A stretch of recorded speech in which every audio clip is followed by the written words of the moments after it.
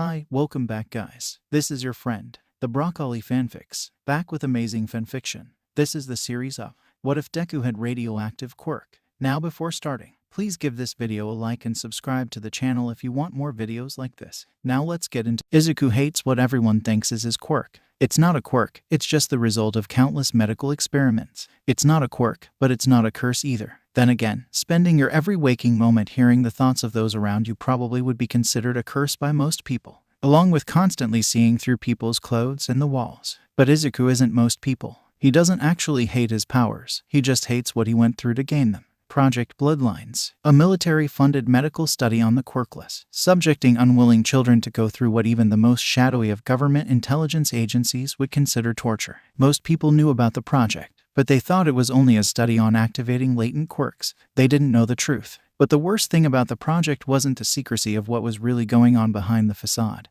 or the illegality, or even the death toll of both the doctors and the patients. The worst thing about Project Bloodlines was that it worked. Ever since that doctor's visit when he was 4 years old, Izuku was part of Project Bloodlines.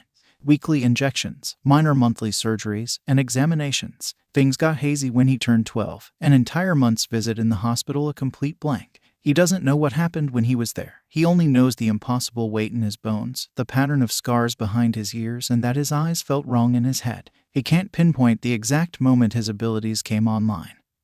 But it started slowly, hearing things that weren't there, seeing things that didn't make sense. But he remembers the first time he crushed something in his grip, turned a brick into a fine powder. He's not normal. He doesn't think he ever was, even before everything. The first time he read someone's mind, really read it and dug into every piece of who they were, he had a migraine for a week. But now it's almost too easy. He doesn't even need to write down quirk analysis anymore. He can just read it all in their own words. He knows that Mount Lady can only go from her normal height to 67 feet and that Kamui Woods is only as good as he is from years of practice. His quirk isn't actually that strong, it's just versatile. Adjusting his solid black sunglasses, Izuku made his way through his school, heading to class the same way he had hundreds of times already. He remembered how it used to be. The jeers and insults regularly lobbed at him from every angle, the teachers doing nothing because he was quirkless. Now the insults were different. Instead of quirkless or useless, it was creep and freak. And he was a freak. Anyone who looked him in the eye would know, so he hid, even if the world saw through his flimsy disguise. But he wasn't hiding from the world. He was hiding from himself. No normal middle schooler had seen as much of the world as he had. But who would ever believe him? The truth of Project Bloodlines was wiped from just about every government record, the lie the only thing left behind. And the only ones who knew about what had really happened were those who had lived through it. And those were in increasingly short supply. But what was he supposed to do? Tell a hero. A secret branch of the military is killing quirkless kids that aren't actually quirkless and the doctors that created them. I know because I was experimented on in a shadowy hospital run by the government. Izuku scoffed aloud as he slumped down in his seat seconds before the bell rang, earning him a glare from his past tormentor. Izuku shied away. Even tough Bakugo hadn't really messed with him after he developed a quirk. He hadn't said a single word to him since the day Izuku had come to school with eyes as black as pitch that made even the toughest around puke until they passed out. Aside from the nausea they caused, it wasn't the color that seemed to upset people the most, it was the flat dead look they always had in them. The absence of either light or life. For almost all of his life, Izuku had wanted to be a hero. But now that he finally had power, he wasn't sure if he could be. He wasn't strong enough, wasn't good enough. There were so many others who were better than him, people who had been born for greatness. People that weren't freaks, monsters, abominations. He closed his eyes, tuning out the chaos that erupted when the teacher announced high school plans. Bakugo was shouting about how he was going to surpass All Might, and Izuku suppressed a laugh. Bakugo acted tough, but his thoughts betrayed him. Izuku hadn't really understood what people meant by inferiority complex until he had peeked into Bakugo's mind. He was always so scared, and so self-conscious. If he hadn't tormented Izuku ever since he was 4 years old, he would almost feel sorry for the explosive boy. This will get the kid's attention. The thought came from the mind of the teacher, and Izuku's heart dropped when he heard the negative energy behind it. He didn't like the sound of this. You also wanted to go to UA, didn't you, Midoriya? As the class fell silent, a ripple of tension flowing through the room, Izuku wished Project Bloodlines had given him the ability to sink through the floor or to turn invisible. They didn't say anything, but that didn't mean anything to Izuku. That freak thinks he can be a hero. Wouldn't he be more suited to be like a villain? He's such a creep. Who would want to be saved by him? Freak, he's so gross. Freak, creep, he's so weird. What's wrong with him? Why are his eyes like that? His quirk is so gross. Everyone's thoughts overlapped, but Izuku still understood them. He always understood them. The only one of them that actually had the guts to speak was someone that Izuku would rather hadn't.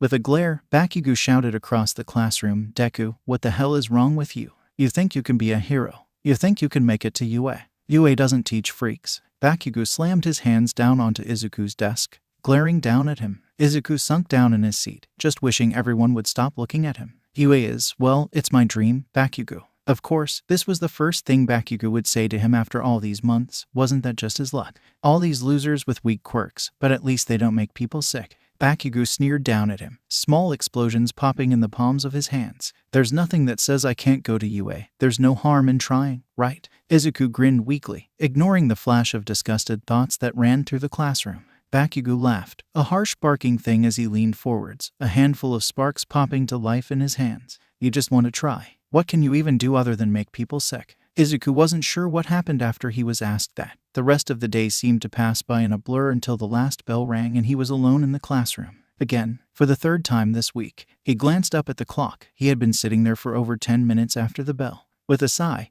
Izuku packed up his school supplies, slinging his backpack on and heading home. His mind wandered as he walked. He seemed to be losing track of time lately, and it was beginning to become a problem. He had even lost an hour of time while working out last week. He doesn't know if he just stopped running on the track or if he just kept going. He just felt like he was drifting through his existence with no purpose. Once Izuku stepped into the tunnel that he walked through every day. He stopped and leaned up against the wall, rubbing at his temples in the hopes of being able to make sense of everything that his life had turned into. He took a deep breath, exhaling slowly, letting his frustration and paranoia leave with it. But was it really paranoia if they're really out to get you? Izuku chuckled, leaning his head against the cold concrete of the wall and closed his eyes, letting the constant mental noise wash over him. Someone nearby was getting married today. Good for them. Somebody just bought a new pet, an iguana. That's pretty cool. Someone was going to a funeral, but they're not sad. Their uncle was a racist jerk anyway. Someone was running from a hero. Frowning, Izuku straightened back up, tilting his sunglasses down and staring at the concrete under his feet. There was someone under there, moving through the sewers. Izuku took a step back, keeping his distance from the manhole cover that he had a feeling was going to become a door. Pulling his sunglasses off all the way, Izuku blinked in rapid repetition, adjusting his vision to the slightly brighter light under the tunnel. "Ah!" A voice gurgled from the roiling mass of fluid that seeped through the cracks in the concrete and holes in the metal. A medium body to hide in.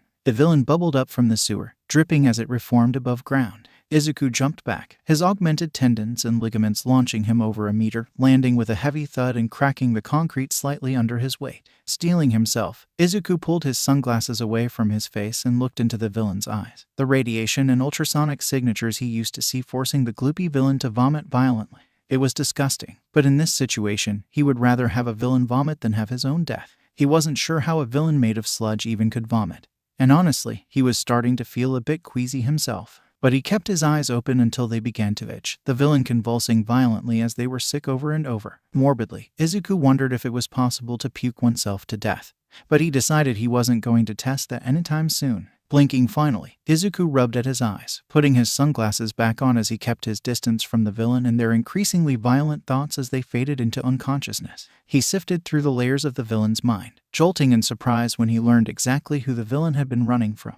All Might was in town and was apparently chasing this very villain. Izuku had to admit that was exciting. Everyone wanted to meet the #1 hero, but he never thought that might be a possibility for him. And almost as if it were on cue, there was a loud clang as the manhole cover was flipped up from underneath, the figure of the nation's greatest hero appearing in the small patch of sun that reached under the tunnel, casting his shadow forward. Not that Izuku could see as such. He hadn't seen light ever since his eyes had changed. "Fear not, kid, I am here." With a bag of groceries apparently. Izuku would laugh if he didn't think he was going to puke. Instead, he just wobbled slightly, watching as All Might stepped into the puddle of vomit. That was the only push he needed, and Izuku burst into laughter, pointing as he collapsed into a fit of giggles. This was ridiculous, absolutely bizarre. Watch out for the puke. He gripped his stomach, the convulsions from his laughter not helping his feeling of nausea. "Sorry, I should have warned you." All Might looked down at the massive puddle, his trademark grin taking on a slightly pained edge. This is vomit." "Yes, maybe." Izuku nodded, fighting back a hysterical grin.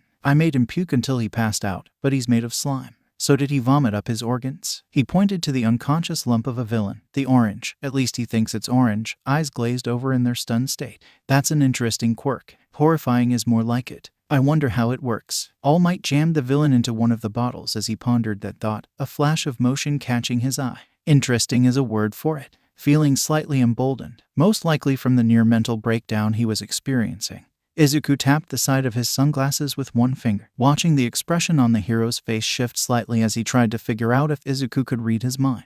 Did he hear that? Izuku nodded, almost collapsing in laughter again at the look he was given in response. Don't worry, it's just a passive quirk. I can't shut it off. He cast his gaze to the side, seeing someone's skeleton at the same time as seeing their skin really messed with his head after a few seconds. That sounds awful. Do I even need to say that out loud? What's the etiquette here? It is awful. Imagine being 12 and learning about what your teachers do on the weekends. Izuku shuddered. He had learned more about his teachers in 1 hour than he had ever wanted to know. And you should say things out loud. I don't want to look like a crazy person. Izuku wondered if All Might knew about Project Bloodlines. Mostly he just wanted to know if he could trust him. His gaze skipped back onto the hero on accident, and he jolted when he saw the dozens of hairline fractures, the missing rib, and the virtually shattered organs. Izuku's eyes widened behind the plastic of his sunglasses, and his jaw dropped. Holy hell, how are you still alive? All Might went still, one of his hands coming up to cover the injury he had been struggling to live with for years now. How had this kid seen that? He wasn't thinking about it. Wasn't his quirk mind-reading? Or nausea-inducement? What was this kid's quirk anyway? With a glance at the kid's feet, he saw the indents and cracks in the concrete and the matching ones 5 feet away. There was a sinking feeling in his missing stomach, and an unwanted thought came to mind. Multiple quirks. Izuku's hands closed into fists and opened again, the action rapidly repeating itself as he tried to think his way out of this. He just knew this was going to go badly. He pointed past All Might.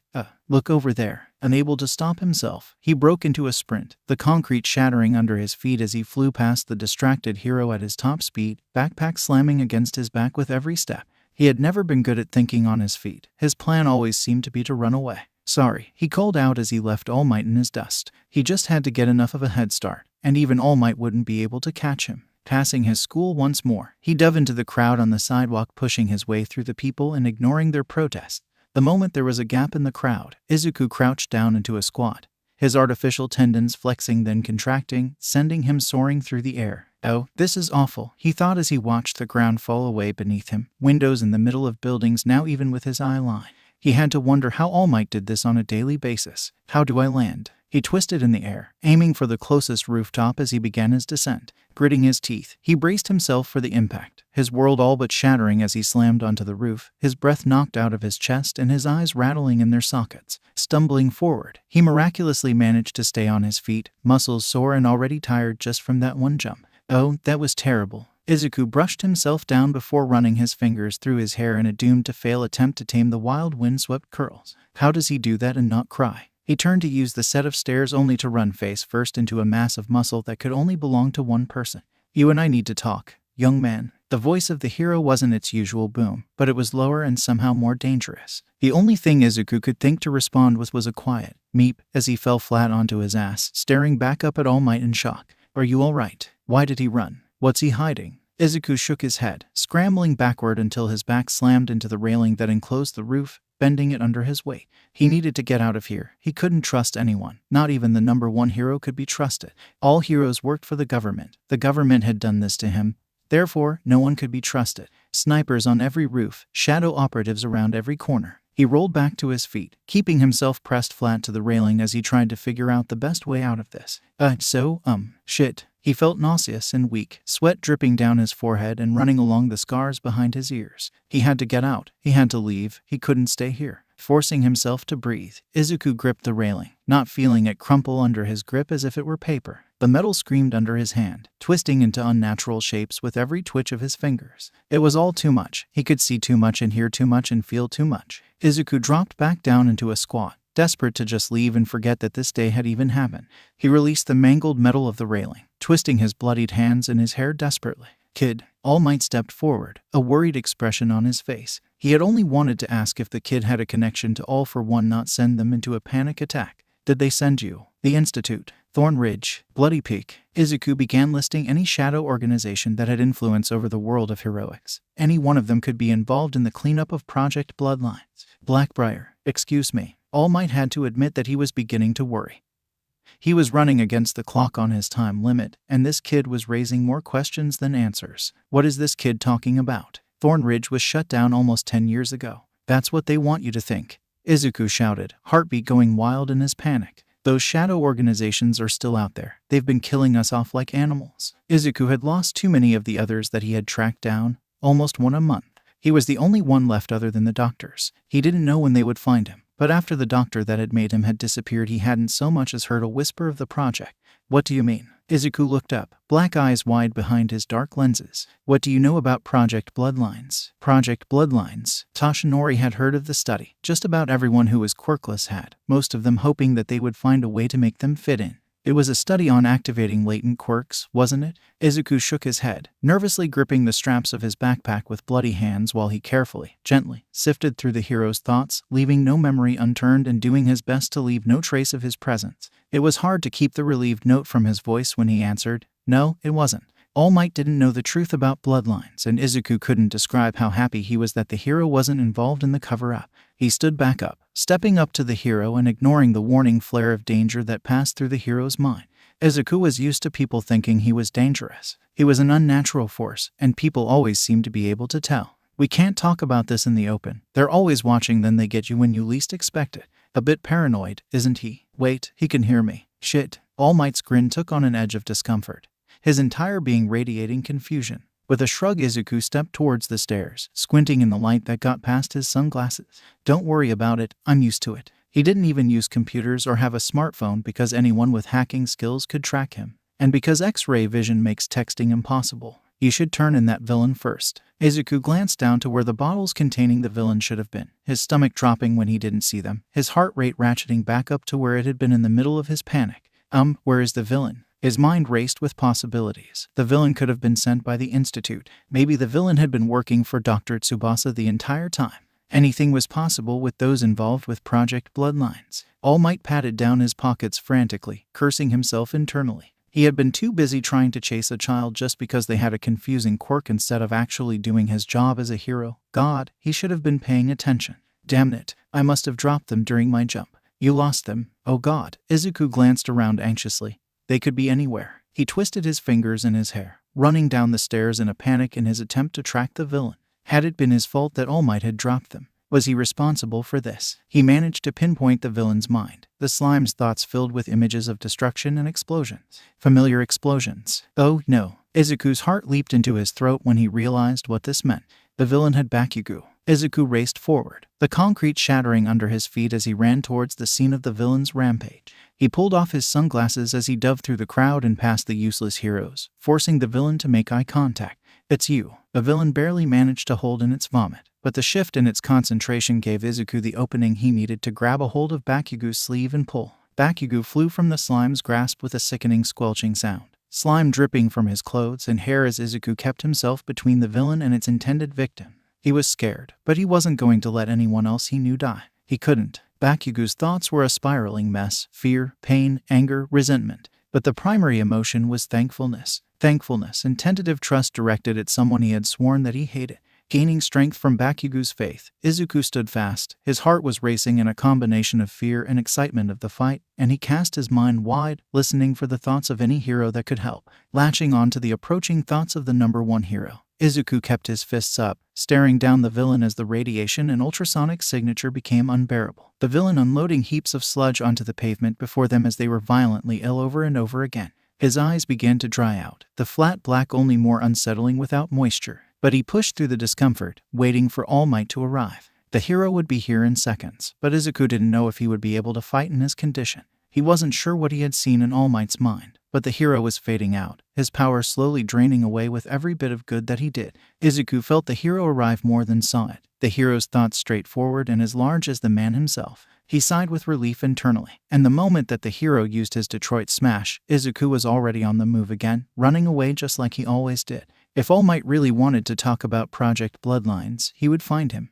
But if he managed to find him, Izuku was going to have to figure out another way to cover his tracks. His paranoia was what had kept him from being found by all of the shadow programs dedicated to hunting those like him. Paranoia was what kept him alive. So what if he was convinced that the cat across the street from his mother's apartment was actually out to get him? He was alive, wasn't he? Reaching up to adjust his sunglasses, Izuku cursed when he touched empty air and realized that he must have left them behind at the scene of the villain's rampage. looking for these. The voice of the #1 hero would have been a welcome sound were it not coming from just above his shoulder. All Might could be surprisingly stealthy when he tried to be. Jaya. Izuku almost jumped 5 feet straight up, turning around in midair and landing hard enough to create a crater on the impact. He clutched his chest, his heart hammering away at his ribs. Don't do that. He glared at the hero, immediately averting his gaze when he remembered he wasn't wearing his glasses. Making the #1 hero vomit was probably some sort of crime, and he didn't want that to be the one thing everyone remembered him for. Holding out a hand, Izuku carefully wrapped his fingers around the black plastic that let him function as a normal member of society. Thank you. He stared down at the plastic for any sign of tampering, satisfied when he didn't find any trackers or recording devices of any sort.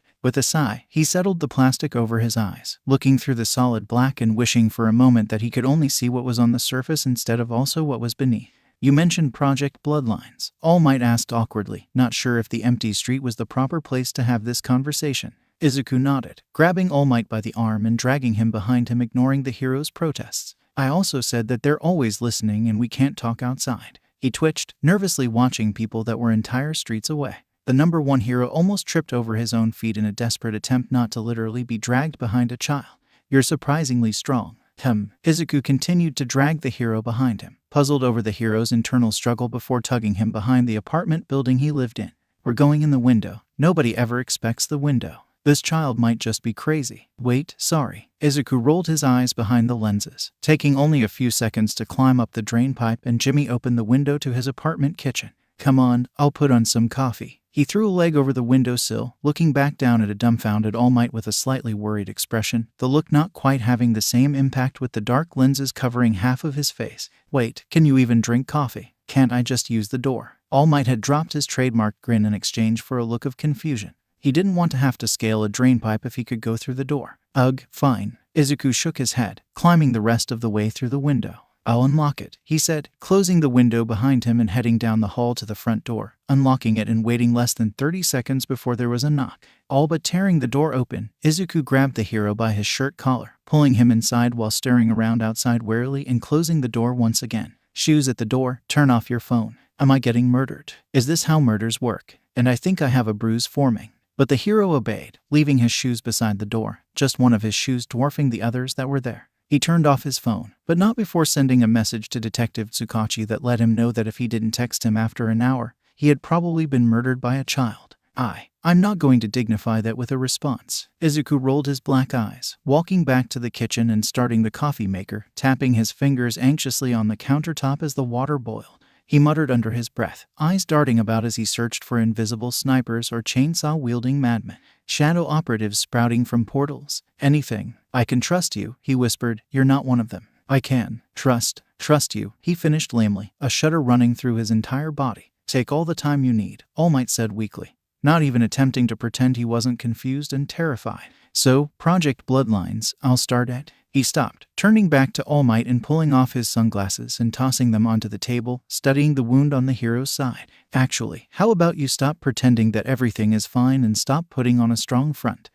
He forced out the next word. Trust you, you trust me? It's not a pretty sight. I don't want to traumatize this kid. Oh, he can hear me. All Might sat in the closest chair, steam pouring off his form as his muscles withered and he quite literally shrank into himself. From behind his bangs, the fading hero looked out with shadowed eyes. I told you it wasn't a pretty sight. You just look like a skeleton. Izuku took a moment, realizing what he had just said. Wait, sorry, that sounded bad. That's not what I meant. He tapped his temple, blinking his black eyes. I just meant that everyone looks like skeletons to me. All the time. All Might just nodded, hoping that now he might get the answers he came here for. He watched as the odd boy filled up 2 coffee mugs, carefully carrying them back to the table. The strange child pushed an All Might-themed mug towards the hero with a grin, barely containing a laugh when the hero accepted it. What were you going to say about Project Bloodlines? Well, Izuku took a sip of the scalding coffee, not blinking at the heat. He shuddered again, head twitching to the side as he turned, still searching for anyone who could listen in.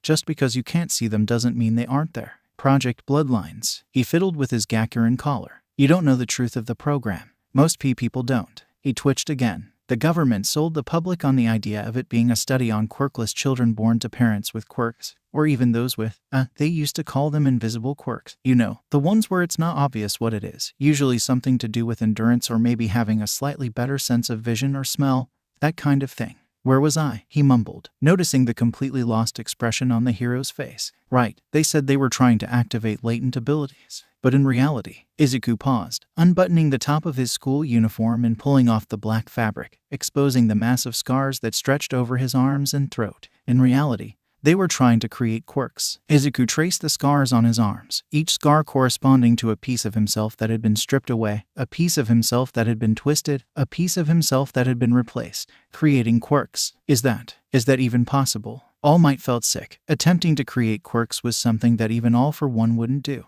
The villain thought of himself as the ultimate evil, but even he wouldn't do something like this. Combine quirks, replicate quirks, but this was further than anything he had seen from the villain. Drinking his coffee, Izuku took a moment to figure out how to answer the hero. He didn't technically have a quirk, he was just altered beyond the norm. He set the coffee down, spinning the mug against his palm as he spoke. Yes, but also, no. He raised a fist, the same fist that All Might had seen ripped through steel as if it were paper. If you alter the structures, you can mimic just about anything. Strength is a byproduct of hundreds of surgeries, implantations, and replaced tissues, that sort of thing. My bones aren't normal either. They've been coated in an experimental carbon nanotube and tungsten blend. Some of my organs were replaced with synthetics, so I'm much more durable than a normal human, unfortunately. He was also much heavier, but the extra weight had forced him to have extra strength, so it seemed like a decent trade-off. What about the telepathy? All Might didn't think that something like that could be created in a laboratory, but he might be wrong. He tentatively took a sip of the coffee, pleasantly surprised at the light taste of hazelnuts. The kid might have a terrifying presence, but he had good taste in coffee. Izuku answers him with a shrug. It's not true telepathy. I can only read minds, nothing else. I can't send messages or anything like that. Izuku ran his fingers over the scarring behind his ears. I don't know what they did to create that. I don't remember. I don't remember a lot of things. There are just gaps, even in my childhood memories. He took another swallow of his coffee, trying to calm himself. He wasn't exactly a fan of talking about his abilities. The only other person who knew was his mother, and she had taken it poorly. She worked 2 jobs, and they barely spent any time together anymore. As for my vision, well, it was a heavy mix of radiation and mutagenic chemicals. I don't have working tear ducts anymore, and I can't see color. They basically cooked them until they were well done. He snickered at his dark joke, hiding his face in his coffee as the hero across from him processed what he was being told. Wait, if this program worked, why didn't they come clean about it? When he was younger, he would have given anything for a quirk, so why had the government just covered it all up? Wouldn't people want to know this sort of thing? Izuku grinned, getting to the real convoluted part of the conspiracy. Because they weren't making us to help us fit in with the rest of the world. He paused, letting those words sink in before continuing. They were making us to be weapons. Bloodlines was military funded. Not publicly. All Might raised a hand to his mouth, pushing down the feeling of horror that was dawning over him. The program couldn't come clean because the entire time it had been meant to create child soldiers. Oh my god, now you get it. Izuku finished his cup of coffee, standing and pouring a second cup. I'm the only one left now. I think there are about 6 doctors left, but the one who made me disappeared before the shadow programs began hunting everyone. Izuku only wanted to become a hero now so he could hunt down Dr. Tsubasa and make sure that he never did something like this to another living soul. It was a selfish reason, but it was the only reason he had left. And you never told anyone. He couldn't believe that this kid was just walking around with so much weight on his shoulders. Izuku almost spat out his mouthful of coffee. Who am I supposed to tell? The police. Their computers and communications are monitored by everyone. He twitched, this one a near full body flinch, his fingers digging into the wood of the table, leaving distinct impressions behind. At least they fit in with the rest of them. Nothing's secret if it's top secret. Classified information is everywhere. People trade secrets and rumors on the street corners. All right, he's got a point there. Little extreme, but still a point. You could. Shaking his head, Izuku cut him off with an explanation. What? Tell a hero. He scoffed, nervously tapping his fingers on the tabletop. You guys work for the government, the same government that ran Project Bloodlines. Izuku had wanted to tell a hero, but he had figured out he couldn't trust anyone when he was only 12. An encounter with a hospital security guard who also had a hero license had taught him that. I can't trust anyone. You can trust me, can't you? All Might grinned awkwardly, not quite certain where that thought had come from. He wasn't equipped for this. I can. True, the word refused to come. Trust? Why? Izuku shrugged, fidgeting with the sunglasses that still lay on the tabletop. I guess we'll have to wait and see, won't we? He knew he could trust All Might. He had seen the hero's mind. He could trust him. He just couldn't say it. You can trust me, you know. All Might didn't know the extent of what traumas this kid had faced. But he was a hero. It was his duty to save people. And that included people that thought that they could protect themselves. Only Izuku didn't think he could save himself. He thought he didn't deserve to be saved. After all, freaks don't deserve to have a place in this world, do they? Izuku didn't voice his thoughts. He just drank his coffee in silence. The odd tension in the kitchen growing by the second before he interrupted it with one question he had always wanted to know the answer to.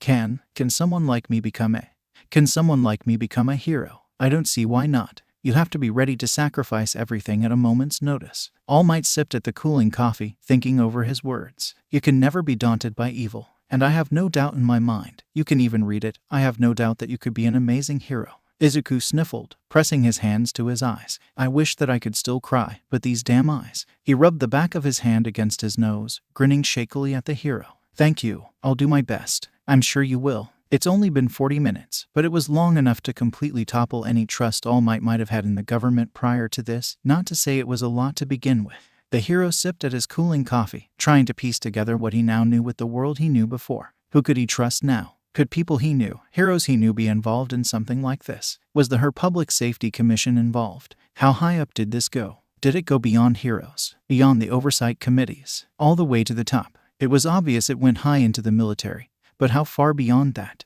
The House of Counselors or the representatives? Taking a sip of coffee in an attempt to calm himself, Toshinori had to wonder how many times he had met someone who had been involved in some tangential way. It was almost impossible to be zero. A hospital usually has about 3 staff per patient. And then there's researchers and the military side of it. And God, he's fairly certain he has heartburn and that's not even possible. Train me. Toshinori almost choked on his coffee in surprise, pulled from his internal panic that he was just now realizing wasn't as private as he had thought. If the level stare the kid was giving from across the table, the boy had been listening into all of it. He set the cup back down, wiping the coffee and blood from his face. Excuse me. Train me, Izuku shrugged, taking a long drink of his third cup of coffee before continuing. I'm nowhere near as strong as you, but I can theoretically do most of the same moves you do, just at my level. If Izuku had to estimate, he would put his strength at a little less than a quarter of All Might's own. Not enough to be the top hero, but enough to be a good hero. A Category 1 hurricane compared to a 5. So, what do you say? Well, Toshinori paused, thinking it over. This paranoid kid certainly wasn't going to end up being his successor, but he didn't see a problem with training him. Maybe it would be good for him to try teaching someone before he did find a successor. Before he could answer, Izuku grinned at him across the table, already knowing the answer. It's not a bad idea, the kid said, like a trial run. Toshinori sighed. I'm going to have to get used to that, aren't I?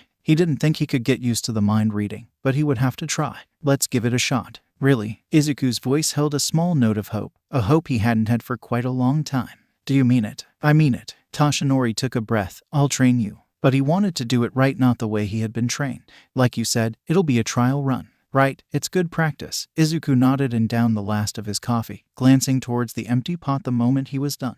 Maybe it was the nervousness, but he wanted more coffee, but he always wanted more coffee. The coffee maker was the only machine that he trusted. It didn't have any overly complex circuitry. There were no microphones and no sort of device that could be hacked at all. And the coffee maker kept him awake on the nights when sleep refused to come and everything just felt like too much. He drummed his fingers anxiously, continuously glancing to the side and through the wall, checking for movement.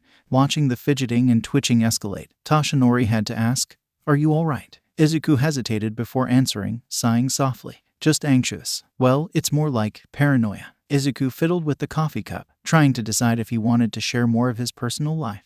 This is a lot to deal with in one day. Toshinori nodded. You're right about that. He was certain he would be jumping at shadows for the rest of his life, paranoid and forever waiting for an assassination attempt from people who would somehow know he knew the reality of the project. But he wasn't as stressed out looking as Midoriya was. The boy was a twitching mess and one bad flinch away from falling out of his chair. Picking up on the unasked, but still thought, question, Izuku nodded once and set his empty coffee cup away from himself. It's the He tapped the scarring behind one of his ears. The bone beneath the scars jagged and ridged from the repeated breaking but was now all but impenetrable. Whatever they implanted, don't know if it was natural or not, but the chemicals aren't meant to be there. He glanced through the wall again, watching as cars passed by the building. Too much cortisol and adrenaline are being produced and a cocktail of other random hormones. It's a constant thing. That sounds miserable. Toshinori knew that a large amount of the world's population had some issues with their quirks. But the backlash was generally directly linked to quirk use, not a constant effect. Should you be drinking coffee then? Izuku shrugged. No, probably not. It's probably gonna stunt my growth and give me heart problems. But anti-anxiety meds didn't work. nor did soothing teas or any herbal remedy. But coffee made it bearable, enhanced his focus when he didn't sleep, and cut through the stress enough for him to function normally. You should probably meet my mother, tell her about training. Toshinori had so many questions about the heavy tone that Izuku's voice had taken on at the mention of his mother, but he didn't ask them. Chances were Izuku had already heard them. Would she be all right with you being trained by me? She doesn't really care, just enough to keep up appearances. Izuku struggled to find the words that defined what he wanted to say, taking a moment to organize his thoughts. She didn't take the news of Project Bloodlines well, and we haven't exactly talked since then. And if he tried, she would always have an excuse at the ready. I'm tired. I have work in the morning. I need to finish these reports. I need to go grocery shopping. I'm busy. Unaware of Midoriya's slowly fuming thoughts, All Might asked, When did you? He gestured vaguely, trying to convey the idea of the conversation he had just been involved in.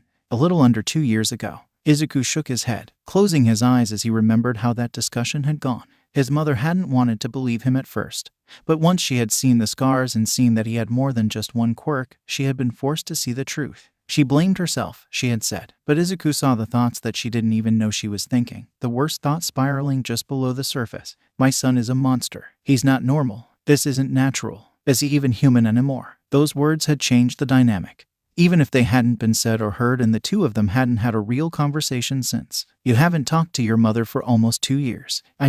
She's right. Izuku's voice went whisper low, barely audible, but his words still carried, words that nobody should ever think about themselves always do. I'm not natural. Did she really say that to her own son? Who could do that? Toshinori knew that his words could never convey exactly how he felt learning that, but he still had to try. I'm sorry. Izuku nodded, understanding the words behind the apology. Thanks. The air over the table grew slightly tense, Izuku breaking it by standing suddenly, staring past the walls into the parking lot. Were you followed? What? Police car. One person. Izuku paused, tilting his head as he listened to the police officer's thoughts. They're looking for you. Oh shit. Toshinori patted down his pockets looking for his phone. It's been more than an hour, hasn't it? Izuku grabbed his sunglasses and put them back on as he watched the figure approach the door. Yes, why? The fading hero sighed. It's all right. It's just Detective Tsukachi. I texted him that if I didn't text back in an hour I was. He looked down at the dark screen of his phone, thinking about what he had sent his friend, a guilty expression appearing on his face. Oh, that was probably stupid of me to say, wasn't it? What did you say? Toshinori wrung his hands, trying to figure out the best way to phrase this, even though he knew that Midoriya had probably already read what he had done, but he still needed to tell him. I said that I might have, maybe, been murdered if I didn't text him after an hour. Looking back, it had definitely been the wrong thing to text someone before turning off your phone for over an hour. Izuku rubbed his hands over his face, his fingers pushing his sunglasses onto his forehead as he pressed against his eyes hard enough to see spots. Wow, the number one hero is an idiot. He couldn't bring himself to feel bad about saying that. Who only gives themselves an hour time limit for an in-depth conversation about secret government projects? There was a knock at the door, the sort of knock that you just know belongs to an officer of the law. Assertive and loud. 4 knocks. The cop knock. Anyone who's ever lived in a bad neighborhood knows it. It booms in a way it shouldn't. It's the side of the hand balled into a fist when it's done. It echoes. You should probably answer that. Toshinori turned to see Izuku already climbing out the window, a conflicted look on his face. Izuku shook his head frantically, green curls bouncing around his face as he continued to climb out the window. He knew he could trust All Might, but he wasn't sure about anyone else. How about no? I'm going on the roof and running away. You can deal with this. He balanced on the window ledge. You can't trust anyone. He twitched, head jerking to the side. You're not even going to try and read his mind. No. Izuku pulled his other leg out the window, seating himself on the ledge. Not when they've already found my home. There's not enough time. Reading minds could be done on the fly, could be quick, but not without being noticed. The doorknob rattled and Izuku almost slipped from the window ledge, staring through the walls as he watched the detective pace for a moment before knocking again. Yagi-san, that idiot better not be dead. Heh. Izuku struggled to keep his balance and contain his laughter, the absurdity of the situation catching up to him all of a sudden. The number one hero was in his kitchen and there was a cop at the door. This is insane, he muttered, climbing back in the window and closing it behind him. Absolutely insane, he reiterated, before heading to the door, shooting a glare at the hero in his kitchen before opening it. He's not dead, just he said instead of a greeting, sifting through the officer's surface thoughts and relating memories before opening the door the rest of the way. His trust in the officer was still up in the air, but he liked what he had seen in his mind. Straightforward, determined, hardworking, and a healthy appreciation of baseball. Oh, hello. Naomasa still had his hand raised, ready to knock again when the door had been opened by a small green-haired boy wearing the darkest sunglasses he had ever seen. Why did he say he might be murdered? He glanced over the boy's shoulder, seeing Toshinori peering around the corner of the hallway, a guilty look on his face. I don't know, let's ask him. Izuku waved the detective inside, closing the door behind him. Shoes at the door, phone off, thanks. More importantly, how did you find him? I had the technicians in the computer forensics lab check the last location of his phone, then cross-reference the traffic cams in the area to trace his steps here, the detective said, seeing no need to hide the truth. Naomasa followed the teenager's instructions, sure that there was a method to the madness before following him into the apartment, taking in the lack of family photos or personal effects that suggested a teenager even lived there. He disappeared for a while, then reappeared outside your door, he finished, not quite able to put his finger on what was off about the apartment. It seemed too clean, except for the coffee table in the living room and the dining room table. Told him he should have come in through the window. Izuku had mapped his route specifically to avoid the possibility of being recorded. But he hadn't thought about the hero having left the GPS on his phone active. Sometimes he forgot that other people weren't as paranoid as he is. Well, he's not dead, so... Izuku gestured towards the hero, watching the detective with an unreadable expression hidden behind his sunglasses. He still hadn't made up his mind, but he was getting there. Toshinori waved awkwardly. Tsukachi, it's great to see you. If only it wasn't because I was being an idiot. TCH. Izuku rolled his eyes behind the dark lenses. I'll make more coffee. Don't mind me, he said sarcastically, prepping the coffee pot and trying not to listen into the conversation going on behind him, focusing instead on watching the bones move in his hand as he finished up the coffee pot and let it run. He looked through the layers in his hand, skin, bone, and metal all in one layer of washed-out gray. It was either that or staring through the wall. Midoriya.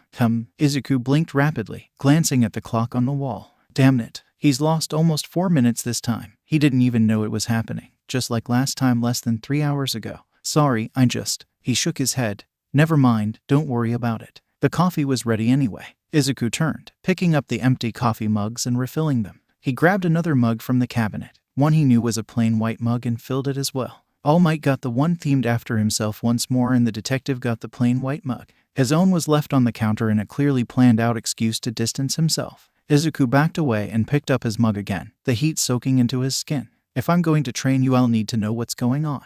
Toshinori knew it was a low move to threaten to not train the boy, but he was worried. This kid had gone through so much and didn't seem to be able to open up to anyone or even trust himself. Izuku sighed, glaring from behind his sunglasses before leaning against the kitchen counter and beginning to put things straight. Sometimes if I try to not hear others' thoughts, I end up hyper-focusing on my vision and lose time. He shrugged, nonchalantly sipping his coffee. It was the 5th cup of the day, 2 in the morning, 1 in a travel thermos at school, and 1 when he had brought All Might in. He looked away. He refused to continue his explanation. It would just upset people. The lost time, the way he doesn't really mind it. It's usually about 10 minutes, but the episodes can last up to 5 hours if he blocked both his hearing and vision. Or sometimes it just happens. It started, he doesn't remember, all but it started back in the hospital. Forced sensory deprivation. I think that's actually classified as a form of torture. You would be right to think that, detective. Izuku didn't mention that sometimes he wouldn't even know he was beginning to hyperfocus until he was halfway into an episode and only pain could bring him back out of it.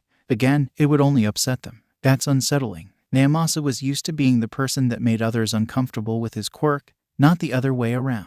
Speaking of, what even was this kid's quirk? Some sort of enhanced perception? Telepathy? I've been told I have that effect on people. Izuku clasped his coffee in both hands, inhaling the aroma before chugging half of the scalding brew in one go. That hits the spot. He looked back up at his guests, not used to spending so much time with people outside of his classes, or even in his classes. People seem to avoid him. You can clue him in on my tragic backstory if you want to, he's trustworthy enough. With that, Toshinori realized that he had been misunderstanding the boy's standoffish attitude and paranoia. He didn't let many people in, but those that he did, he trusted completely, doing no things at all by half measures. Only if you're sure. Izuku nodded, I'm sure. He had gone through the detective's mind a few more times, looking for any reference to Project Bloodlines and finding none. He hadn't even heard the lie that the program had been hiding behind. But do it somewhere other than here, it's getting late. Izuku gestured to the front door, waving goodbye as the adults just stood there in the kitchen looking at him like he was crazy. He had waited until they were both done with their coffee, so what was the problem here? Wait, we need to set up a schedule for your training. Toshinori had to admit that he hadn't been expecting this level of trust in only one day. Hell, in less than an hour. It was a hell of an ability to know in only moments if you could trust someone with your greatest secret and what was essentially your life. "Don't worry, I'll find you," Izuku said cryptically, pouring another cup of coffee and setting it by the pot. "That's terrifying. What have you gotten yourself into, Toshinori? This kid is scary." "Bye." Izuku pushed them both towards the door, their lack of shoes giving them no purchase in the wood flooring of the hall. "Go, and watch out for the cat across the street." "What about a cat? What's the cat got to do with anything?" The moment they were both out, Izuku locked the door, leaning his back against it as he tried to sort out his emotion. He had people he could trust now. He hadn't had something like this, ever. He slid down to the floor, cradling his head in his hands and wishing once again that he could still cry. Rubbing at his eternally dry eyes, he grinned weakly. He was going to be a hero, starting his training tomorrow. The monster was going to be a hero. What did he mean by tragic backstory? Naomasa had no clue what he had just been roped into, but he wasn't sure if he even wanted to know. If anything starts with someone thinking they might be murdered by an actual child, maybe it's just best to stay out of it. Exactly that. A tragic backstory, or maybe more traumatic backstory. The moment he was down the stairs, Toshinori stopped, staring across the street at the cat they had been warned about before being all but thrown out the door. "Wow, that is a suspicious-looking cat." "That cat? Huh, it is." Naomasa stared at the cat for a moment before looking back to Toshinori with a confused expression. "Is it looking over here?" "I don't know, but I don't like it," Toshinori added, raising a hand to block the rays of the lowering sun and squinting across the street. "It's not blinking. Why is it so orange?" Naomasa had a moment where he immediately thought of Tamakawa, but he shoved the thought away. It would only make him laugh at the officer next time he saw him. "It's staring at us. Just don't look at it." Shrugging off the weird feeling the cat seemed to have given off, Naomasa grabbed the keys for the car from his pocket. "Get in the car, I'll drive you home." Naomasa unlocked the police cruiser, climbing into the driver's seat and buckling himself in. As he started the car, he waited for Toshinori to set the passenger seat all the way back. His knees still pulled up to his chest even with the adjustment. He really wasn't meant to fit in normal-sized cars. Naomasa shifted into reverse, backing the cruiser out of the lot. "So, that kid." Toshinori chuckled awkwardly. "Yeah, not a murderer, just paranoid." So, Naomasa wasn't sure how to transition into the next conversation, so he just went for it. What did he mean? Taking a moment to arrange his thoughts, Toshinori decided to do what was easiest and start at the beginning. "I thought at first that he might have been connected to All for One." Tsukachi accidentally tapped the brake in surprise, the car jerking slightly before he got himself back under control. All for One. Just the name was enough to set his teeth on edge. The Naruhata lockdown, the villain factory, trigger, it all leads back to one poisonous source. It couldn't be proved, not from a legal standpoint, but the evidence was there in the wreckage. Missing Quirks, laboratories torched and destroyed, leaving nothing left but a few carbonized shards of bone and melted slag. Almost immediately connecting the dots, Naomasa glanced to Toshinori before focusing back on the road. "Are you saying he has multiple quirks?" Yes and no. Nothing made sense anymore, but he still had to try and explain this. "Do you remember Project Bloodlines?" "What?" Naomasa glanced to the passenger seat, immediately looking back to the road. Toshinori took that as a no. It was supposed to be a study on latent quirks on quirkless children born to parents that did have quirks. Supposed to be. What the hell was it then? Naomasa didn't like the sound of this. He wasn't sure what was going on, but if the world's greatest hero was this rattle, how could anyone else do anything?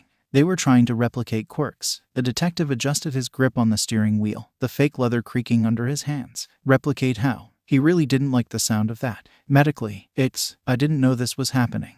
And it's too late to do anything about it now. What kind of hero wasn't able to protect everyone? Wasn't that what he was supposed to do? All those people. I don't know what this Project Bloodlines is, but if it's connected to people's deaths you should. I can't. Toshinori rubbed his hands over his face, trying to push down his frustration. The authorities, the heroes already knew. Maybe not all the heroes, but those who were higher up, the commissions, the regulators, the ones who oversaw everything. Someone knew.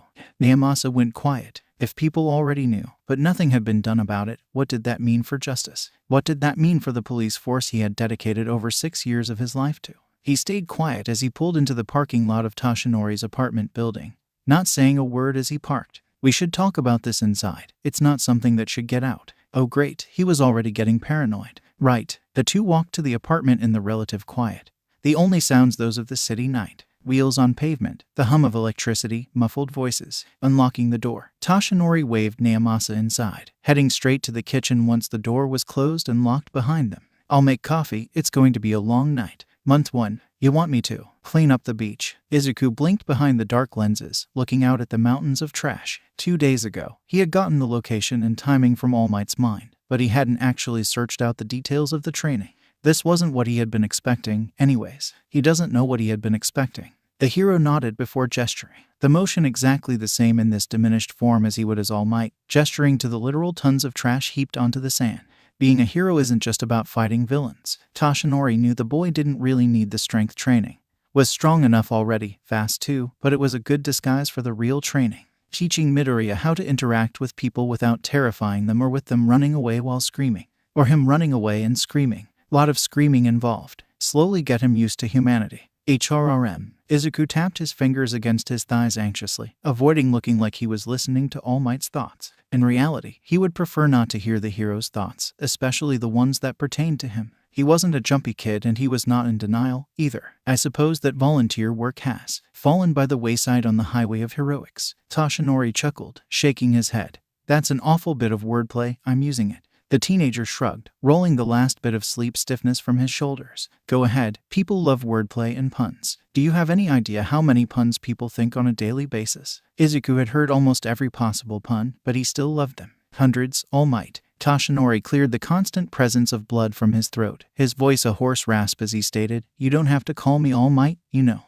Especially when I look like this, it might draw attention. Izuku glanced away awkwardly. This was getting too real. He gritted his jaw, a twitch running through his hands. Then, what do I call you? Was he supposed to use his name, like they somehow knew each other? Mentor and mentee. It would be easier if they didn't, if they were formal and stiff, uncomfortable and awkward. But it would be worse in the long run. Would defeat the entire purpose of this training. And besides, there was a part, a little, strangled and starving part, of Izuku that wanted to have someone know him. You can just call me Yagi, Toshinori said before immediately trying to backtrack. I mean, you don't have to. It's not weird, is it? I know we don't really know each other, but it could. I'm gonna stop you right there. Izuku paused. Yagi-san. If Izuku could still see light, he would have had to look away from the bright smile on his hero's face or risk being blinded completely. I can do that. But that's great, Midoriya. Izuku just nodded, unable to force any more words out. From the sound of all my Yagi-san's thoughts, the hero had just as few friends as he did. Ignorant that thought, he stood still, looking over the beach and formulating a plan of action. Small things first, work up to the big stuff. Like an entire car. Who leaves a car on the beach? He pulled off his sunglasses, turning back and handing them to the fading hero. Can you hold on to these for a bit? I don't want to lose them, or even worse, break them, he thought, pretending his voice didn't give away that exact fear. Of course, Toshinori took the dark glasses, putting them on before recoiling in shock. The lenses couldn't even be seen through. They were just pieces of solid black plastic. How do you see through these? Izuku nearly fell over with relief. That was a safe topic. The thing he was, not the tricky subject of feelings. Easier to talk about, to pick apart with near clinical detachment. The green-haired teen ambled over to the closest pile, grabbing the nearest piece of garbage, fingers bending weakened metal. X-ray vision, remember. Izuku hefted a filing cabinet in his grip, the mass of metal flaking rust wherever his hands touched. He should probably get a pair of gloves, maybe a few pairs. They actually help limit the range of it, too. Adding an extra layer to scan through prevented him from looking too far ahead and through everything that was there. It cut his vision down from almost 3 miles to barely a quarter of one. In all honesty, it was practically a miracle that he hadn't lost his mind without them yet. So your vision is also constantly active. Toshinori hung the sunglasses on his shirt collar, watching as Midoriya almost crushed the filing cabinet in his grip. Looks like he might have to dig his old weights out of storage. At this rate, the beach would be cleared before the 10-month mark, probably by the 8th month, actually. Damn, Izuku adjusted his hold on the now crumpled cabinet. Yes, it's a mix of ultrasonic and radiation frequencies. Not easy to live with, but it does come in handy to avoid people. Toshinori looked over the sunglasses again. There was a nearly invisible seam along the edges of the frames, most likely some sort of insert inside the plastic itself. Where did you even get these? They're more like support gear than glasses. A friend in the project. Izuku shook his head. He didn't know what had happened to him, only that it had happened sometime in the missing month. He was the only person I knew I could trust there. Even though the two of them had met before Izuku could read minds, he knew he could trust the other. After all, they had been there since it started. Maybe. He couldn't really remember. Izuku worked silently for a while, the sun moving steadily across the sky, just moving the closest cabinets and machinery to the truck All Might had somehow procured. But when he accidentally crushed the third toaster oven in 30 minutes in his grip, he stopped, closing his eyes and taking a deep breath in a desperate attempt to center himself again. Talking about, even thinking about him threw him back to those blank spaces in his head. All this over a pair of sunglasses. Not seeing Izuku's internal struggle, Toshinori called out worriedly, Midoriya, my boy. Are you all right? I'm fine, Yagi-san. Izuku pressed his hands to his face, pushing his fingers against his closed eyelids until he saw spots. He pulled them away from his face and blinked away the spots, picking up the destroyed toaster oven and moving it to the truck. He had to keep going. He wasn't going to get an opportunity like this ever again. I'm good. Don't ignore your mental health just because you think I would want you to. Toshinori waved the boy over to the side of the truck, watching with worry as the teen glanced around and twitched anxiously. What's on your mind? Izuku leaned against the truck, his gaze on his own shoes as he watched the bones in his feet shift. He tapped his toes nervously, the artificial tendons flexing dangerously within the tattered red leather. It's hard to explain. Try it. I might not understand, but I'm a decent listener. Toshinori joined the boy in leaning on the truck, trying to put out an aura of comfort for someone that knew everything about him, trusted him completely but was too afraid to open up, too used to being shut down. All my missing memories, a month of time. Him, the hospital, they're all connected somehow. Izuku frowned. Even mentioning him was enough to send him spiraling. What had he done? Why couldn't he remember how he had gotten out of the hospital? The only thing I remember with any clarity is the doctor who made me into a monster. You're not a monster, Midoriya, aren't I? Izuku kept his gaze cast down, but he couldn't stop his fists from flexing, the scars that covered his hands and arms going off gray-white with the pressure. Even after he lost most of his vision, he knew how repulsive it looked. He tucked his hands behind his back before he continued. Even before I was made into a freak, people thought I was already one. How are they not right? Would a monster want to save lives? Well, or protect strangers? Or would a monster jump into a fight they know they couldn't win just to save a stranger? Bakugo isn't a stranger. Oh, is he a friend? No, Izuku emphasized, his hands, still tucked behind him, clenching into even tighter fists. He could almost hear the metal of his bones creak, the impact ceramic plating grinding as he did. He could hear that, and based on the disturbed glance he got from Yagi, so could he. A rival, this one was said almost hopefully, as if the hero already knew the answer, but maybe it would be different if he asked. More of a bully. He finally spat out, the words bitter from years of unwillingness to speak them. Spite had poisoned them long before he had even found them, and they had festered over time. The removal, the admittance of truth, leaving behind a rotting wound that would refuse to heal. Fine. Would a monster jump into an unwinnable fight to save someone who hates them? He may have just learned about Midoriya's and the other boy's toxic friendship that had turned into bullying. But if the boy still rushed in to save someone that tormented them, then he had the heart of a real hero. Izuku sighed, leaning back and letting his head thunk against the metal of the truck bed. You're making a very good argument. He shoved his hands into the mess of tangled green curls that he called his hair, feeling the uncountable scars that laced over his scalp. Fine, if I'm not a monster or a freak, then what am I? I can't really say that I'm quirkless, but I definitely don't have a quirk. He even had the extra, or as he liked to think of it, normal amount of joints in his toe. That had been a point of pride in his design. A subtle calling card that would always tell those who could read it just what he was. You're someone who survived something they weren't meant to. Izuku looked up to the blue sky, his vision only seeing shades of gray. The sky didn't make much sense to look at anymore. There was nothing to reflect the waves of ultrasonics and radiation back to him. The patchy and scattered view made up of the last remainders of his normal vision. You're very good at this. Do they teach heroes how to always know what to say? No, but that could come in handy. Toshinori sighed, joining the boy and gazing at the sky. I might not understand what you went through, but I know how it feels to not expect to live. Shit. Izuku pressed his hands to his face, frustrated to find his eyes were still dry. And they always would be. Thank you. Anytime. I'm going to hold you to that. Good. Month 2. It takes a week to work up the nerve to even think of asking. Even though Izuku knows All Might, Yagi is a massive dork who once walked into a lamppost and apologized to it, said, "Oh, I'm talking to you like you're a person," then apologized again. He's still nervous. His hands are shaking and he's sweating more than usual when he approaches and yells out, "Please, can I take a day off training next week to go to a baseball game?" Baseball? There's a game. Years in America and I still don't understand that sport. Minor league. It's still early in the season, Izuku elaborated, excitement growing as he spoke. The Emeralds are gonna crush the Tigers. Again, Tigers haven't gone this far in 13 seasons. I swear that team is cursed. Izuku shrugged. He might know a lot about the team, but it wasn't like he was a Tigers fan. He wasn't that crazy. Emeralds are on to take the championship. I have my stat sheets and everything. Toshinori attempted an understanding look, but lost control of it quite quickly. Even the mention of baseball stats was enough to completely fry his brain. He had learned that the hard way by talking to Naomasa 5 years back. Never again. So, instead, he just patted the kid's shoulder, maybe a bit too forcibly with the way he sunk in the sand, and said, "Of course, my boy, it's important to take breaks. Just make sure to work just as hard the day before and after." Izuku nearly vibrated with excitement. Yes, time to calculate eras and AVGs. He pumped his fist and quickly turned around. almost slipping and falling over in the sand as he began his day of picking up trash. I have no idea what any of that means. Toshinori just laughed, leaning back against the truck with a sigh. I will never understand baseball fans. It's okay, Izuku said, picking up a tire and hoisting it onto his shoulder before leaning down and doing the same with another, this one with the tread worn down and the steel belt stabbing through the weakened rubber. I'm so hyped. I haven't gone to a game since.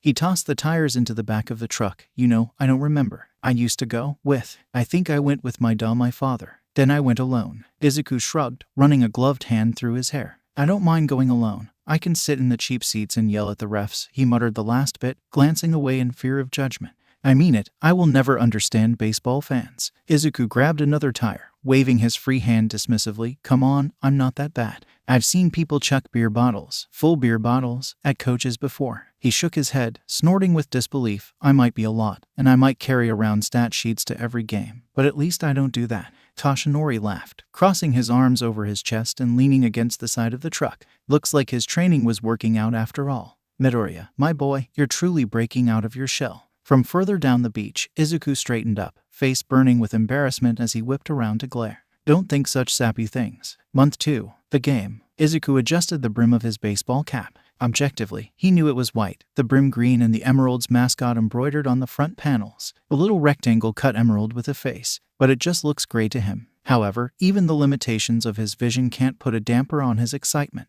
He adjusted his sunglasses one more time, double-checked his pockets for his wallet and entry ticket, bought off a scalper in a back alley of course, using a fake name and paid for with gift cards bought through an intermediary, and turned around towards the line, smacking face first into somebody's torso. The person he ran into was knocked back a bit, but luckily they remained standing. Oof, they caught themselves, brushing themselves off and glaring before freezing. Who the hell? Oh, that kid. Oh, what's his name? Mido something. Izuku looked up. He recognized the skull behind the face, but the name was escaping him. Detective. I don't remember your name, he admitted. People preferred a slightly awkward reintroduction over having their minds rooted through. At least that's what All Might had said. And he was probably right. He was right about a lot of things. Tsukachi. Right. Sorry. Izuku paused for a beat before he remembered the next step. Mine is Midoriya, detective. Oh, no need to call me detective. I'm just here to. Leomasa narrowed his eyes, taking in the distinctive green and white cap. Wait, you're an Emeralds fan. And you. Izuku took the moment to properly look over the baseball jersey the detective was wearing.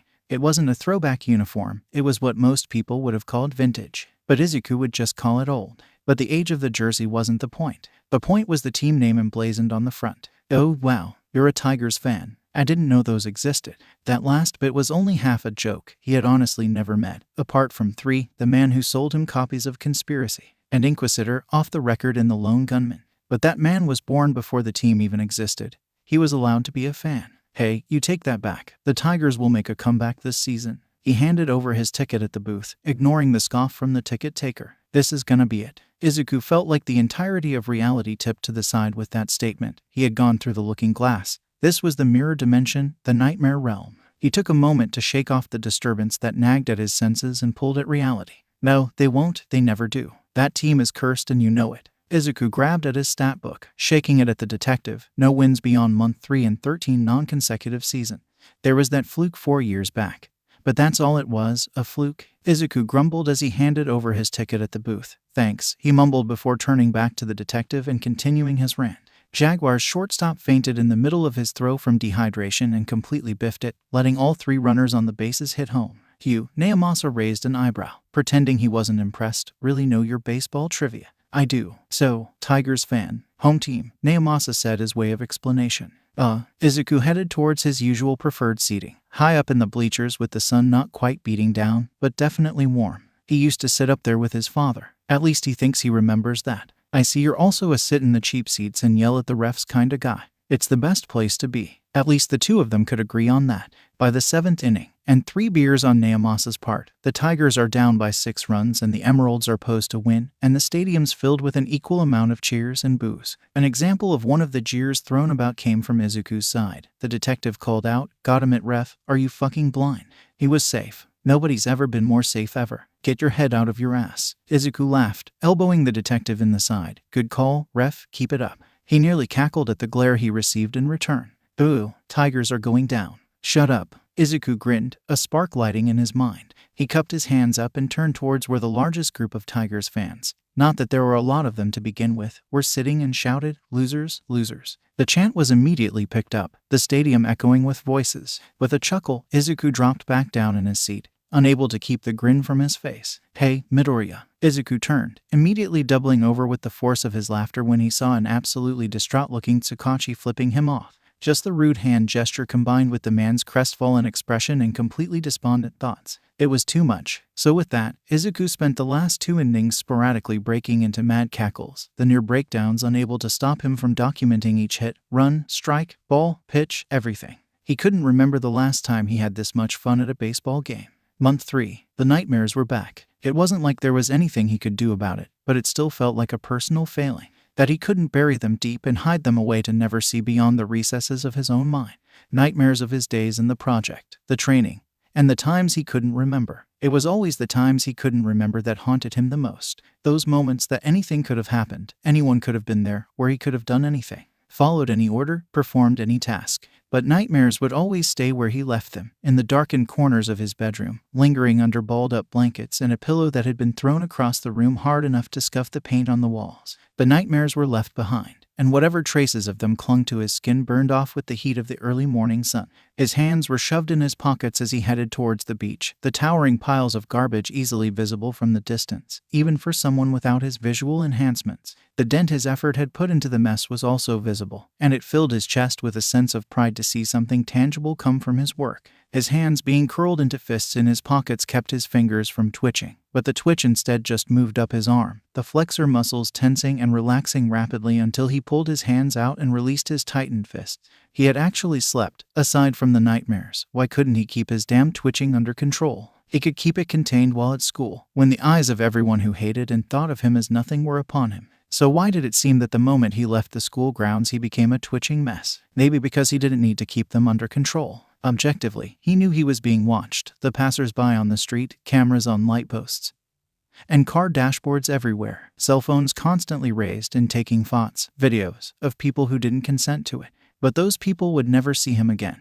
Wouldn't call him a jumpy freak or a creep or anything like that on a daily basis. Maybe it was because the only one who was judging him was himself that the suppressed twitches would make an appearance. Well, now there were other people who would see. And he would usually pull those instincts, the paranoia, the suspicion, the need to always be on the run, always moving, his head on a swivel. He would pull those close, tie them down, and keep even a whisper from getting out. But they hadn't judged, hadn't called him a mess, a freak, a weirdo, not even in their thoughts. He kept waiting for them to slip up, but they never did. Not once in the past 3 months. It was nice, if not a little nerve-wracking. But speaking of nerve-wracking, Izuku walked through the sand carefully, sneaking up on his trainer, mentor, before stopping to stand next to the man and stating, maybe a little loudly, "It's a nice day, isn't it?" Toshinori's only response was to scream loudly, nearly jumping straight out of his shoes and tripping forwards in the sand. He whipped around, coughing blood from his surprise, and Midoriya. "Why, ehehe," Izuku just chuckled, turning his face away as if that would do anything to hide his laughter. The hero just kicked sand in Midoriya's direction once he recovered, wiping the blood from his face with one of his many handkerchiefs. "You scared me half to death." "Sorry." Izuku pulled his gloves from his backpack, knocking the old sand off of them as he pulled them on. "I guess I'll get started." Everything he had some degree of sand on it. He had stopped trying to get rid of it all after the first 2 weeks. Izuku began with the, who put a stack of microwaves on the beach. These things were perfectly functional. All the internal components were in place, with no damage, nothing. But he still got to hauling, taking the stack to the truck and throwing his hands up with frustration when it filled the entire truck bed. "What the hell? So many microwaves. Looks like you're about halfway done out there." Toshinori circled around the back of the truck, slamming the door into place before turning back and climbing into the front seat. "Get in. Let's take this load to the actual dump. Halfway done in 3 months. Not bad. Right. You are ahead of schedule." But he wasn't surprised. Toshinori knew the boy's augmented strength would likely be a great asset in this work, and now the training he was even more uncertain about was nearly at hand. "But that just means we can move on to combat training." "Yippee." Izuku sighed heavily, already catastrophizing. What if he punched All Might wrong and he killed the man? What if his training took over and he blacked out and backflipped out a window and ended up on an oil rig before he came out of it? "Don't be so negative." "Hold on." Toshinori rolled down the window. "Yeah, this one's going to recycling." The man in the booth just nodded, handing over a slip of paper. "Just turn this in at the recycling bay. They'll take care of it." "Thank you." Toshinori, driving slowly to the recycling bay. He handed off the slip of paper to one of the uniformed workers before he rolled the window back up and parked the truck. The load of perfectly functional microwaves was offloaded, the confusion evident in the faces and thoughts of the 2 workers who moved them. Who had this many microwaves? Once the microwaves were offloaded and pilled in the proper plies, the 2 workers slammed the tailgate shut and smacked the side of the truck twice. Good to go, man. Toshinori flashed a thumbs up and started the engine, taking the truck out of park and driving out of the facility. He reached towards the radio on instinct, pulling his hand back at the physical feeling of Midoriya's gaze. Right, of course, the subliminal messaging. Back on the beach, the truck, and honestly, Izuku was starting to love that truck, was parked half on the sand and half on the sidewalk. Izuku brushed his gloves together and walked over to the next target, asking as he walked, "How the hell does nobody recognize you?" "What do you mean?" Toshinori waved off the question, as if he had never once asked the same thing when he was younger. But he had simply brushed it off, put on a baseball cap and nobody would recognize him. That just seemed to be how it worked. "I'm great with my secret identity." Izuku turned back, disbelief on his face as he hiked a piece of concrete over his shoulder. No, you're not." "Come on, I am. You wear the same clothes, you have the same hair color, you sound the same." "I don't sound the same," Toshinori opposed. But that was the only point he opposed to. Everything else, he would concede. "You do." Izuku hefted the piece of concrete into the back of the truck, the metal clanging from the impact. "I don't use the hero voice all the time," he continued. "The voice is hard to do." "Don't worry," Izuku grinned. It had been a while since he had done an impression, but All Might was an easy voice to copy. "Just puff up your chest, find every scrap of confidence and shore it up until nothing seems impossible, and let your voice boom." His hands curled into fists, placed them on his hips, and then, "Because I am here." Toshinori just blinked. Hey, what the hell? Izuku threw his head back, raising a hand to push back the hair in his face. "Aha, citizen, such language." "No, stop." Toshinori shook his head, the dissonance of hearing his voice, and that was his voice. He heard recordings all the time everywhere he went, come out of such a small and unassuming figure. It was unnatural. "This is totally not radical. PFT. Toshinori couldn't hold back the laughter, nor the blood that came with it. But it was almost worth it in this case. "How are you doing that?" "Raw talent, my good citizen." Izuku pulled a pose he remembered from one of the many reboots of Sailor Moon, keeping the grin up as long as he could. Toshinori doubled over, his laughter taking on a near hysteric edge as he was forced to grab onto the truck bed to keep from falling over onto the sand. "No." Izuku dropped the act. "Are you okay?" Dying from laughter, but yes. He coughed blood into his hand, shoulders still shaking as he tried to stand straight again. He pulled a handkerchief, one of many, from his pocket and wiped the blood from his face. "That's a good impression." Toshinori tamped down on the last of his laughter, but the smile didn't leave his face. "Lot of practice, I take it?" Yeah." Izuku chewed his lips slightly, wishing for a moment that his gaps in memory had taken that training and locked it away. "I started with you. It was easy after being a..." He muttered the next 2 words, "hero otaku. I used to do it all the time. Thought maybe I could pretend it was a quirk. And if I couldn't be a hero, I could at least be a voice actor." He shrugged, the grin on his face fading slowly. "Then one of the scientists heard the impression and had me start training it. It was the only training that didn't make his body and brain burn. There are no electrodes attached to his skin, stimulating muscles and brain tissue in ways he would never understand even if given 1,000 years. He didn't have things stripped away or implanted. No, it was nothing like that. That time it was just something that had once brought him joy being warped and twisted into a possible weapon. But the admission, it didn't darken the moment for more than a second. It was the past, and was something that could still bring laughter and joy in the present."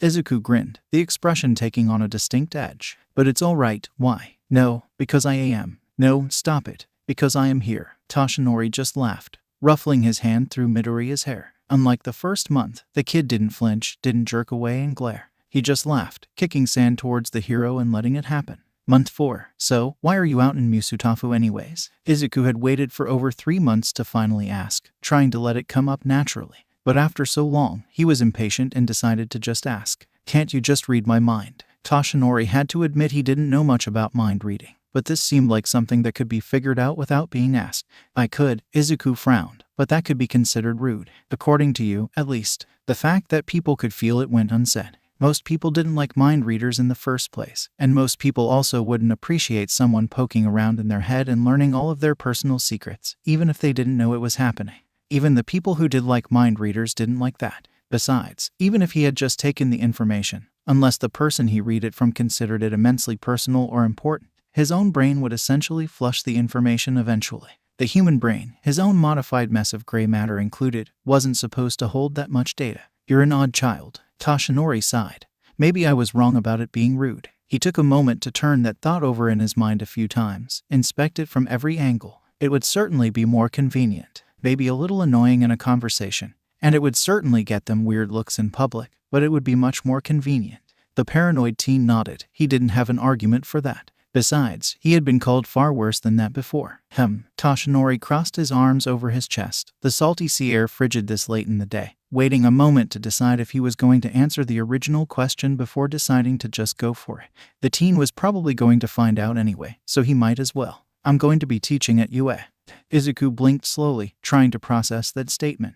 What? Continuing his explanation, the hero said, I'm looking for a successor to my quirk. Izuku waved away the words. I'm sorry, but I seem to have a bit of cognitive dissonance going on and my mind refuses to accept that you're going to be teaching people. Izuku adjusted his sunglasses awkwardly, not sure how else to describe what was going on in his mind. Like, that's just not something I'm willing to believe. Was All Might going to dress like a teacher, or just put on a tie with his hero costume? Because both of those were simultaneously terrifying and hysterical concepts. Am I being insulted? I feel insulted. Possibly. Toshinori tried and failed to stifle a laugh, wiping away the resulting blood with the back of his hand.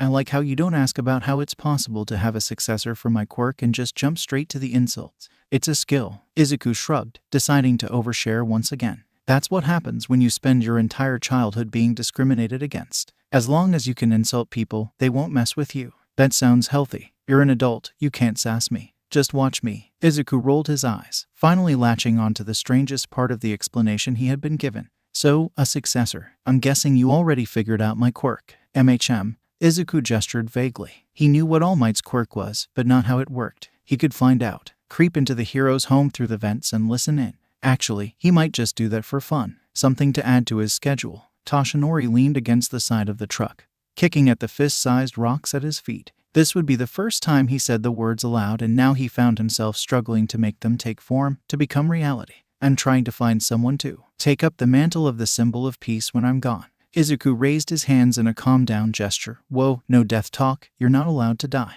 It's illegal. If only it were that easy. The hero smiled ruefully. Too bad All for One isn't so easily convinced. Make it that easy, just don't die. Izuku wasn't ready or willing to lose the closest thing he had to a parent so quickly. If it came down to it, he would try to track down this All for One and fistfight him in a McDonald's parking lot at 3.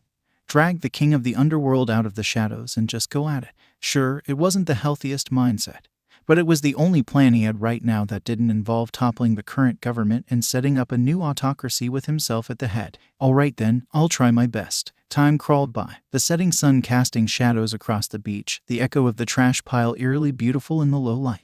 As the sun slowly sank below the horizon, Toshinori remembered something he was going to bring up earlier before he had gotten distracted. He reached in through the truck window, grabbing a small box off the dashboard. Remember how you said you don't have a cell phone? Yes, Izuku nodded, brushing the sand off of his jeans. I don't understand why people would willingly put listening devices in their pockets. Why? Toshinori tossed the box to the boy, stifling a laugh when he barely managed to avoid getting hit in the face. I got you something, don't worry. There's no spy stuff in there. Opening to box, Izuku snorted with laughter, plucking the small rectangle of metal and plastic from its box. Is that a beeper? Izuku pushed his sunglasses up into his hair, turning the compact device over in his hands. That tech is over 100 years old. People don't make these anymore. How did you even find something like this? The hero shrugged. I called in a favor with a support company, and they managed to make a compact response pager. There are a few pre-programmed messages. One of the buttons on the top just lays down a location pin in case you run into trouble and need help. Other than that, the device was untraceable, with only one phone number even programmed into it. And I'm quite sure you don't need me to tell you whose it is. Instead of a screen, there was a collection of small shutters that would flip to either darken or lighten to form the message, one of the few workarounds that made it possible to read a text with X-ray vision. This is great. Izuku clipped the device onto his belt, tapping it gently as he settled it into place. Thanks, I really mean it. You're welcome. With a glance at his watch, Toshinori closed the tailgate before getting ready to leave, unlocking the truck. It's getting late. Do you want me to drive you home? Yeah, that would be good. Izuku climbed into the cab of the truck, buckling himself in. Can we swing by the newsstand first? I need to pick up the latest issue of Conspiracy. Toshinori blinked in surprise, blankly staring at the road ahead as if it had the answers. You read Conspiracy, and both Inquisitor and Off the Record. He wasn't even mentioning the Lone Gunman or the medical texts he was always getting. Why? Why would someone so rational, well, aside from the paranoia, read garbage like that? It was even worse than the hero star. It was below gossip mags and barely above gutter journalism. At one point there had been an article in Conspiracy claiming he was an alien sent to Earth to make humanity reliant on him.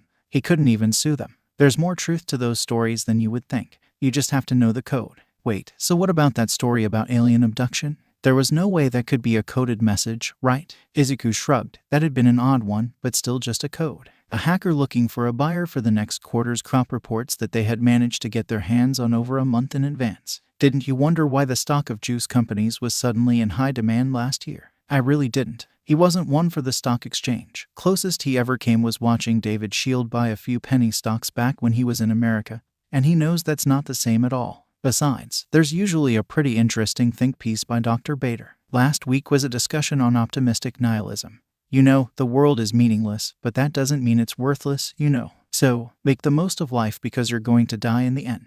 Yep. He nodded. He had been reading a lot of philosophy ever since Bloodlines. The glass isn't half empty or half full, it's refillable. Oh, Toshinori adjusted his grip on the steering wheel, slightly confused at the philosophical theories that were being talked about by a literal child. Turning onto the street and pulling up to the newsstand, he parked the truck. Well, here we are. Thanks. Izuku hopped out of the passenger seat, carefully making his way to the newsstand, adjusting his trajectory to keep himself out of the view of the traffic and security cameras on the street. With a nod to the seller, he picked up the latest issue of Conspiracy, the cheap ink smearing across his fingertips with the briefest of touches. Tossing down exact change, he turned back to the truck, skimming the headlines and article headers for any familiar ciphers. Caesar or maybe an Atbash. The last issue had an interesting bit in nihilist cipher. Izuku was almost willing to call it attractive, the way the grid of numbers was arranged. Just a massive block of numbers that chalked up to someone trading very difficult to come by illegal support gear. Climbing back into the truck, he frowned at the ad on the last page. Wanted, verification of flying rods. Send your best photographic evidence to PO Box 1792, Hasu.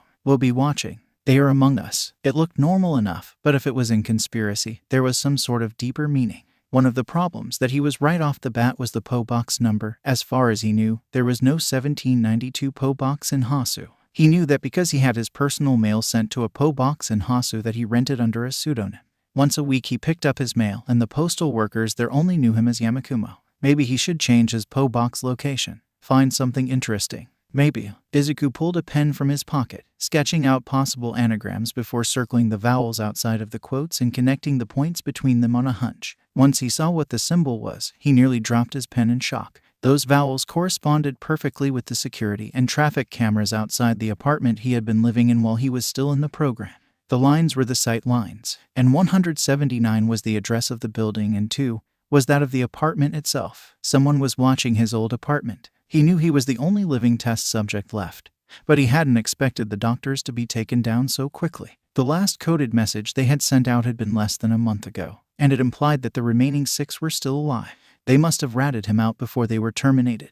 That meant only Dr. Tsubasa was left. Maybe he was the one behind all of this. Shit. He hastily dragged his fingertips through the fresh ink from the pen, destroying his discovery and committing it to memory. For the past 2 years he had been flying under the radar, and now someone was actively searching for him again. But he didn't know who it was this time. Thorn Ridge and Bloody Peak never advertised their presence. This was someone new to the scene. He folded the cheap paper and tucked it under his arm, tapping his fingers on his knees anxiously. For a second, he debated sharing his discovery, but he immediately shoved that thought down until it drowned in the darkness. He couldn't let this get out to anyone, no matter how much he trusted them. He stayed quiet the rest of the drive back to his apartment, only speaking to give directions to avoid being recorded and to instruct All Might to park the truck behind the building, not in the parking lot. Midoriya, are you all right? Izuku waved off his concern. Just fine, don't worry about me. He wasn't fine, but he had to keep this under wraps until he knew for sure what was going on. He hopped out of the truck, carefully closing the door behind him.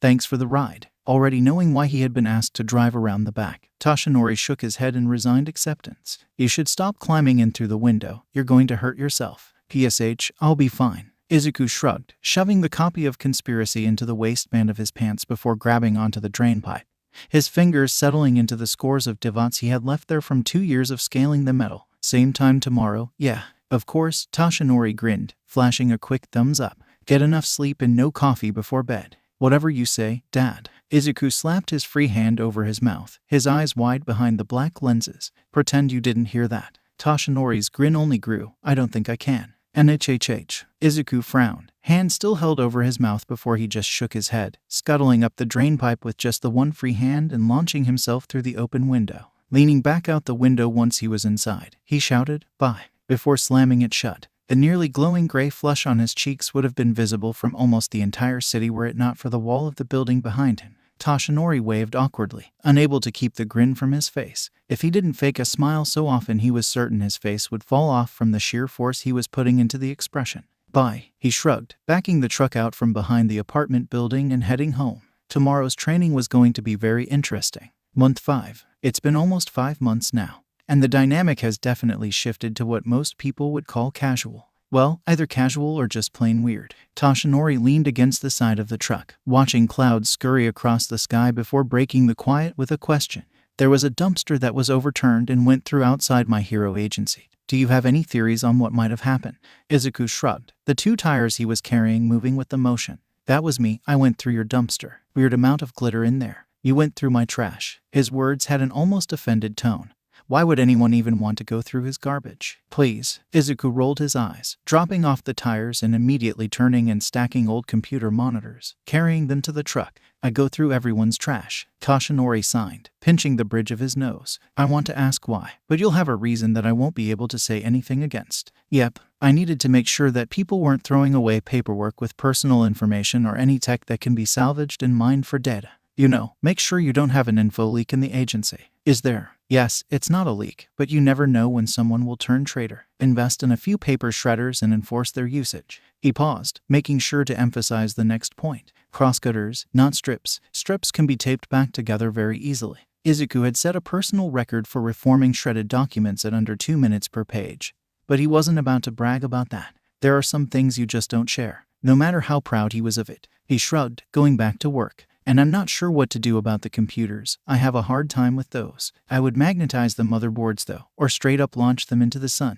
You can't trust machines." With that, Izuku aimed a strong kick at one of the remaining computer monitors, crushing and shattering it under the force of the blow, the pieces flying off at just below a full 100 miles per hour. Watching the pieces of plastic and metal fly away while Izuku grabbed his toe and hopped on one foot, Toshinori said, upbeat, "I agree with the not trusting machines sentiment. I actually turned the GPS on my phone off." "Amazing," Izuku deadpanned, limping back and moving the last load of garbage for the day into the truck. By his estimate, once those refrigerators were gone, he would be done within the week, and then the real training would begin. Learning to fight from All Might himself. A once-in-a-lifetime opportunity right there. He closed up the truck's tailgate, looking out at the setting sun. "So my muscles do hurt, but this is really weird, but my bones itch too." "Did you just say that your bones itch?" Toshinori drew his brows together in confusion. How could someone's bones itch? "That's just wrong." "Yeah, they're really tingly. There's no other word for it." The hero shook his head. "I don't think I can help you with that." He didn't think he wanted to help with that.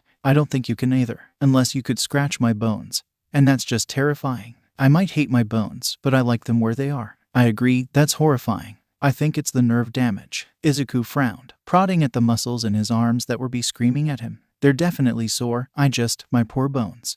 Toshinori sighed, running a hand over his face in exasperation. "This is a weird tone to end the day on." "Yep," Izuku nodded, watching the horizon. "It sure is." He couldn't see the sun, his vision wouldn't let him see the light, but he could still feel its warmth. Month 6. The moment that the light switched on, Izuku raised his mug of coffee in greeting. "This is good coffee." "Blah." Toshinori barely managed to keep himself from powering up one for all. His nerves already shot as he stumbled back out of the kitchen. He stared, dumbfounded, at the teenager who had somehow appeared in his kitchen and was using his coffee maker as if this wasn't insane. How was this his life? It wasn't even 8 yet. "Good morning." Izuku kept up his chipper attitude, grinning at All Might's plight. He still had a few weeks to go until he started actual combat training. But he had a question to ask, and tracking All Might was easier than it should be. Griping the doorframe to keep himself upright, Toshinori continued to stare as Izuku just waved back at him casually. "How did you get in my apartment?" "Please," he said, rolling his eyes. Izuku sipped at his stolen coffee. It was much higher quality than his own at home. Watching the steam rise for a moment, he answered the question he had been asked. "You don't have any security in your ventilation system." You came in through the vents." Izuku nodded. "Yep. You should really do something about how large those vents are. I'm tempted to set up shop and move my things in there." Toshinori was tempted to just turn around and go back to sleep. Please don't. Izuku pushed forward a second mug of coffee, sliding it across the table and gesturing towards the chair across from him. I came because I have a question for you. Oh no, what now? Couldn't you have just called? You have my number, just use a payphone. Toshinori stepped up to the kitchen table, sitting across from Izuku and taking the coffee that had been made for him. What did you need to know? Well, payphones are almost always being filmed, so that's right out. But that's not why I'm here. So, Izuku sighed, taking off his sunglasses and setting them onto the table, focusing his gaze somewhere above All Might's left shoulder, black eyes accusing. I have to ask, why did I get called to the office at school yesterday and get told that I had a new emergency contact? One Yagi Toshinori. He raised his eyebrows, narrowing his eyes as he waited for an answer. Oh, that. Toshinori took a breath, trying to find the best way to explain himself. Well, you said yourself that your father wasn't available and that your mother. Izuku shook his head, aggressively drumming his fingers on the tabletop, the wood beginning to dent under the repeated strikes. That didn't mean that you can suddenly be my substitute dad. Just because he had accidentally called him dad didn't mean he was. Shit, I should have asked first. Toshinori gripped the coffee mug tightly, trying to defend his actions. You still need adult supervision. This is just killing two birds with one stone. I'm not upset about this, it's just, I don't understand it. The teen sighed, taking a long drink of coffee. He set the mug down, frowning at his warped reflection in the rippling surface of the beverage. Why would you willingly burden yourself with me? You're not a burden, Midoriya. That's not what my dad told me before he left and never came back. Izuku slapped his hand over his mouth, wishing he could take back what he had said, but it was too late. What was wrong with him? He said that. Izuku shrugged. He might as well overshare. He'd already started. When I was 6, he just left. He was wrong, you know that, right? Toshinori paused, ready to say what had been on his mind ever since he had accidentally been called dad. You're not a burden, you're. I know you might not want to hear this from me, but you're amazing. I don't know anything about raising a family, but if you were my son, I'd be proud of you.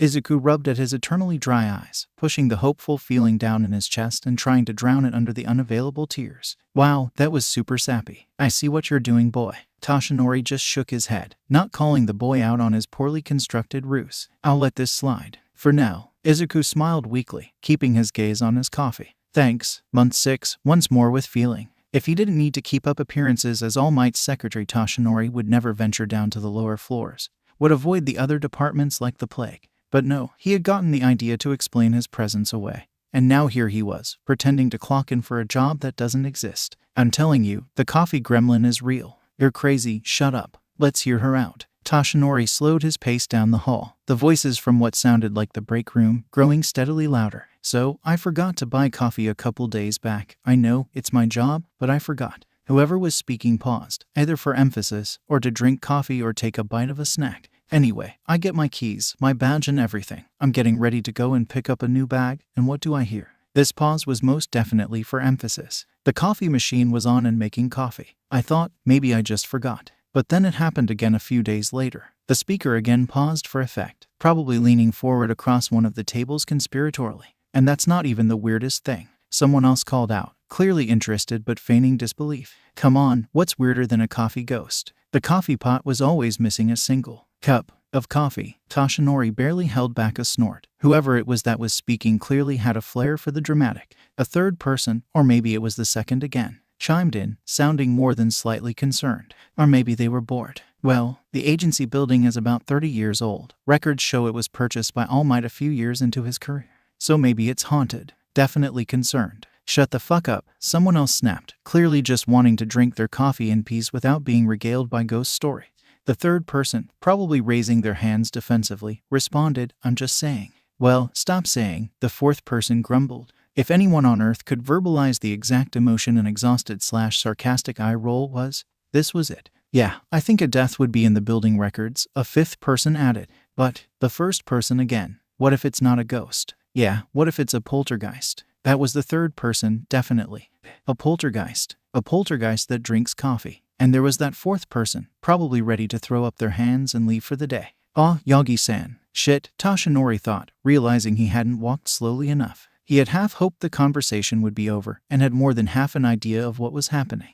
There was no ghost, but the truth made less sense. Good morning, everyone, he said, his voice only steady from years of pretending nothing was wrong. Settle something for us, Yagi-san. The first voice, the poor son of a bitch that started this whole thing, Iwasaki Aizen, a nice enough man who worked in payroll. always wants to talk about fishing. At least the man has a hobby, even if it's a dreadfully boring one. Don't drag him into this, he's got enough going on. Voice 2. What do you think about coffee ghosts? And there was voice 3. Voice 2 and 3 sounded similar, looked similar, and were grinning similar grins. But Toshinori was too busy regretting being here today to notice that. About what? Even with hearing part of the conversation, he wasn't ready to be dragged into it just yet. Someone with a high security badge, blue hair long enough to cover her eyes and half her face, stated derisively. Apparently it makes coffee by itself. The fourth voice, Aoki. Something, he couldn't remember her surname. A security guard people often complained was too serious. Really, don't you want a security guard to be serious? But there's always one cup missing. Someone chimed in.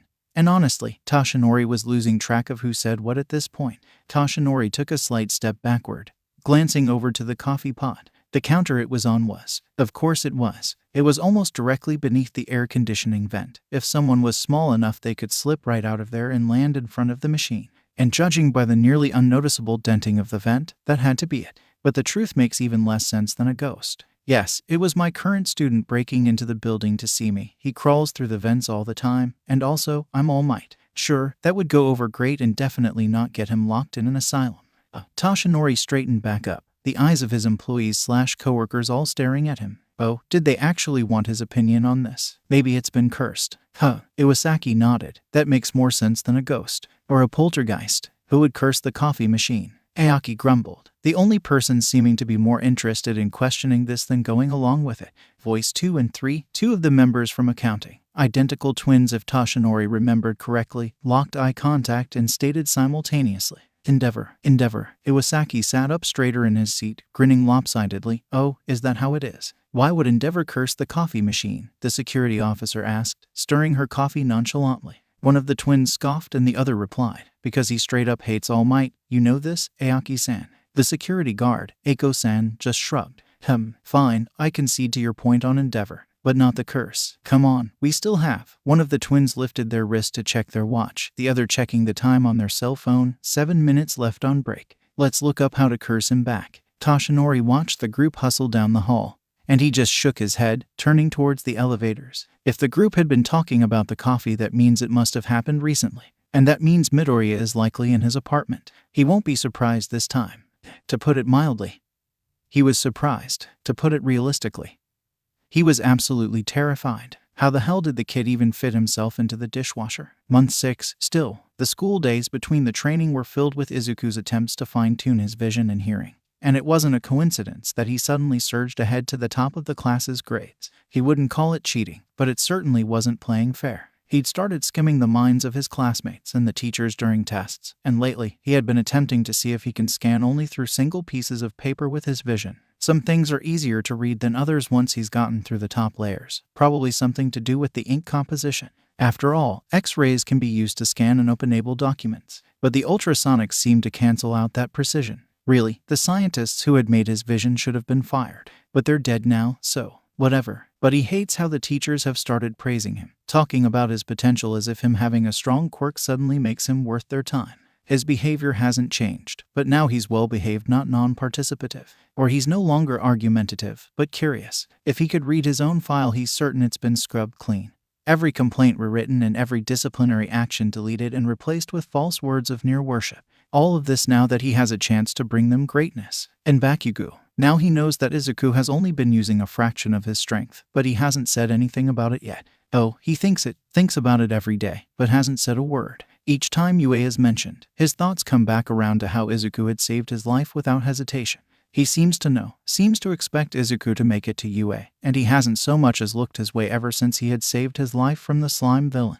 But his thoughts tell all, filled with anger at himself, but a sort of awe in Izuku's power. And Izuku hates it. There are only a few months until the exam, but he still can't believe that he's going. He's gone by Yue at least once a week, scoping out every route there that won't catch him on camera. There's a worrying amount. He's beginning to consider bringing all of the security gaps to the school board and risk being filmed instead of letting there be a breach of security later on. If the gaps haven't been filled by the time the entrance exam rolls around, he'll do something about it himself. Maybe stage a break-in or something. He tuned out the droning of the teacher at the whiteboard, instead focusing on the turmoil in Bakugo's mind.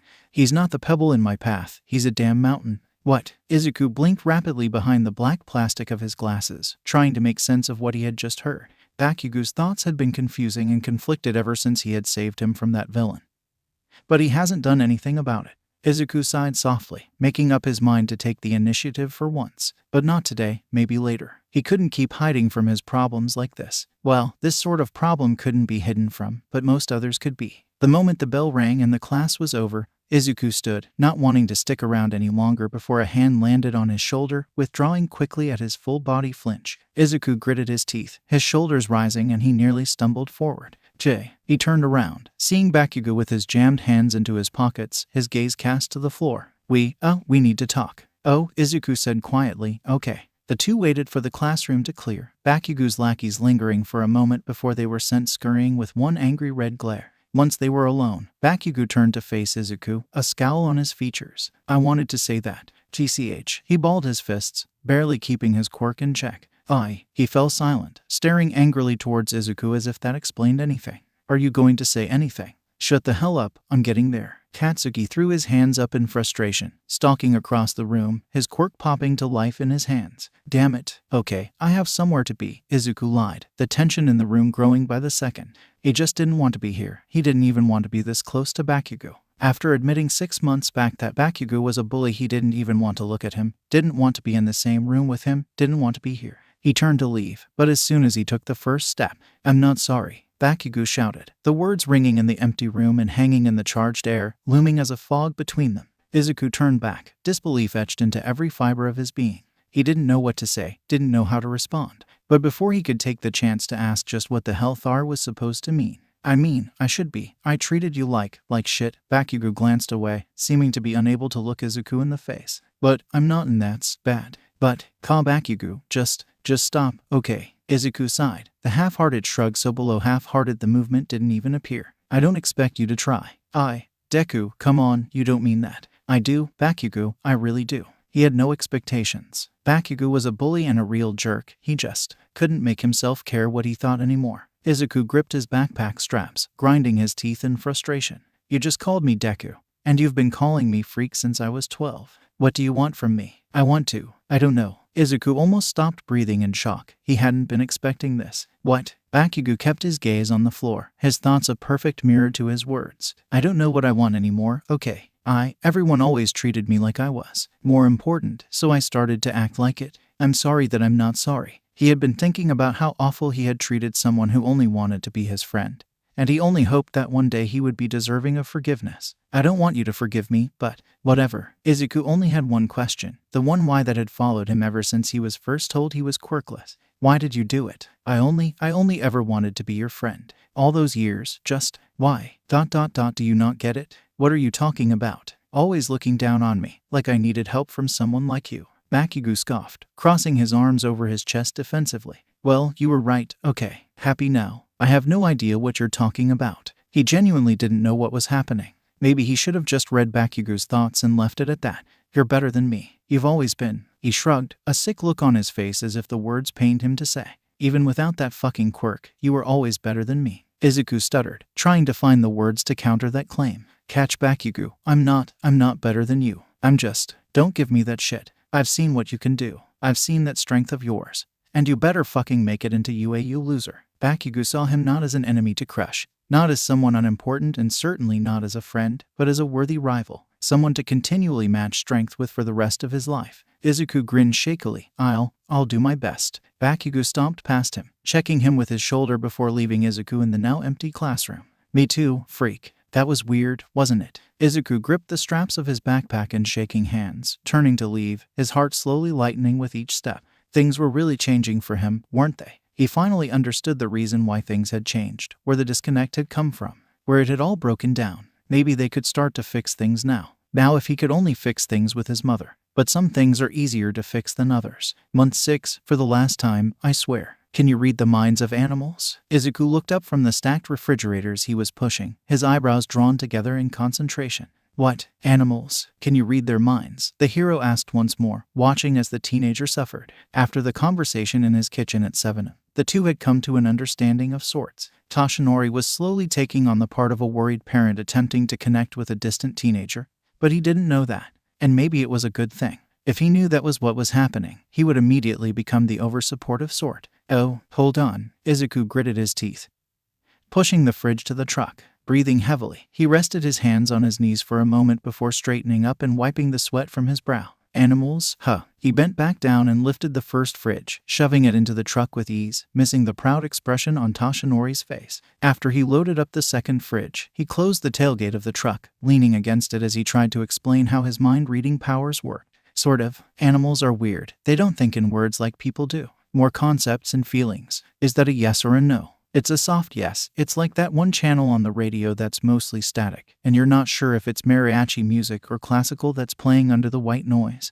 But it's still music. Or maybe it's a talk show. Izuku slumped heavily against the tailgate, frowning slightly. That metaphor got away from me. Huh. Toshinori nodded in understanding. So it's open to interpretation then. Basically, I've been bitten by a lot of cats. And a few deer. Wait, deer bite people? Yes, they do. How do you not know that? I don't go around antagonizing wild animals. That's how. TCH. Izuku rolled his eyes, looking out on the beach, now clear of garbage in only 6 months' time. Damn, that's a hell of a view, even in black and white. The sand was cleaner than anything Izuku could remember. The boardwalk standing picturesquely over the surf, the ocean waves gently lapping at the shore. Well, don't get used to it. You've still got 4 months left. Izuku grinned broadly, adjusting his sunglasses. Hell yeah. Watch your language. You can't watch language. Don't sass me. I'm a child. I'm supposed to sass people. Good point. Toshinori shook his head, blonde bangs hiding the grin on his face. Why does every conversation we have turn into nonsense? Izuku shrugged, leaning further against the truck. Who knows? Month 7. Sir Night-Eye isn't sure what he's walked into. After being unable to reach him by phone for the past month, had come to visit All Might's agency and discuss the possibility of him training Tagata Mirio. But this is so far from what was normal that he could only stare in shock as a green-haired teen wearing sunglasses managed to bodily throw the #1 hero across the room with only one kick. He watched as the kick knocked All Might almost halfway through the wall that was behind him, the metal panels warping around him from the force of the kick. Had All Might already passed on One for All? And to someone with such an unearthly and unnatural presence, how could a child like that become the next symbol of peace? Oh my god, are you dead? The boy screeched, fisting his scarred. Was this kid some kind of thug? Hands in his hair. He's dead. I'm gonna have to leave the country. I'm gonna need to change my name and live on a farm raising ducks. I hate ducks. Loud and anxious. Unacceptable. Wincing as he climbed back to his feet, Toshinori waved to catch the boy's attention. Midoriya, my boy, you're spiraling again. He stepped back up to the padded mat in the center of the gym, stretching slightly as he bounced on the balls of his feet. Sure, using his quirk to train a teenager might be a little selfish, but he had a feeling this kid was going to do great things. The green-haired teen nodded, hands still twisted in his hair, eyes wide behind the lenses of his sunglasses. Right, are you sure you're not dead? Toshinori sighed, rubbing his temples in minor frustration. I'm very not dead. You caught me off guard with that kick, that's all. Fighting dirty with kicks. Who is this punk? Good. I really didn't want to have to find an info broker to set up a new identity. Did you know that half of the people that are being tracked by shadow operatives get killed in the public airport? I didn't know that. The boy gestured wildly, his voice raising in excitement. That's why you have to smuggle yourself onto a cargo ship inside of an oil drum. Nobody ever expects that. Paranoid. This had gone on long enough. Whatever it was stopping now. With a screech of shadow operative, the boy jumped high enough to nearly slam into the ceiling, crashing back to the floor where he scrambled to hide behind All Might, staring from around the hero with an unseen expression that Sir Night-Eye had a feeling wasn't pleasant in the slightest, as if he was putting a puzzle together to form an unpleasant picture. Oh, Sir Night-Eye, I didn't know you were coming today. He hadn't known he was coming at all, in all honesty. Toshinori looked off somewhere above his old sidekick's left shoulder, not sure how he was going to explain what was going on. Even he didn't know what was going on, and this was normal for combat training. From behind All Might, Izuku asked hesitantly, so, not a shadow operative? Toshinori nodded. Not a shadow operative. Sir Night-Eye frowned, pushing up his glasses. Well, I came to ask if you would consider Tagata as a successor to One for All, but I see you already found one. Wait, a successor? Izuku shook his head. He had thought the things he had been hearing earlier were his own judgments. They had certainly been similar and critical enough to be. Excuse me, Toshinori asked, not sure what his one-time partner was suggesting. Are you saying this? Sir Night-Eye gestured dismissively. Isn't your successor? Before All Might could say anything, Izuku shook his head, hoping to be just as rude as the hero was being right now. Pass on that. I have enough problems. I don't need to deal with a 200-year-old villain on top of. Izuku cut himself off, narrowing his eyes suspiciously at the interloper.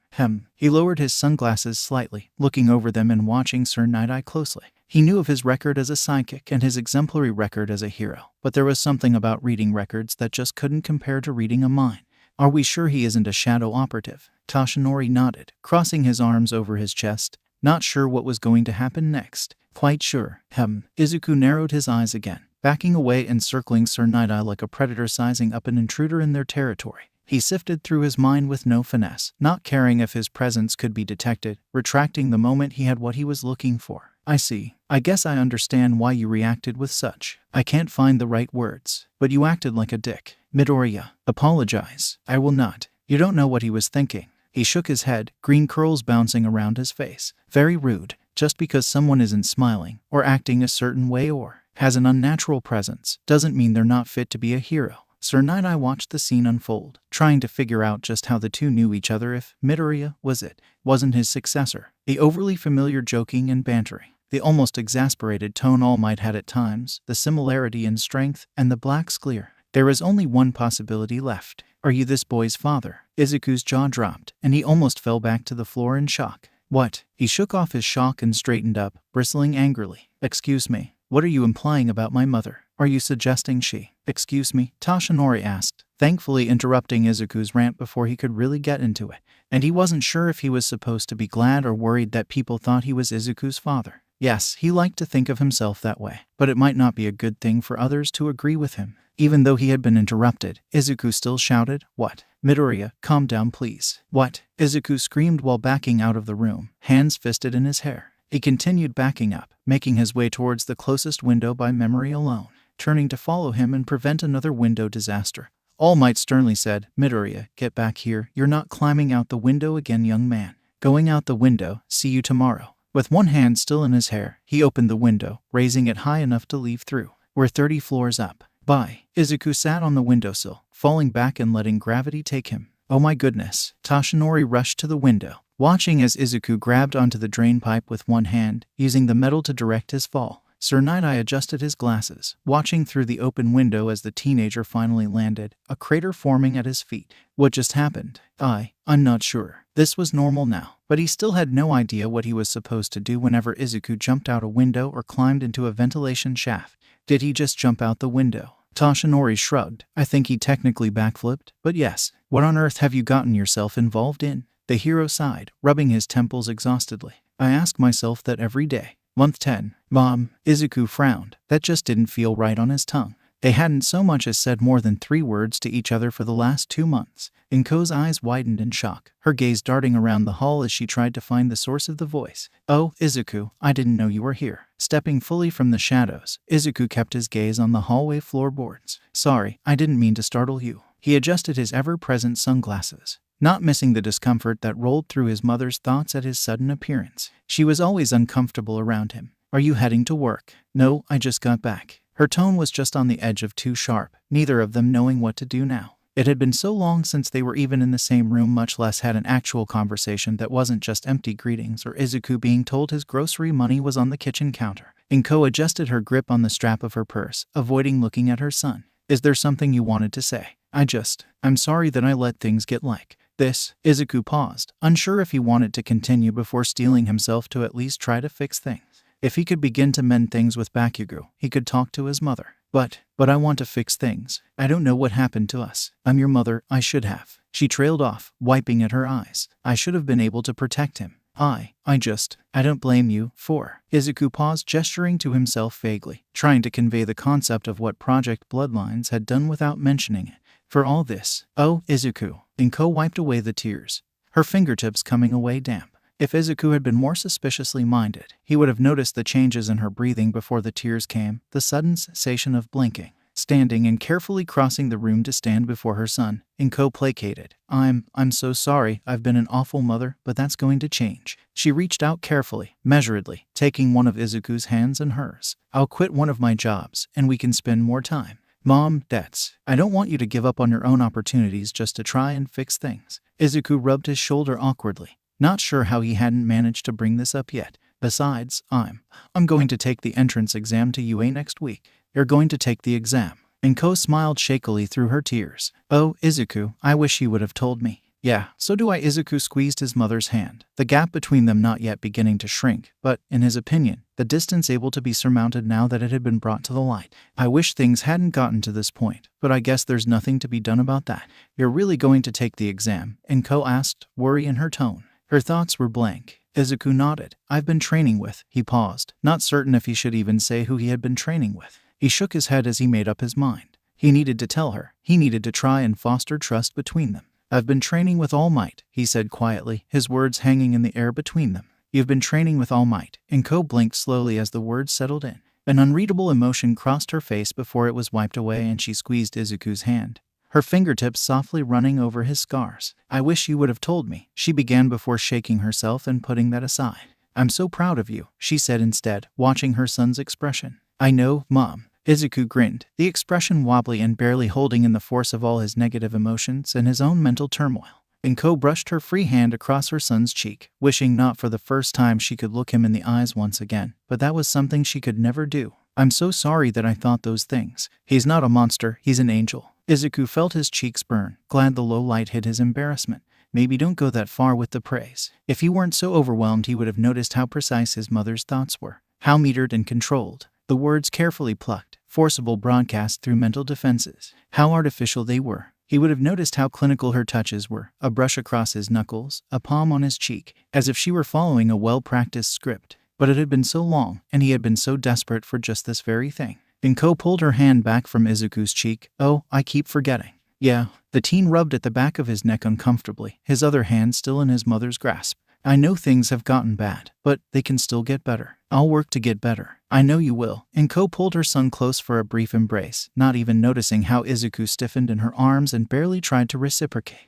You're going to be an amazing hero. Izuku. Izuku cursed the eyes he had been given, forever dry and free from tears. His voice muffled by his mother's shoulder, he whispered, I'll do my best. Go through the gate. Just go through the gate. Nobody is watching you. Just go through the gate. But he didn't go through the gate, just continued pacing outside of it and watching others enter. He nervously brought his fingers to the brim of his hat, making sure his face was still shadowed and hidden. God damn it. Move it, freak. Nyarg. Izuku nearly jumped out of his skin, turning to see an irritated Bakugo behind him. Oh, be Bakugo, I didn't see you there. Hell, he didn't really see anything there, too caught up in his own anxiety to pay attention to his surroundings. Go in the fucking gate, you idiot, and fix your sunglasses before you make someone sick. Bakugo passed him, checking him with his shoulder as he did so. It seemed to be a new habit of his that had developed the moment he realized it couldn't move Izuku from where he stood. Right. Izuku licked his lips nervously, mouth almost bone dry from fear and nerves. Glancing around, he stepped up to the gate, holding his breath and squeezing his eyes shut, he crossed. Good job. Bakugo's voice was laced with toxic venom.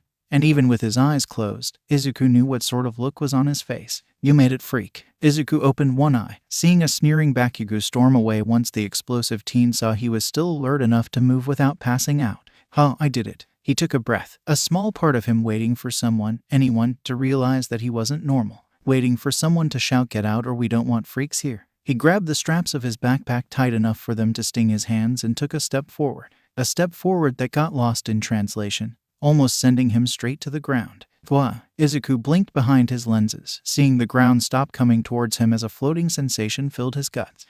He looked up, seeing a girl with a kind smile and some of the most honest thoughts he had ever read. Oh, sorry for using my quirk on you. She touched her hands together, gravity taking a hold of Izuku and dropping him back to his feet. It would be bad luck if you tripped. Even worse luck if you broke your nose. Thanks, Izuku stuttered, feeling his cheeks burn furiously. I talked to a girl. He barely talked. I don't think it counts. Good luck. The girl continued on her way to the room for the written tests, her thoughts focused. Izuku straightened up, making his way to the examination room, glancing through the walls and trying to get a feeling for the building before giving up. It was just too big, and this was only one building. Creeping into the room, he settled his things onto the desk closest to the window, tapping the glass to check the strength before turning and checking his exits and sight lines before finally sitting. Nice sunglasses. Meep. Izuku turned and stared at the boy seated in the desk next to his own.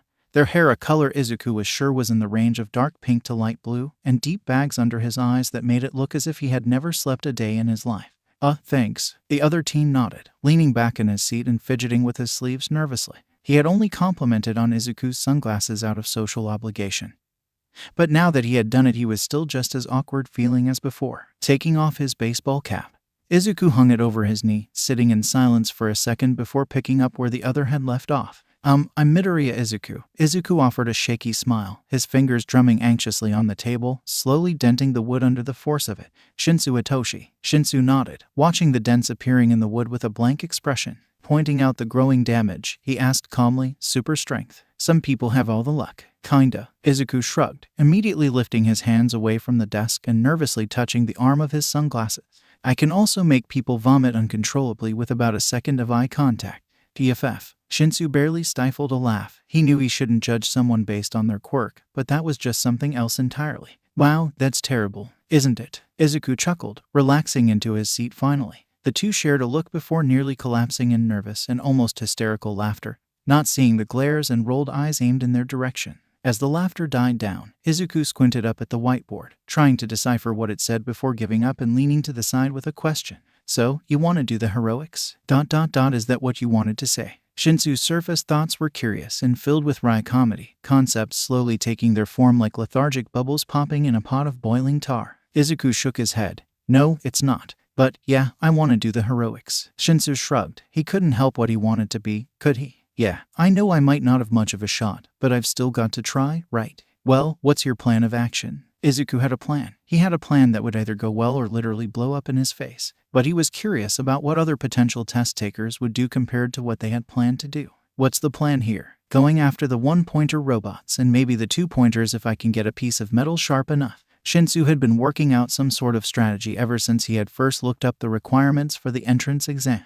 But without exact facts, he wasn't sure how much good it would do him. Is your quirk not combat-oriented? Less than a second passes before Izuku waved his hands in front of himself awkwardly, stuttering and mumbling his apologies. Sorry, that's really personal. You don't have to answer. I was just curious. He trailed off. If he really wanted to know, he could just find out. But even after all of his practice, he still felt bad about pawing through strangers' heads to find out things he couldn't read on the surface. No, it's not. Shinsu rubbed at the back of his neck uncomfortably, his thoughts filled with echoes of past darkness. It's brainwashing. That's it. He's not going to want to keep talking to the villain. Good job, Hitoshi. You scared him off. Izuku took a moment to respond, recognizing too much of himself in those thoughts. That's super cool. You can take down villains without a fight. You can get terrorists to reveal bomb locations or get coordinates of kidnapping victims. Izuku stopped, closing his mouth with a click of teeth, realizing he was getting too worked up. He doesn't think it's a villain's quirk. He doesn't think it's a villain's quirk. Shinsu said nothing, but that line played on repeat in his head, his face blank while mentally screaming. Thankfully, the appearance of a hero whose quirk might be the power of being exhaustion personified stopped Shinsu's screaming. Izuku wasn't sure he could take much more of it without revealing he could hear thoughts by screaming back at him. Unfortunately, that hero appeared by slamming the door open so hard that the wall behind it cracked, getting the entire selection of test takers riled up.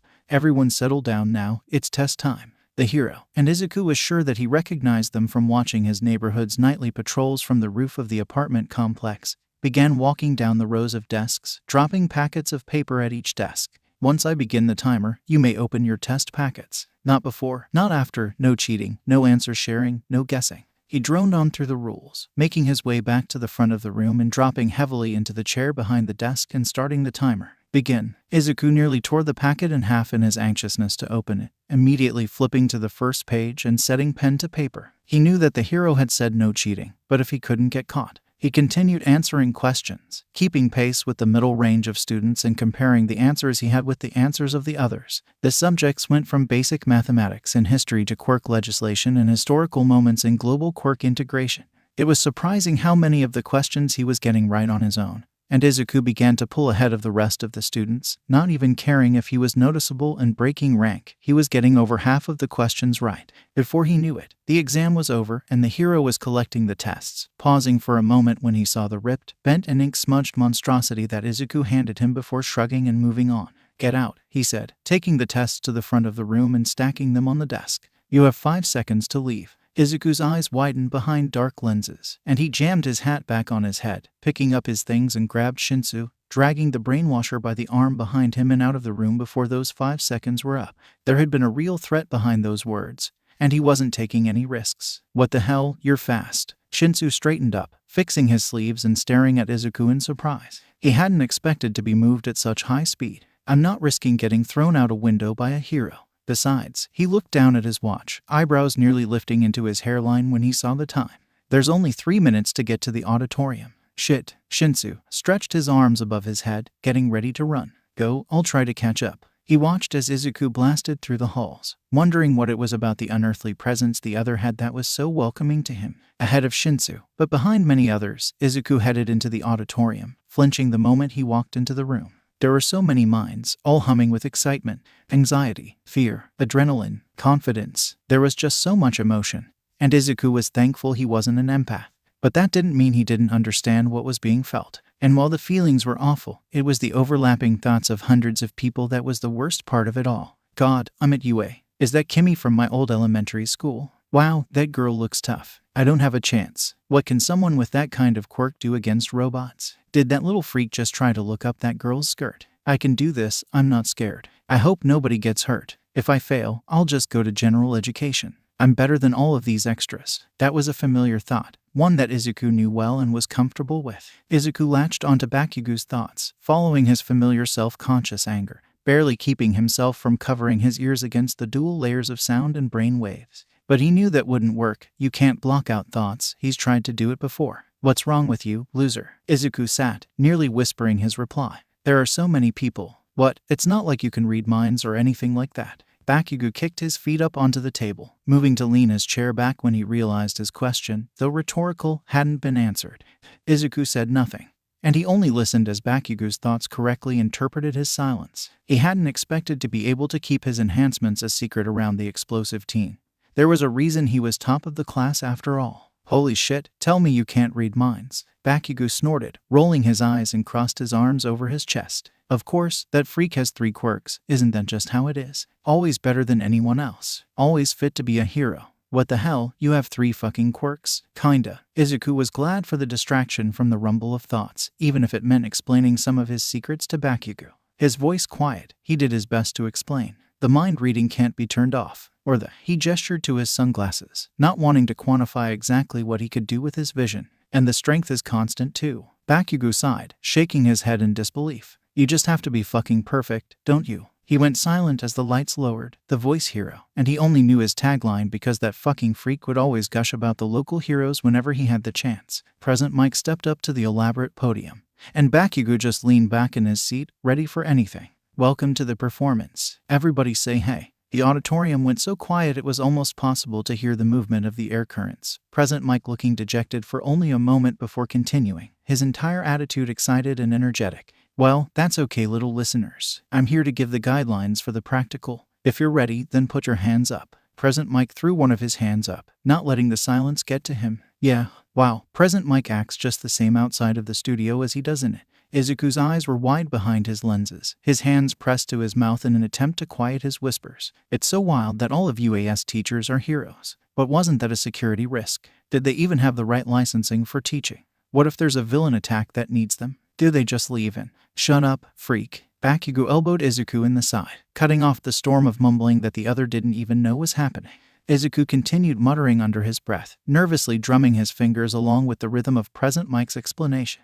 Every so often he would glance down at the handout, trying to read the semi-faded ink before giving up and just listening to the presentation and the voice hero's surface thoughts. He tried to watch the projection on the screen behind him, but without the image actually being physically manifested, he only saw a smudge of different shades of gray. This doesn't look right. Izuku focused on the thought that stood out from the rest, authoritative and loud in a way that couldn't be described. Excuse me. One of the examines in the middle section shot to his feet, hand raised high as if he was in a classroom. May I ask a question? What do you need, listener? You said there are 3 varieties of false villains. However, on this handout, there are no fewer than 4. This error, if it is an error, is highly unbecoming of the Hero Academy held as the ideal for all education facilities. Turning to face Izuku with a glare, the boy continued. And you, with the sunglasses and baseball cap. You've been muttering and making noises the entire time. It's distracting. If this is some sort of game to you, then please leave and let those who are serious about this continue in peace. NHHH. Izuku gritted his teeth, glaring from behind his lenses. It wasn't like he wanted to be muttering and fidgety. He just couldn't control it. But some people just can't handle those that don't fit perfectly into the mold of a hero. All right.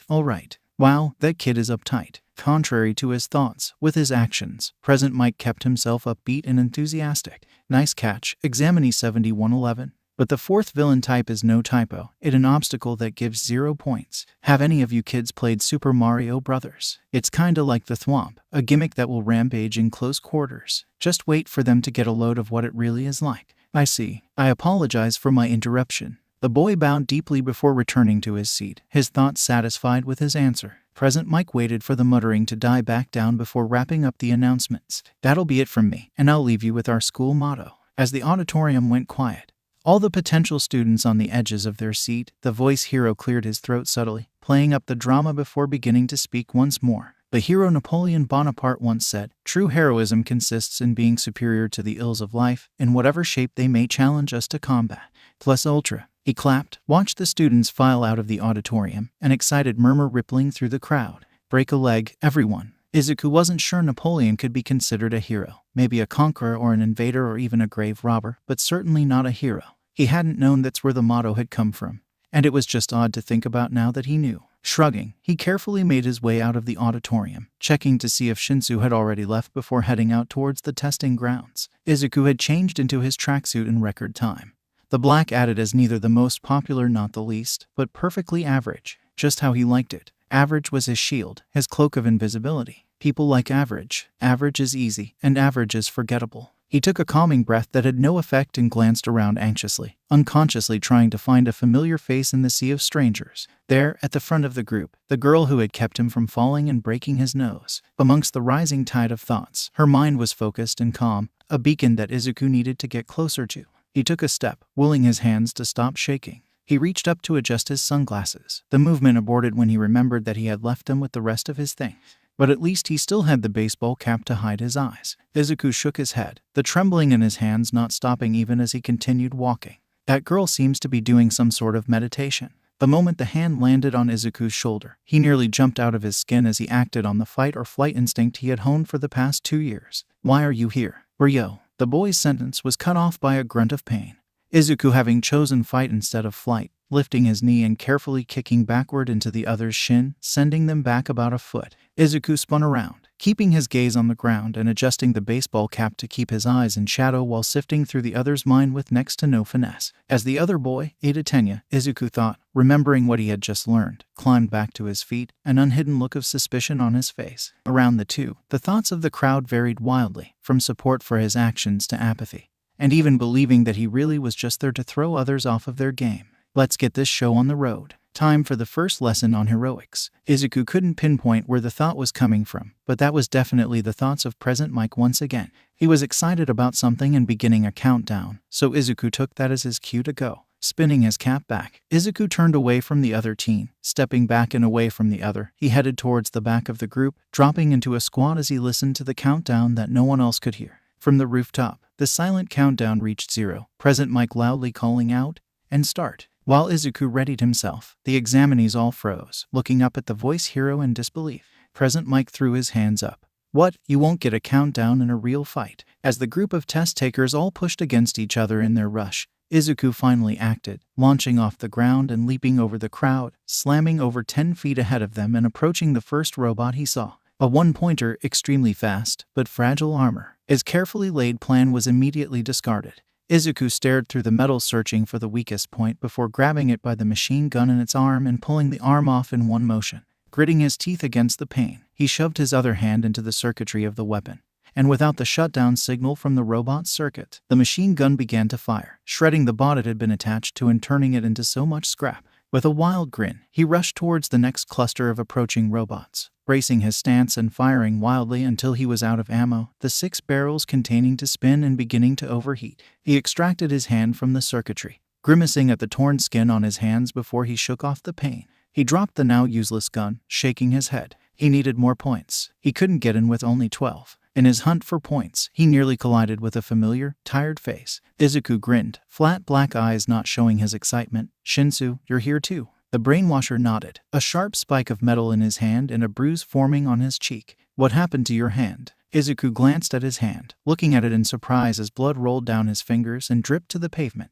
"NNH, that's not good." He shrugged, brushing off the other's concern, and kept his eyes fixed ahead as the two moved through the fake city. How about you? Take out any robots yet? Technically, no, but two of the one-pointers crashed into each other when they came after me. Shinsu brushed the bruise on his cheek. He had nearly gotten his head taken off in the robot's collision. If he hadn't ducked in time, he wouldn't be here. Understanding what Shinsu wasn't saying, Izuku said blandly, the one-pointers have a weak spot in the torso, just above the wheel. He had been checking all of the robots for weaknesses as he shot them up, and he had found plenty of them. He looked for the next possible targets, moving the moment he saw them. Shinsu nodded, following Izuku towards the next group of robots. And the others? The two pointers have a large cluster of exposed wiring at the base of the tail. And as for the three pointers, Izuku pulled back his bloody fist, taking aim at the approaching three-pointer. The hand, he ducked said hand, stepping close to make his point. While strong and slow, hides an easily destroyed head. With a signal strike, the metal around the robotic brain crumbled like tissue paper, sparks surrounding the entire body of the bot until it slumped over and went still. Holy shit. Shinsu watched the display of raw power in awe, the information that Izuku had dropped sinking in. Wait, they all have weak points built into them. Izuku nodded, shaking the blood off of his battered knuckles, dull gray metal peeking through his tattered skin. This isn't just a test of strength. It's also one of tactics, Shinsu said, completing Izuku's line of thought. Will you? He trailed off, unsure if this was the right thing to ask. Will you help me? With a grin, Izuku nodded once more, flexing his bloody hands. Let's make you a hero, yay. You're crazy. Shinsu shook his head, turning towards the next robot.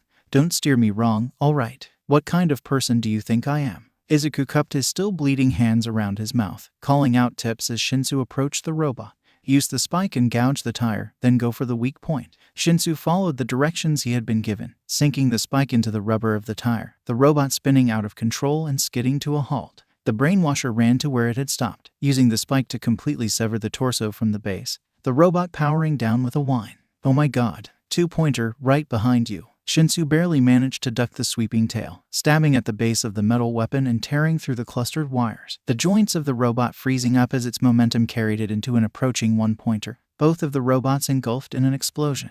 That's 6. As Izuku called out instructions, Shinsu followed them. And whenever other examinees passed their location, they just continued on their way, not wanting to get involved in the showers of metal and sparks and the crazed-looking boy commanding the show and shouting out advice mixed with compliments. You're up to 23. That's it. That's nowhere near enough. Shinsu panted, his hands on his knees as the final robot fell. He wiped the sweat from his brow with a bruised hand, straightening up and looking for more robots. I need more points. Calm down, you're golden. Izuku had been having a hard time hearing their thoughts with the distance, but the test proctors have definitely been interested in Shinsu's progress, even saying something about rescue points when he had kept a robot from attacking another test taker from behind. With a shrug, Izuku pointed towards the next cluster of incoming robots. But if you're ready, behind that building should be more. I'm going to try to get more points too. He turned, the two heading opposite directions but still taking the same path. Izuku made his way to the center of the fake city, watching the destruction unfold before him. The nice girl was there, as was the boy who seemed convinced that Izuku was only there to cause trouble. It's time to get the real test started. The thought wasn't entirely human, but it was commanding, reaching over the entire campus with ease. Moments after the thought had passed, there was a rumbling below ground, and Izuku watched with mild horror as an impossible mass of metal rose from below the city center, its flat, robotic face filled with glowing camera lenses. The zero-pointer, the obstacle, the stage hazard, the gimmick. Whatever it was nearly twice as tall as the surrounding buildings, and it thundered towards the test takers, metal hands ready to flatten anything they could reach. Buildings were crushed under the force of its movements, the treads it used to move ripping up the pavement with every rotation. The furrows it left behind took up the entire street, gouging deep enough to reach the soil beneath. As others turned and ran, Izuku could only stare. Something didn't feel right about this. There was a moan of pain from where the robot would be next, and Izuku darted forward, passing the crowd of students and leaving behind shattered concrete. He skidded to a stop, dropping down to his knees beside the girl who had helped him earlier on. Zeroing in on the rock crushing her ankle, he wedged his hands under it, lifting it and tossing it aside with nearly no effort. Are you okay? He asked, his gaze landing on the ankle that he now realized was completely shattered. Never mind, stupid question. Your ankle is broken. So, he stood, turning towards the approaching zero-pointer, searching for weak points with his vision. He couldn't get the girl out of the danger zone in time, and he only had one option left. Turning his baseball cap back forward, he stepped away from the girl. Just stay there. Once he was where he needed to be, Izuku dropped into a squat, muscles flexing before his augmented tendons contracted with as much force as possible. A world-shattering pain spreading through his legs as he launched himself at the chest of the robot. His bloody fingers sank inches into the metal, and he hauled himself up to the first robotic eye, his blood painting the metal surface with each movement.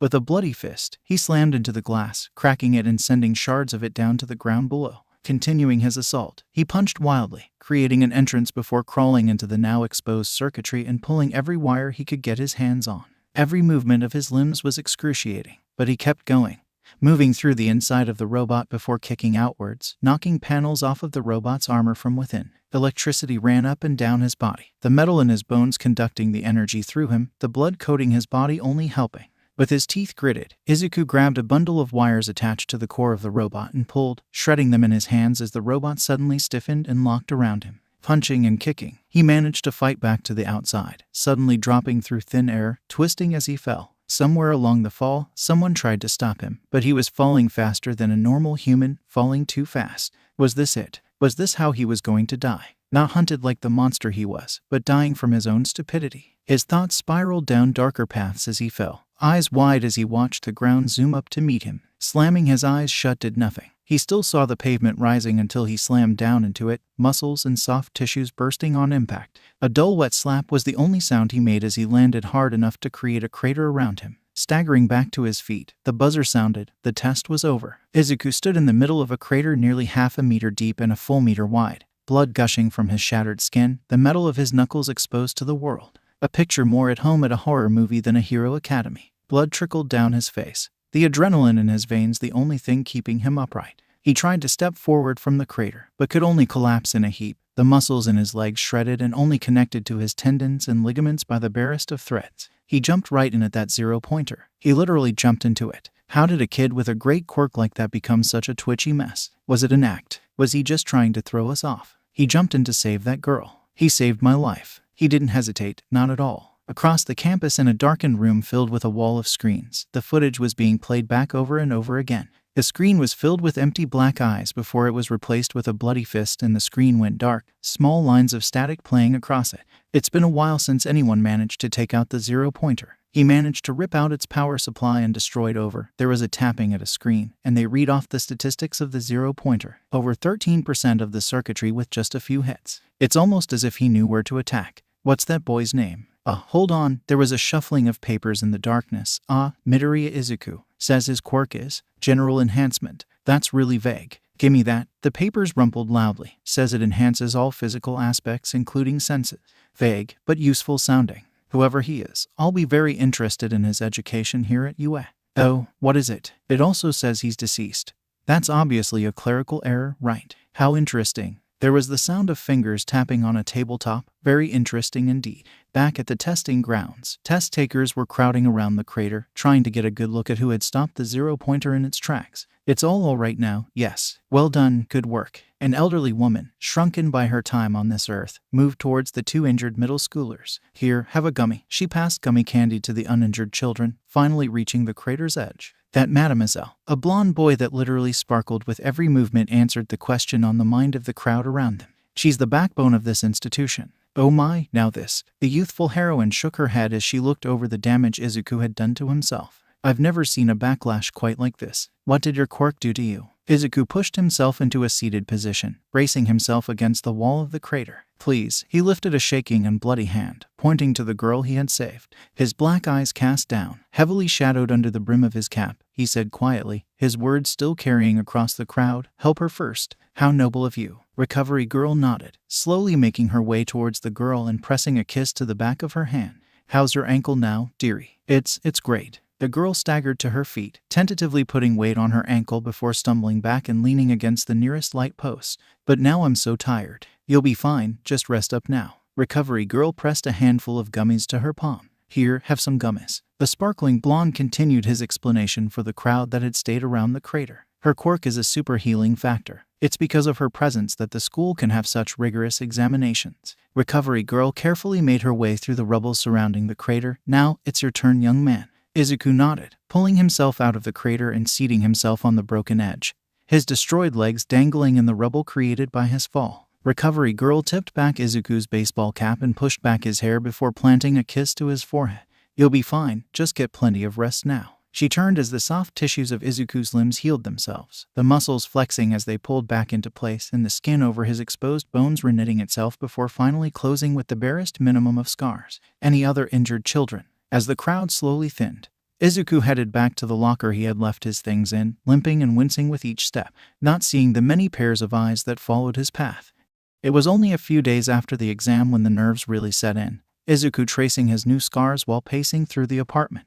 After about an hour of pacing, his mother would generally try to catch his attention and find something for him to do, but today she was working a double shift, and Izuku's anxiety was only growing. He was confident that he had gotten in. His rescue points would all but guarantee that, but he couldn't help but second-guess everything he had done. Not wearing his sunglasses, kicking the other boy, helping Shinsu, even saving that girl. Could he have done things better? Would being selfish have changed his score? With a frustrated sigh, Izuku grabbed his wallet and beeper, pulling on a dark green baseball cap before he left and locked the door behind him. He needed to get out for a bit before he drove himself crazy with his anxiety. Keeping an eye on the traffic cameras and assorted recording devices, he headed down towards the newsstand, hoping that the latest issue of Off the Record could cheer him up. There was supposed to be an expose on the collapse of the Second Great American Confederacy, and the part that Quirks had played in the liberation of its people. Even if it couldn't take his mind off of his worries, at the very least, he could get a good kick out of a poorly sourced article. Keeping his eyes on the pavement, he pulled out his wallet as he approached the newsstand, exact change at the ready, just like always. Sure, keeping his newsstand habits predictable wasn't the best idea, but he needed some stability. Once the cheap piece of print was in his already ink-smudged grasp,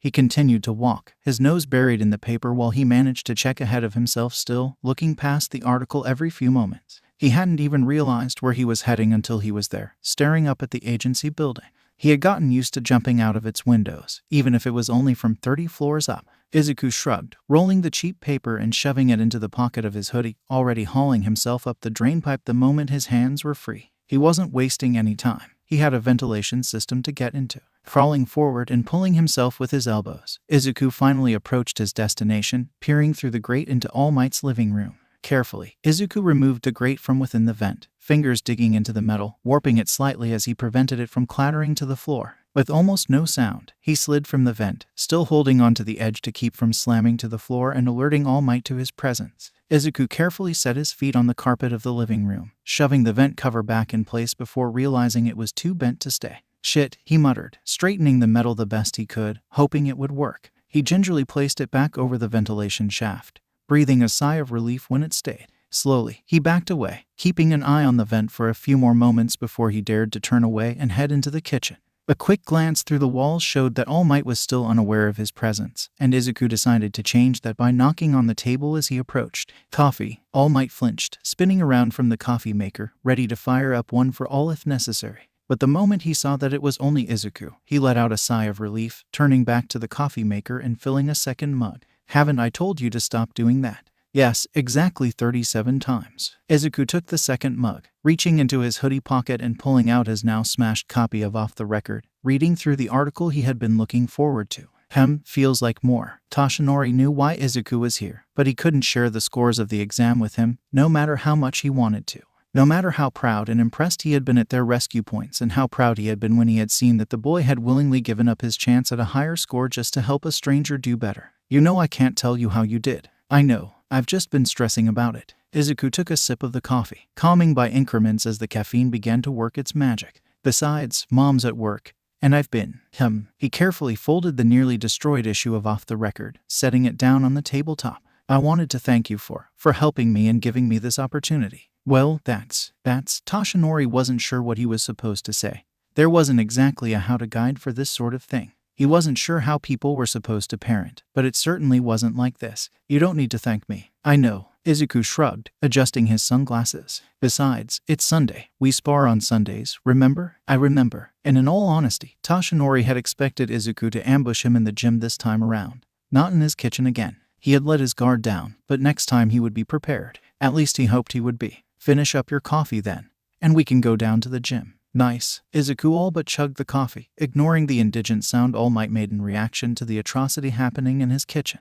Wiping his mouth with his sleeve, Izuku narrowed his eyes. What? Toshinori looked away from the disaster of a teenager. Nothing. Izuku stood, taking the now empty coffee mug to the sink and quickly washing it. So you don't think I just committed a crime against coffee? He carelessly dried his hands on his jeans, picking up the folded issue of Off the Record and put it back in his pocket. Well, maybe not those exact words, but close enough. All right, you're not exactly wrong. I have no manners, and my social skills are comparable to those of a rabid sewer rat. With that, Izuku left the kitchen, heading back to the vent he had come in through. Don't go in the vent, Toshinori said exasperatedly. I have to. Izuku pulled off the vent cover, tucking it under his arm while pulling himself back into the ventilation shaft. After all, it would be very suspicious if the security cameras on this floor saw me came out of the front door but had never actually been seen going in the first place. Grinning, Izuku pulled the vent cover back into place, slowly shimmying back until he was hidden by the shadows within the metal. With a loud sigh, Toshinori shook his head. I hate that you're right about that. From somewhere within the wall, Izuku called out, you'll find I'm right about most things. Toshinori rubbed his temples. What had he been thinking training this kid? Now, hit me with your best shot. Toshinori had fired up one for all at nearly the exact moment Izuku had tumbled out of the ceiling vent in the gym, prepared to ramp up the boy's training. Izuku blinked slowly, scratching at the scars on his knuckles. Are you sure that's a good idea? No, but still do it. Izuku shook his head, pulling back a scarred fist before putting as much power as he dared behind it and letting it fly. But where he had aimed was now only empty air, the looming presence of All Might having moved behind him. Instinctively, Izuku kicked backward, again, only meeting empty air. Each and every one of his strikes hit nothing. All the while, the thoughts he could perceive gave him no insight on what was coming next. But then came the randomly thrown objects and it clicked. Oh, now he understood what was going on. Multi-sense training. He couldn't rely on getting insider hints to fights, and he couldn't let himself get distracted in the middle of a battle. Izuku gritted his teeth, continuing to chase All Might's movements with flying fists and feet, ducking the random projectiles and using his vision to check their contents, trying not to get thrown off by the sensory overload. He dodged a telegraphed punch, internally screaming. Another ducked punch followed by a box holding a single egg. You could have. This time it was Izuku throwing a punch that was easily dodged. Just said this is what we were doing. Where's the fun in that? Toshinori barely held in a laugh, dodging a sloppily thrown kick. This is not fun. Izuku ducked, twisting around and finally managing to land a hit. Unfortunately, it was only on his arm. And it also had no impact, so small victories that aren't really victories. Don't lie, this is fun. You're the one lying. Izuku dropped into a squat, popping back up and twisting in the air and dropping back down with one leg extended, managing to catch All Might in the shoulder. Good kick, young Midoriya. The two continued the spar until All Might ran out of objects to throw and Toshinori signaled for a timeout, taking a step back and dropping his hold on One for All. All right, time. He rubbed at the bruise forming on his shoulder. You got some good hits in. Izuku scoffed, picking up one of the boxes and tossing it aside. The egg was scrambled. What's next? Mentally screaming. Wait, hold on. Toshinori raised a finger, trying to parse that out. Does the mentally screaming thing actually, mess with telepaths? Izuku stared in disbelief, not sure where the breakdown in understanding was coming from. Yes, you're screaming. Who wouldn't be affected by that? But it's mentally, and I still hear it, Izuku said slowly. What wasn't being understood here? How many people do the whole time to check for mind readers thing whenever they're in a crowd? Toshinori had definitely done that at one point, but that was before he actually had met any telepaths. Too many. Izuku wiped the sweat from his brow, frowning slightly. At least 10 at a time. That sounds annoying. Imagine 10 people screaming in your ear at top volume randomly. Oh, when you put it that way. Toshinori shook his head, appalled at the thought of what was a joke for most people being a living hell for those who could read minds. Izuku raised a hand. Hold on. I'm gonna grab a glass of water, be right back. He ducked out of the training room and into the small kitchen, opening the window and getting some fresh air before grabbing a glass off of the countertop and filling it at the sink. He chugged the glass, wiping his face on his sleeve before filling the glass again. Who is that? They look scary. Shock flooding his system. Izuku stopped, still holding the glass under the faucet, water beginning to overflow as he tried to pinpoint where the thoughts were coming from. Sir said they were imposing, but I didn't believe him. Izuku slowly set down the water glass into the sink, turning off the faucet and lowering his sunglasses.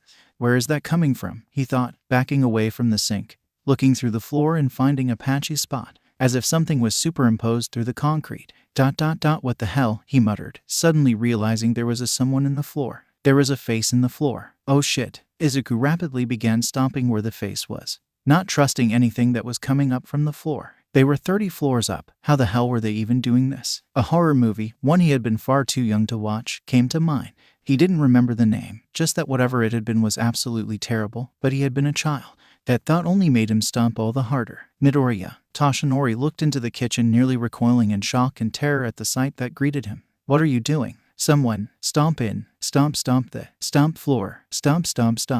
Toshinori just stared, taking a moment to process everything. I don't have anything to say to that. He continued to stare, suddenly realizing what was happening. You should probably stop doing that. No, Izuku continued his stomping barrage. Shadow operative. No, successor, the fading hero loudly countered, finally making the connection between someone in the floor and the recommended successor with a phasing quirk that Sir Night-Eye had mentioned. Izuku froze, one foot still lifted and ready to slam back down. Oh. He stepped back, lowering his foot. Well, why didn't you just say that? Toshinori threw his hands up. I didn't think I had to. Izuku shook his head, raising one finger as he imparted a piece of advice. Always assume that I need to be told what's going on. You know that my memory sucks.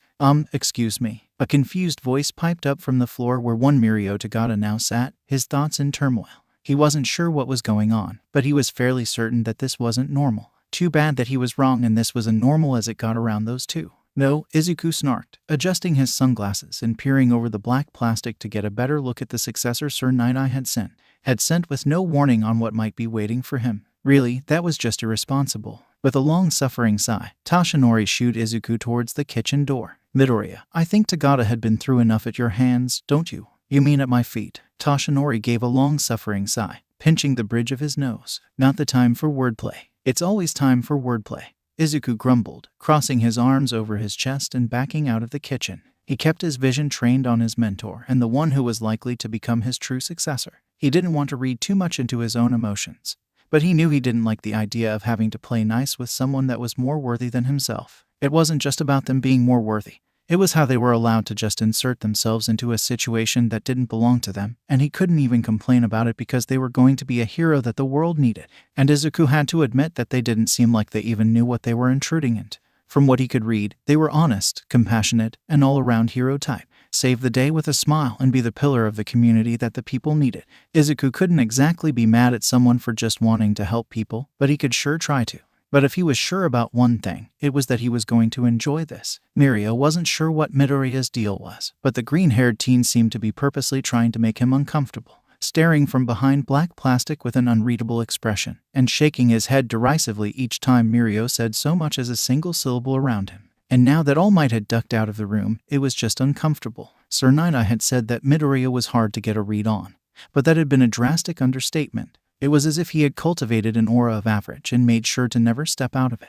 Hi, I'm Tagata Mirio. He extended a hand only to be stared at until he retracted it. Why? Mirio blinked in confusion, not sure what was happening. Excuse me, Midoriya Izuku muttered, crossing his arms and continuing to stare. So, Midoriya-kun, how do you know All Might? Mirio avoided the gaze that he couldn't actually see, the air all but boiling around the younger teenager. It was intense and kind of awesome. Izuku shrugged, adjusting his sunglasses and flipping through Mirio's thoughts like pages of a book. Surrogate father. Well, sort of. Oh, all right. Mirio now had more questions than answers. How does someone end up with All Might as a surrogate father? Izuku snorted, covering his mouth with his hand. The scenarios Mirio was coming up with were absolutely ridiculous, entertaining, but still ridiculous. His favorite might be him being some sort of troubled vigilante that had been taken in off the streets and trained to be a real hero.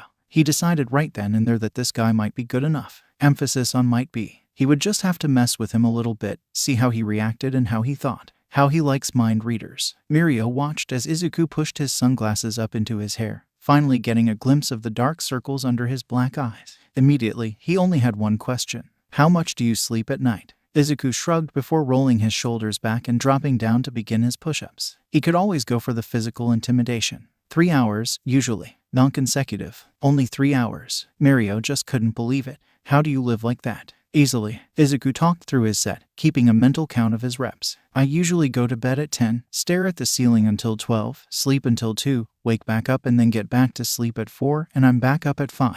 That sounds terrible. Mirio froze, one of his hands still raised in the air as he processed what had just happened. Wait a minute. What? Izuku shook his head, sweat dripping down his face as he continued. He had to act like this was normal, like the thought of sharing this sort of thing with a stranger was okay. Maybe the physical intimidation wasn't just intimidation. Maybe he was trying to keep his mind off his own fear. Mirio slowly pointed at Izuku with shaking hands. He just answered a question. Yes, I did. Super casual. He definitely didn't sound like he was strangling to death. Good going. A question that I hadn't asked yet. Izuku rolled his eyes, pushing through the 50th rep. What's your point here? Can you read minds? Mirio asked excitedly. He had never met someone with actual mind reading before. Is that the right term for it? Mind reading. Yes, that's the right term for it. Izuku pushed himself towards the end of his set, ignoring Mirio's excited outburst beside him. With shaking arms, he pushed past the 60th repetition, the weight in his bones not really helping him out at all. However, some others prefer telepath, or maybe they like empath, or there are those that prefer esper, so don't bandy mind reader around as a catch-all for mental-based quirks. Passing his 70th push-up, Izuku dropped down to the floor, rolling onto his back and trying to work some feeling back into his numb arms. Mirio pointed at Izuku's scarred hands, seeing scars that continued up and under the cuffs of his hoodie. How did you get all those scars? Izuku flicked his sunglasses back down over his eyes. I'd prefer not to answer that. Oh, sorry. Mirio looked away awkwardly. Personal question? Yes. Izuku climbed back to his feet, rolling his ankles and trying to stretch out his muscles. Abruptly changing the subject, he asked, what's your record in the 50-meter dash? About 6 seconds. Mirio frowned. Why? Izuku jerked his head, meandering to the track that surrounded the gym, setting up the sensor that could accurately capture his top speed and time. He only used it because it wasn't on any network and couldn't record images. How about this? If you can beat me, you can actually talk to me, and I'll answer your questions. He dropped down into a sprinter's start, getting his feet into the blocks and barely hiding the grin on his face. There was no way in hell Mirio would beat him, but Izuku had something in the works. Izuku waited until Mirio was in place before beginning the countdown. Ready, ready. Mirio wasn't sure what the other teen was planning, but there was no way he was faster than him, right? To be faster than that would be near the past Olympian standards. Sure, Quirks had changed things, but not that much. Set. Izuku shifted his shoulders, narrowing his eyes behind black lenses. Go. With that, Izuku dashed forward with enough force to crack the starting blocks, immediately gaining a head start and all but thundering down the track. He put as much strength in his legs that he could, enough to strain his muscles but not tear them off his bones. Just one more stride and Izuku was over the 50-meter mark. That's what I'm talking about. He laughed, watching as Mirio came in nearly an entire 3 seconds behind him. The sensor printed out the results. Izuku, 4.35 seconds. Mirio, 6.92 seconds. What? Mirio threw his hands up. How are you that? Wait. His mind raced to catch up with what this meant. You knew I couldn't beat you. He couldn't believe he got duped by a 15-year-old. Yes, I did. All right, that's no fair. Fine, let's go with... Izuku paused, looking over the gym equipment before his gaze landed on the perfect test. Sandbag. If you can beat my swing, I'll actually talk to you. Mirio crossed his arms, mumbling to himself while following Izuku. Why do I feel like this is rigged? Izuku shrugged, hiding his grin in his shoulder. Beats me. Was that a pun? Mirio shook his head, rolling his shoulders back and raising his fists, taking a few experimental jabs before slamming his fist into the bag hard enough to send it swinging back on its chain. Nearly a meter. Beat that. Izuku said nothing, pulling off his hoodie and squaring up, catching the bag with one hand and steadying it. He adjusted his stance, making sure he would have a clean follow-through before he pulled back his fist and hit the bag so hard one of the seams burst, sending sand and bits of leather through the gym. Holy hell. Mirio stared in awe as the shreds of the bag came fluttering down, the mound of sand spreading until the bag was empty. Izuku grinned, adjusting his sunglasses. So, looks like I'm still not talking to you. All right, you can't be good at everything. Why not? Throwing his hands in the air, Mirio exclaimed, because it's impossible. Crossing his arms, Izuku responded cockily, all right, then, give me a challenge, and I'll do it better than you. You're on. I leave the room for 5 minutes, and you destroy the place. Toshinori took in the wreckage that had once been the gym, the destroyed sandbag, the cracked starting blocks on the track, the actual crater in the track, the missing paneling on the walls, and the flickering lights. Izuku had Mirio pinned in a wrestling hold that looked quite painful. It was as if a tornado had torn through the room, but it was no tornado. It was a useless teenage showdown that had ended in a wrestling match that had no holds barred. Do I want to know what happened in here? All you need to know is that I am not sorry. Izuku stood and shook the sand from his hair, peeling a piece of leather from the sandbag away from his face. Mirio just stayed where he had been pinned, brushing sand from his face before slapping the floor with both of his hands. This isn't fair. You're just jealous, Izuku retorted, brushing down his clothes. I am though, Mirio muttered as he climbed back to his feet and struggled with the sand that covered him before he gave up and used his quirk for less than a full second, the sand and debris falling straight through him. Toshinori took a deep breath that did nothing to calm him in the face of all the destruction.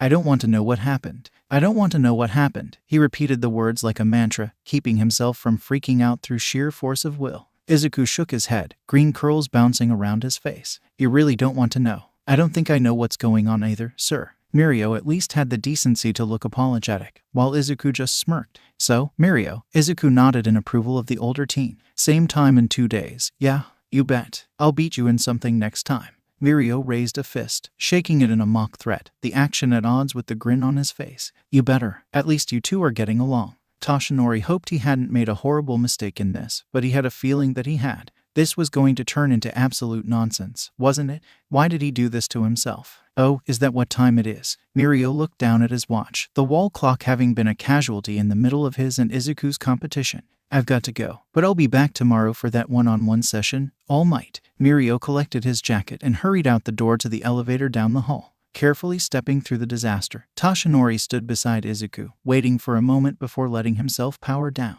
So, Midoriya, what do you think of him? I think, Izuku rubbed at his scarred knuckles, watching Mirio's retreating form through the floor. I think that he's the best possible person to get your quirk. He tapped his temple. After all, I had an insider view and let me tell you, everything Sir Knight I thought about him barely scratches the surface. Oh, really? Really? Izuku nodded, crossing his arms over his chest. Someone with a personality like that is 1 in a billion. So, of course, there's still 7 or something just like them, but that's not the point. Izuku wasn't sure what the current population point was, and he was also bad at math, so he hoped his numbers were right. You're saying I should take him on as my successor. Toshinori hadn't expected Izuku to accept the other teenager so quickly.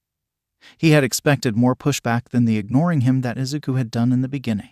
Then again, he hadn't expected the two of them to destroy the gym either, but small victories. Yeah, Izuku drummed his fingers on his bicep, holding back a laugh as he looked over the damage the two of them had done. He's good, that's the only word for it. Little gullible, but that's no big deal. You tricked him into doing something, didn't you? Toshinori wasn't even asking. He just knew that Izuku had done something like that. Whoa, Izuku waved his hands around in an attempt to fend off the accusations. You can't prove anything. That's because you put electrical tape over all of the security cameras in here. Yup. Izuku stooped down and picked up his hoodie from the floor, shaking it out and pulling it back on. You know I'm going to stalk him now, right? I expect nothing less, Midoriya. Izuku nodded, just making sure you're aware. You know, that way when you're asked you can panic and pretend you don't. Toshinori chuckled. Not even going to give me the benefit of playable deniability. Now, why would I do that? Izuku grinned up at the hero, attempting to school his expression into one of innocence and failing horribly. Well, I've got to get back. Mom should be home in about an hour, and I want to be there when she gets back. Izuku headed to the vent he had come in from, laughing internally at the lack of protest towards his choice of exit. At least it's not the window this time. From in the vent, Izuku called out, "There's always next time," getting a loud groan in return. With a grin on his face, Izuku headed home. His letter should be there tomorrow, and he wanted to get more than just 3 hours of sleep for once. Izuku, Inko sounded worried, and she had a decent reason to be. After all, Hisun was gazing into the eyes of the fish he had eaten for dinner, and he had either achieved nirvana or he was having a crisis. Behind his lenses, Izuku continued to stare blankly ahead. Yeah, stop staring at the fish. Oh, Izuku blinked slowly, not changing the direction of his gaze. You're still doing it, dear. The word was stilted, uncomfortable to force out. Right. Izuku dropped the fish skeleton back to his plate, pushing his hands against his closed eyes and pressing the heel of his palm in until he saw spots. Right. He paused, turning to his mother with a worried look that was hidden behind his hands. What if I don't get in? What if they know I'm not normal? What if? Inko snapped her fingers, grabbing her son's attention. Enough what ifs, Izuku. You and I both know that you made it. After all, what kind of hero school would turn away someone who tried to save people? Not a very good one, Izuku said, quoting the words his mother had drummed into his head the past few days. Even if each time she said them Izuku knew she thought she was lying. Exactly. Inko nodded and stood from the table, using her quirk to collect the dishes. Now, go sit on the couch and try to relax. Izuku nodded, pushing out his chair and heading to the living room. However, instead of relaxing, he immediately began to pace across the floor, chewing at his lip as he walked. The letter was going to be coming to the apartment instead of his Hasupo box, and Izuku could barely quantify how anxious that made him. He could be found through this. Was he making a mistake? Was this going to get him killed? Izuku, it's here. The letter is here. Izuku froze, one foot still raised before he took the letter in shaking hands. Slowly, he sat on the couch, sliding one of his fingers under the flap of the envelope. Here goes. He closed his eyes and turned his head away from the envelope as he opened it, not daring to look within. With a clatter, a small mechanical device, a holographic projector, fell onto the tabletop. Huh, I am here. As a projection. Is that all might? Inko sat beside Izuku on the couch, watching the projection. He looks good. Who am I kidding? He always looks good. Izuku covered his ears, even though that would do nothing against his mother's thoughts. Inko, no, that's gross. Inko shook her head. I'm not sorry. It's been hard keeping your results from you. There's been much to review. The projection bowed. At least Izuku assumed it did. The light wasn't exactly something he was able to see easily. As you know, I'm in town for one reason only, to teach at UA. There was a pause, and somewhere in the projection, Izuku thought he saw movement. What's that? Hurry up and get to the point. Right. I'll tell him later then. I still can't believe you're training with all might, Inko whispered, immediately being shushed in response. Even if you have a perfect score on the written exam, only having 15 points in the practical isn't enough to pass. Izuku's heart sank, and his stomach burned with nerves. He knew there was more coming, but he didn't know if it would be good or bad news at this point. But that's not all. Your attention, please.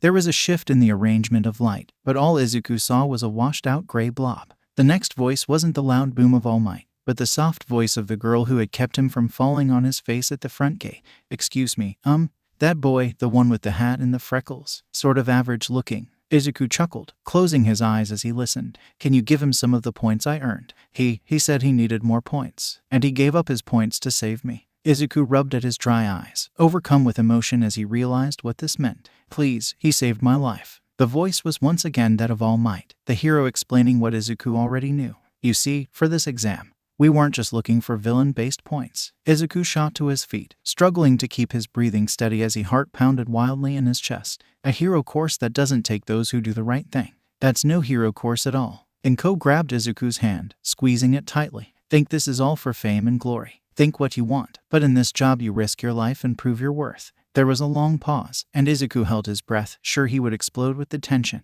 Rescue points were also a factor here. Another way for UA to test you. 60 rescue points for Midoriya Izuku. With your 15 villain points and 60 rescue points, you're at 75. You're in, kid. Come on, Midoriya Izuku. This is your hero academia. Izuku froze, falling back to the couch bonelessly while his mother pulled him close and wrapped him up in an uncomfortable hug. He couldn't focus on her words, but he awkwardly returned the embrace, his shoulders shaking with silent dry sobs, a giddy grin on his face. He was going to UA, and he was going to get to follow his dream. He just hoped he wouldn't stand out too much. In the bathroom, Izuku stared uselessly at the mirror, unable to see his reflection as he attempted to tie his tie correctly. Giving up after his fifth attempt left him with a tangled mess of artificial silk. Ugh, he yanked off the tie, not even knowing the color before he dropped it onto the bathroom counter. Bracing himself against the mirror, he tapped his forehead against the cold glass, breath fogging the surface. Get it together, Izuku. Stop freaking out. Why can't you just be normal for once? Running his fingers through wild green curls, he smiled shakily. It's not like he could see if he was making it better or worse. Good enough, he shrugged, picked up his sunglasses and was out the door in a heartbeat.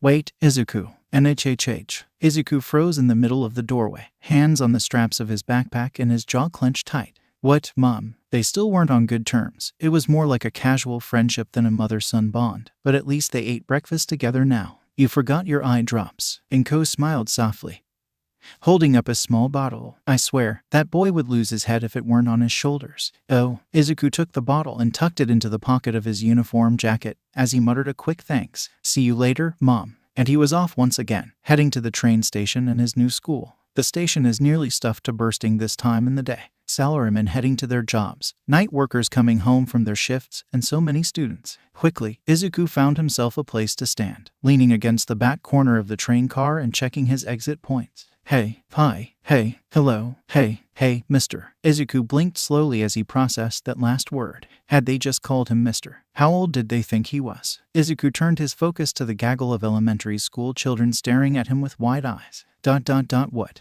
Are you in high school? What school? Do you want to be a hero? Why are you wearing sunglasses? What's your quirk? Is it strong? Is that why you have the sunglasses? Why is your hair green? Does it help with your quirk? Hey, Izuku's eye twitched as he barely weathered through the storm of questions. I'm going to UA, he said flatly, his statement sending a wave of awe through the group of children. So you do want to be a hero? A young girl with a frog-like appearance looked up at him with wide eyes. My sister is going to UA, too. Really? That's exciting, isn't it? Izuku didn't know why all children seemed to like him. It was like a curse. All adults, all animals, even the forces of nature seemed to find him unsettling and unnatural. But it never seemed to affect kids. Next time he took this train he was riding in the undercarriage. Just cling to the axle and try not to fall off or derail the train car. He managed to make awkward conversation with the elementary schoolers until they reached their stop. The moment they were off, he slumped against the corner behind him, breathing a sigh of relief. Kids might like him, but he had no idea how to deal with them. The last few stations flew by in a blur, and before he was ready, Izuku was once more outside the gates of UA. He clutched the straps of his backpack tightly, making up his mind on how he wanted to run this out. He didn't want to make too much of an impact, but he also couldn't get caught on camera. Adjusting his sunglasses, he made a decision, veering away from the gate and towards the trees lining the buildings across the street from the walls. Squatting down, he put enough power behind his jump he worried he might finally destroy his ratty red shoes. Once in the tree, he made a few more small jumps to reach the rooftop, immediately heading to the far side and breaking into a sprint, leaping at half power once he reached the edge. It was a good thing most people don't think to look up when going about their daily lives, or his plan wouldn't have worked so well. Landing with an impact enough to permanently compress the soil and kill the grass to the root, Izuku managed to stick the landing, knees bent and wobbling slightly. Nervously fiddling with his sleeves, he went around the west side of the building, looking for a drain pipe or a gutter or even a smooth column he could grab onto. Didn't matter what it was, as long as he could climb it. Right there, an easily reachable window ledge. And isn't that convenient? All of the windows are within reach of the other, almost too easy to climb. Izuku rolled his shoulders back, checking for any familiar thoughts before he began his ascent. He made his way to the second floor, pulling himself into the closest window. Hello. Present Mike wasn't sure whether to hide behind the desk or to face this intruder who had just pulled himself into the window like a spider on cocaine. Wait, is that the kid who ripped his own muscles apart to take on the zero-pointer? Damn, he's a lot shorter than I expected. Izuku flapped one of his hands in the voice hero's general direction, thinking about his plan of action.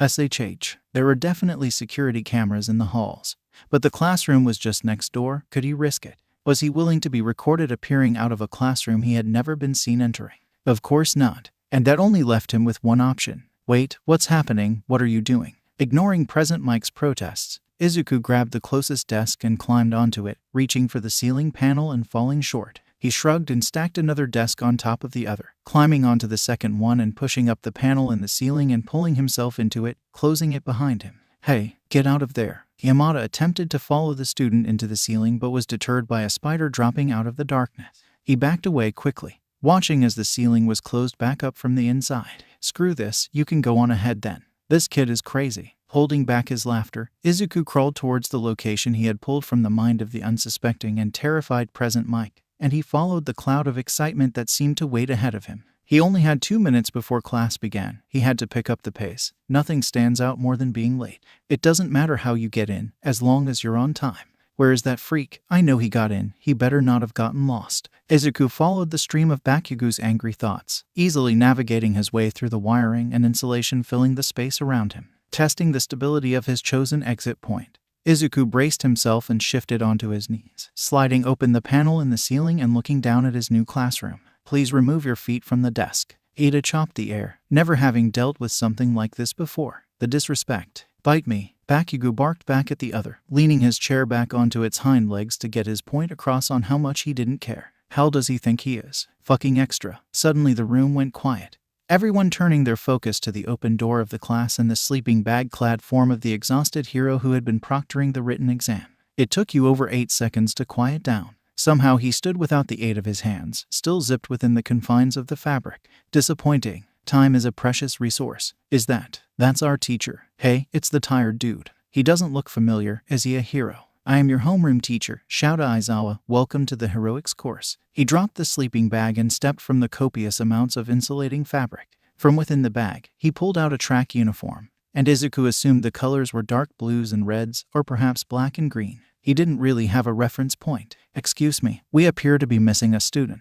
Izuku took that as his cue, tipping forward through the open panel, dropping out of the ceiling and landing in a crouch beside an empty desk. He straightened up, brushing dust and bits of wood from his uniform before quietly muttering, "Don't worry, I'm here." "HH. Holy shit. Murd. What is that?" "Oh, hey Midoriya." Shinsu did his best to give a casual nod, but it was ruined with the intensity that he stared, obviously impressed with the dramatic entrance the other had made. "Who does that? How did he even get in there?" Bakugo sneered up at Izuku, pretending he wasn't glad he had made it in time. "Finally someone worth my time." "You made it, freak. Was starting to worry you wimped out." Aizawa cleared his throat. "Midoriya Izuku, glad you decided to join us today. So, that's the kid that scored second on the entrance exam.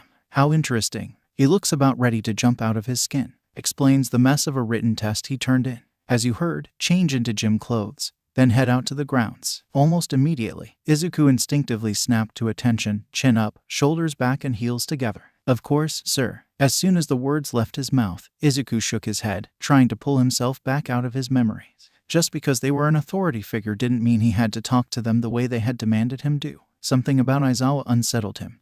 The orderly and rational nature of his thoughts. Just like a doctor, Bakugo stood and kicked at Izuku's ratty red shoes, pulling his attention onto him. "Where's your tie, loser?" "Where's yours?" Izuku let a grin he let few people see onto his face, not missing the positive reaction in Bakugo's mind. "TCH." Bakugo rolled his eyes. He wasn't about to say that the tie ruined the look he had going on. So instead he simply said, "Your hair looks like shit." He checked him with his shoulder as he stepped by him, ignoring the protests of the other students as he pushed past them on his way to the door. "Thanks." Izuku shook his head, turning to leave the classroom and running face first into Ida Tenya's chest. "Shit, sorry Ida." He quickly adjusted his sunglasses from where they had slid down his face, making sure nobody could catch a glimpse of the flat black beneath. "How does he know my name?" "No matter." Ida brushed off his wandering thoughts, turning to Izuku with determination in the forefront of his mind. "Midoriya, you perceived the true nature of that exam, while I did not. I judged you harshly and jumped to conclusions when I should not have. Please, accept my sincerest apology." Ida bowed. Izuku lifted his hands, trying to still their anxious twitching, and backed away slowly. Okay." He glanced at the door, then back to the remaining students to see Shinsu barely holding in a laugh, and now he knew he would get no help in this situation.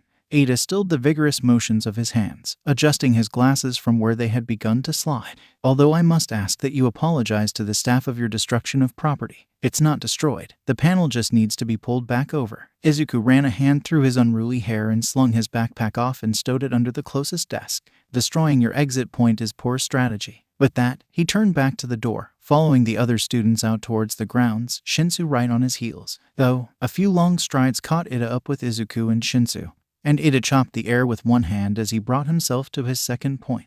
"Well then, I will have to ask that you don't disrespect the uniform of this prestigious academy with your lack of tie, those sunglasses, and those disgusting shoes." "Hey, I happen to like these disgusting shoes," Izuku grumbled, unbuttoning his jacket as he followed the others down the hall, ducking behind Shinsu as he passed the one camera in the hall. "I like your shoes too, Midoriya," Shinsu added, a small smirk twisting his lip. "But I like your sunglasses better." "Hey, loser, maybe you show him why it is you wear those stupid things," Bakugo called out from the front of the group, a malicious leer on his face. "You're better than him, do it." "Maybe you do," Shinsu nodded, his smirk growing in anticipation. "Do it, knock him off his high horse." "Maybe I don't." Izuku shook his head, uncertain if making his future classmates sick on the first day would be the best idea. He followed the rest of the boys into the locker room, ignoring the thoughts that focused on what he might be planning to do. "Do it, freak. Don't let him talk to you like that. Stand up for yourself." "Come on, Midoriya. Do it for the rest of us with weird quirks." "You fight dirty, Shinsu," Izuku muttered as he tossed his jacket into the closest locker. Turning back to Ida with a bland expression, he carefully hid his thoughts. "All right, what would it take to convince you that I need these?" He tapped on the frame of the glasses, the dark plastic somehow making his unnatural presence even stronger. Ida frowned, not sure where this line of inquiry was going. "Nothing. There are no circumstances that would require you to wear sunglasses with your uniform." Izuku rolled his eyes behind the black lenses. He was starting to think he might enjoy what he was about to do. He really did like proving people wrong. "Well, are you sure about that?" "Positive." Goaded on by the thoughts of Shinsu and Bakugo, their ideas almost worrying in their similarity, Izuku rested his fingers on the frames of the glasses, slowly lowering them to expose the flat black void he hid away from the rest of the world. HRMPHK. Ida quickly succumbed to the effects of the radiation, and he clamped a hand over his mouth before rushing to the closest trash can and emptying the contents of his stomach into it. Izuku blinked, feeling slightly sick from the awful sound. He pushed a hand against his stomach to try and quell its churning before muttering, "I guess you were wrong then." Huh, Shinsu pointed, tired eyes bright with laughter. That's what you get. Bakugo nodded in approval, lacing up his shoes and heading out of the locker room, clapping Izuku on the shoulder as he passed him. Nice one, you damn nerd. Izuku pushed his sunglasses back up and finished changing into his gym uniform, tugging at the sleeves of the gray. At least it looked gray to him. Athletic wear he wore under it, the thin fabric concealing the worst of his scars from his wrists up to his jawline. His hands were free, the scars on display in a way Izuku wished they weren't, but he couldn't exactly wear gloves all the time. With that on his mind, he left the locker room, tugging on the sleeves of the shirt, wishing he was invisible. The plain-looking boy, the nice girl, Izuku was really going to need to find out her name, waved at him enthusiastically, gesturing for him to stand by her as the other students arrived. You got in, I'm so glad. It was so cool how you took out that robot. Like a hamster. Izuku flushed dangerously, his cheeks burning. A hamster. She nodded energetically, miming Izuku's fight with the zero-pointer. Yeah, in the tubes. Okay. Izuku cast his gaze to the dirt, rubbing the scars on his knuckles in a futile effort to calm himself. He hoped hamster wasn't going to become a common comparison. To distract himself, he took a quick head count, frowning when the number wasn't what he had been expecting. There were supposed to be 20, why were there 21? Interrupting Izuku's thoughts, Aizawa walked to the front of the group, shoulders slumped and posture deceptively lazy. Everyone gather round. Today we'll be conducting a quirk assessment test. The nice girl raised her hand, asking her question almost immediately. Wait, what about the entrance ceremony and guidance sessions? Aizawa brushed her question off with no hesitation, expression hidden behind dark hair and the loops of his scarf. No time to waste on frivolities if you wish to become heroes. What? No way, he's not serious, is he? So this is how they teach at UA. No nonsense. UA is known for the freedom of its educational system. That freedom includes the teachers as well. I don't like the sound of this. What does that mean? Is he being serious right now? Softball pitch, standing long jump, 50-meter dash, grip strength, sustained side jumps, seated toe touch. I'm sure you know the rest. Standard no quirk assessments. Aizawa turned to Bakugo, his expression not giving away his next question. Bakugo, how far could you throw in middle school? 67 meters. Aizawa tossed a softball into Bakugo's hands. Try using your quirk this time. Doesn't matter what you do, just stay in the circle. With a curious tone to his thoughts, but none in his voice, he added, don't hold back. All right, Bakugo nodded, stretching lightly as he planned his throw. I'll add a bit of a blast wave behind it. Bakugo rolled the ball in his hands, coating it with a thin sheen of nitroglycerin, merely molecules thick. He pulled back his arm, putting as much force into it as he dared, a loud shout of die accompanying the throw. A massive explosion burst from his palm, carrying the ball into the air on a mushroom cloud of fire and smoke, and smaller blasts skittered across the ball itself, keeping it in the air until they fizzled out and it began its descent. Die. Is he for real? Isn't that a bit much? Die. Damn, that's intense. With a soft thud and an electronic beep, the ball landed, bouncing then rolling to a stop. It's important for us to know our limitations. Aizawa turned the screen showing Bakugo's score towards the group, a 705.2 meters displayed in bold red. That's the first step in finding out what sort of heroes you're going to be. Whoa, this is awesome. 705 meters. Seriously? So we can use our quirks for real? Man, the hero course is great. This is going to be fun. Awesome. Fun. Aizawa narrowed his eyes dangerously, prompting most of the group to take a step back and away from potential danger. Oh no, I don't like that look. How is my quirk supposed to help me with this? You want to become heroes after learning here for 3 years. And you hope it will be fun and games. Oh, I really don't like that look. Right, the one with the lowest score will be judged to be hopeless and will be immediately expelled. He's bluffing. He wouldn't expel someone on their first day. Izuku glanced to the girl with the ponytail who had thought that, shaking his head slowly. Aizawa wasn't bluffing. He was serious about this. What? No way. Aizawa wore a rabid grin, pushing his hair back from his eyes as he watched the spirits of the potential students fall. Your fates are in your own hands, so welcome to the hero course at UA. Hi. Oh no, oh no, oh no. Izuku patted Shinsu's shoulder, breaking off his mental mantra. He had a plan. He wasn't going to let his new friend be expelled on the first day. While Aizawa explained the concept of plus ultra, Izuku pulled Shinsu to the side. Are you alright? Shinsu shook his head.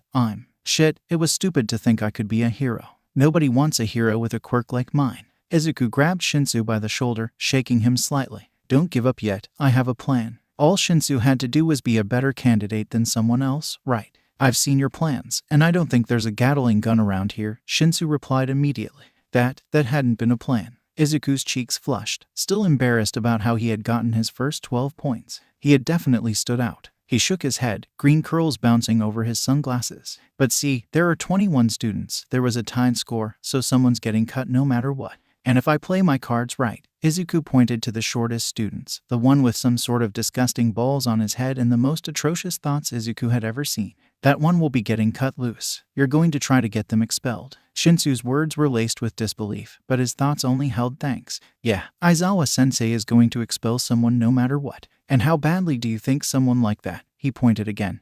This time the subject of discussion was openly ogling assets of the girls around him. How badly would that sort of behavior reflect on the school? Shinsu blinked, a small crooked grin on his face. You're going to cause a scene, aren't you? He had never had someone willing to go that far to help him before. I hate attention, but to help you out. Izuku nodded and gave Shinsu's shoulder a quick squeeze. I'll deal with it. Causing a scene was his backup plan. After all, first was seeding distrust and spreading propaganda. Tell everyone who would listen what he had seen and had heard. Let people draw their own conclusion from the facts. Then came the recruitment of troops and solidifying trade lines. Find others who would join in on his cause, and trade information for information, ideas for ideas. Next came action as a unified force, leading an army to victory. And if that army was only himself and Shinsu, possibly Bakugo, and maybe some of the girls, well, that should be more than enough. As the first students began to prepare themselves for the 50-meter dash, Izuku sidled over until he stood next to Aizawa. He might not like what he was about to do, but if it worked, it would be better for everyone.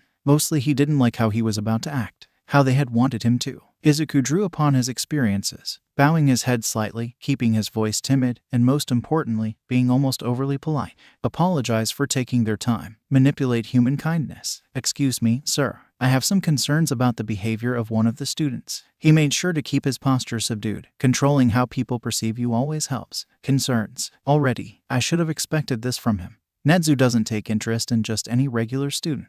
Aizawa frowned, glancing at the boy who had impressed even him with his behavior during the exam.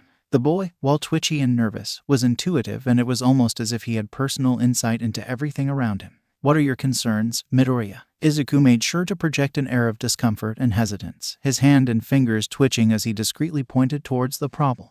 Well, I know this isn't something that UA seems to care about, but that boy was trying to look up girls' skirts before the entrance exam. And now he won't stop staring at their, Izuku paused, plucking at the gray sleeves of his undershirt, listening as Aizawa processed exactly what he meant. It's making everyone uncomfortable, sir. Sorry for bothering you with this, I just didn't know what else to do. Izuku stepped back to the rest of the students, ignoring their murmured questions, instead focusing on his goal. He had planted the first seed of doubt.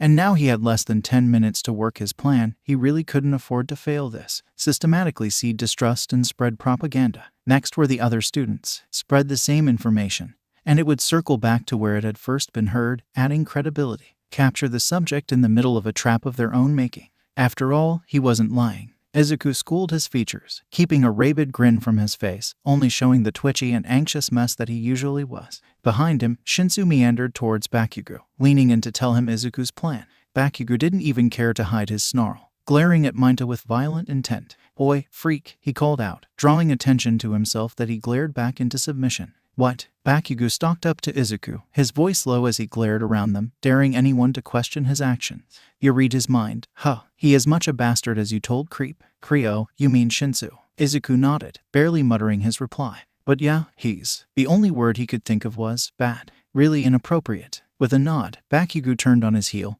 all but stomping back to the group. HMPH, all right, we'll work on this between tests, he said quietly, more for himself than for Izuku. He knew the other could just read his mind if he really wanted to know what he was saying.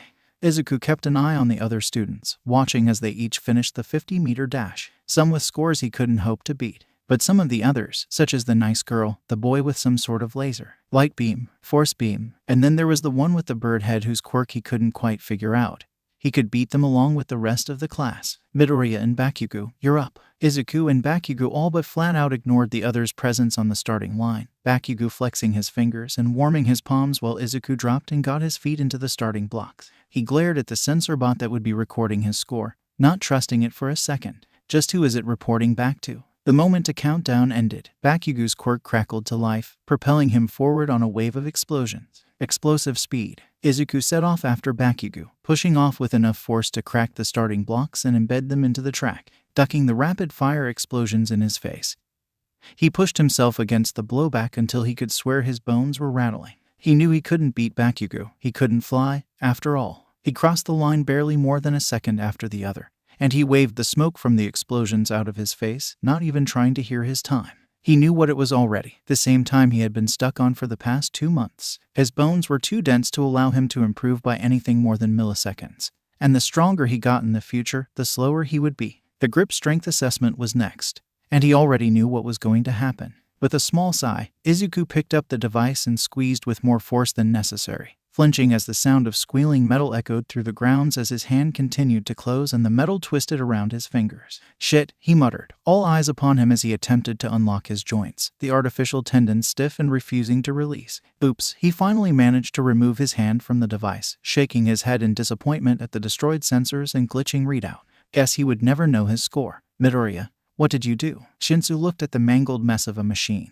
The metal twisted around Izuku's bloody fingers. His own score was only 42 kilograms. What the hell was Izuku's? "Fucking hell, freak." Bakugo shook his head, looking at his own score in dissatisfaction. How was he supposed to compare to that? He frowned, crossing his arms and turning away, sneering at anyone who dared wonder why he was upset. While the rest of the class continued the testing, he stomped over towards the teacher, a complaint already ready to fly. "Oi, sensei." He didn't wait for an answer before he continued. With a sneer, he jerked his thumb at the bastard who was currently making innuendo about grip strength and something else they could grip. "Do something about that pervert before I do." Aizawa raised his eyebrows. This was the second complaint he had gotten about the same candidate, and both were from the top 2 students in the exam. Something was going on here. If he got one more complaint, he was going to have to take action. He watched as Bakugo stalked back towards the rest of the group, glaring at Midoriya in a way that implied a shared history. The rest of the exam was much of the same. Above average results with most of the students and Midoriya somehow managing to break more things. Aizawa had never seen someone manage to punch themselves in the face in the middle of a sustained side jump, but now he could say that he had.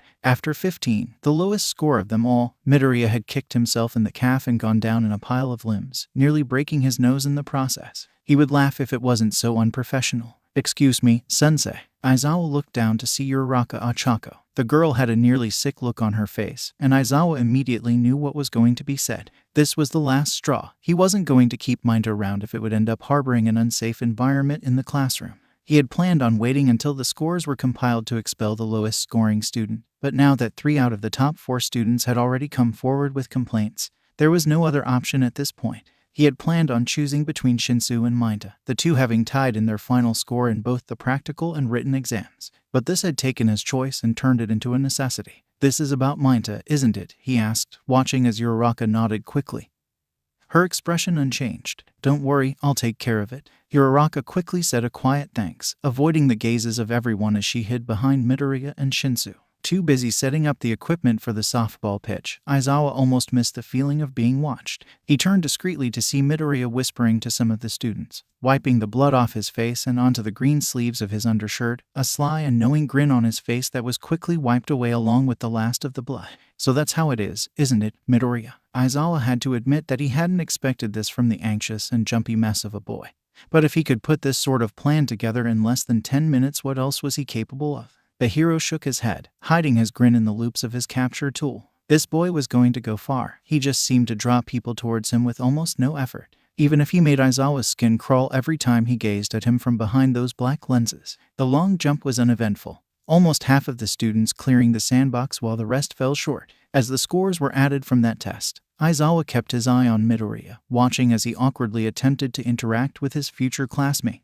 He couldn't quite pin down the kid's quirk, but he could tell that he was holding back. He would have to do something about that. But there were still a few more tests to go, and Aizawa began the scoring for the softball pitch, feigning disinterest at each attempt. Uraraka stood at the pitch, activating her quirk on the ball before she threw it, watching it defy gravity and float off to the stratosphere. Without even that much force behind it, without the shackles of gravity, it flew like a missile, curving east by minuscule amounts. Aizawa tapped at the glitching screen of his phone, trying to make sense of what it said. He shook the phone, hoping it would clear up the scattering pixels before they finally settled on a random assortment of letters and numbers. "What the?" he grumbled, smacking the phone against his palm until it finally settled and made sense. 1 astronomical unit. The distance between the Earth and the Sun. Aizawa blinked slowly, raising and showing the still glitching screen to the group. "Congratulations, you've managed to be the first human to actually launch something into the sun."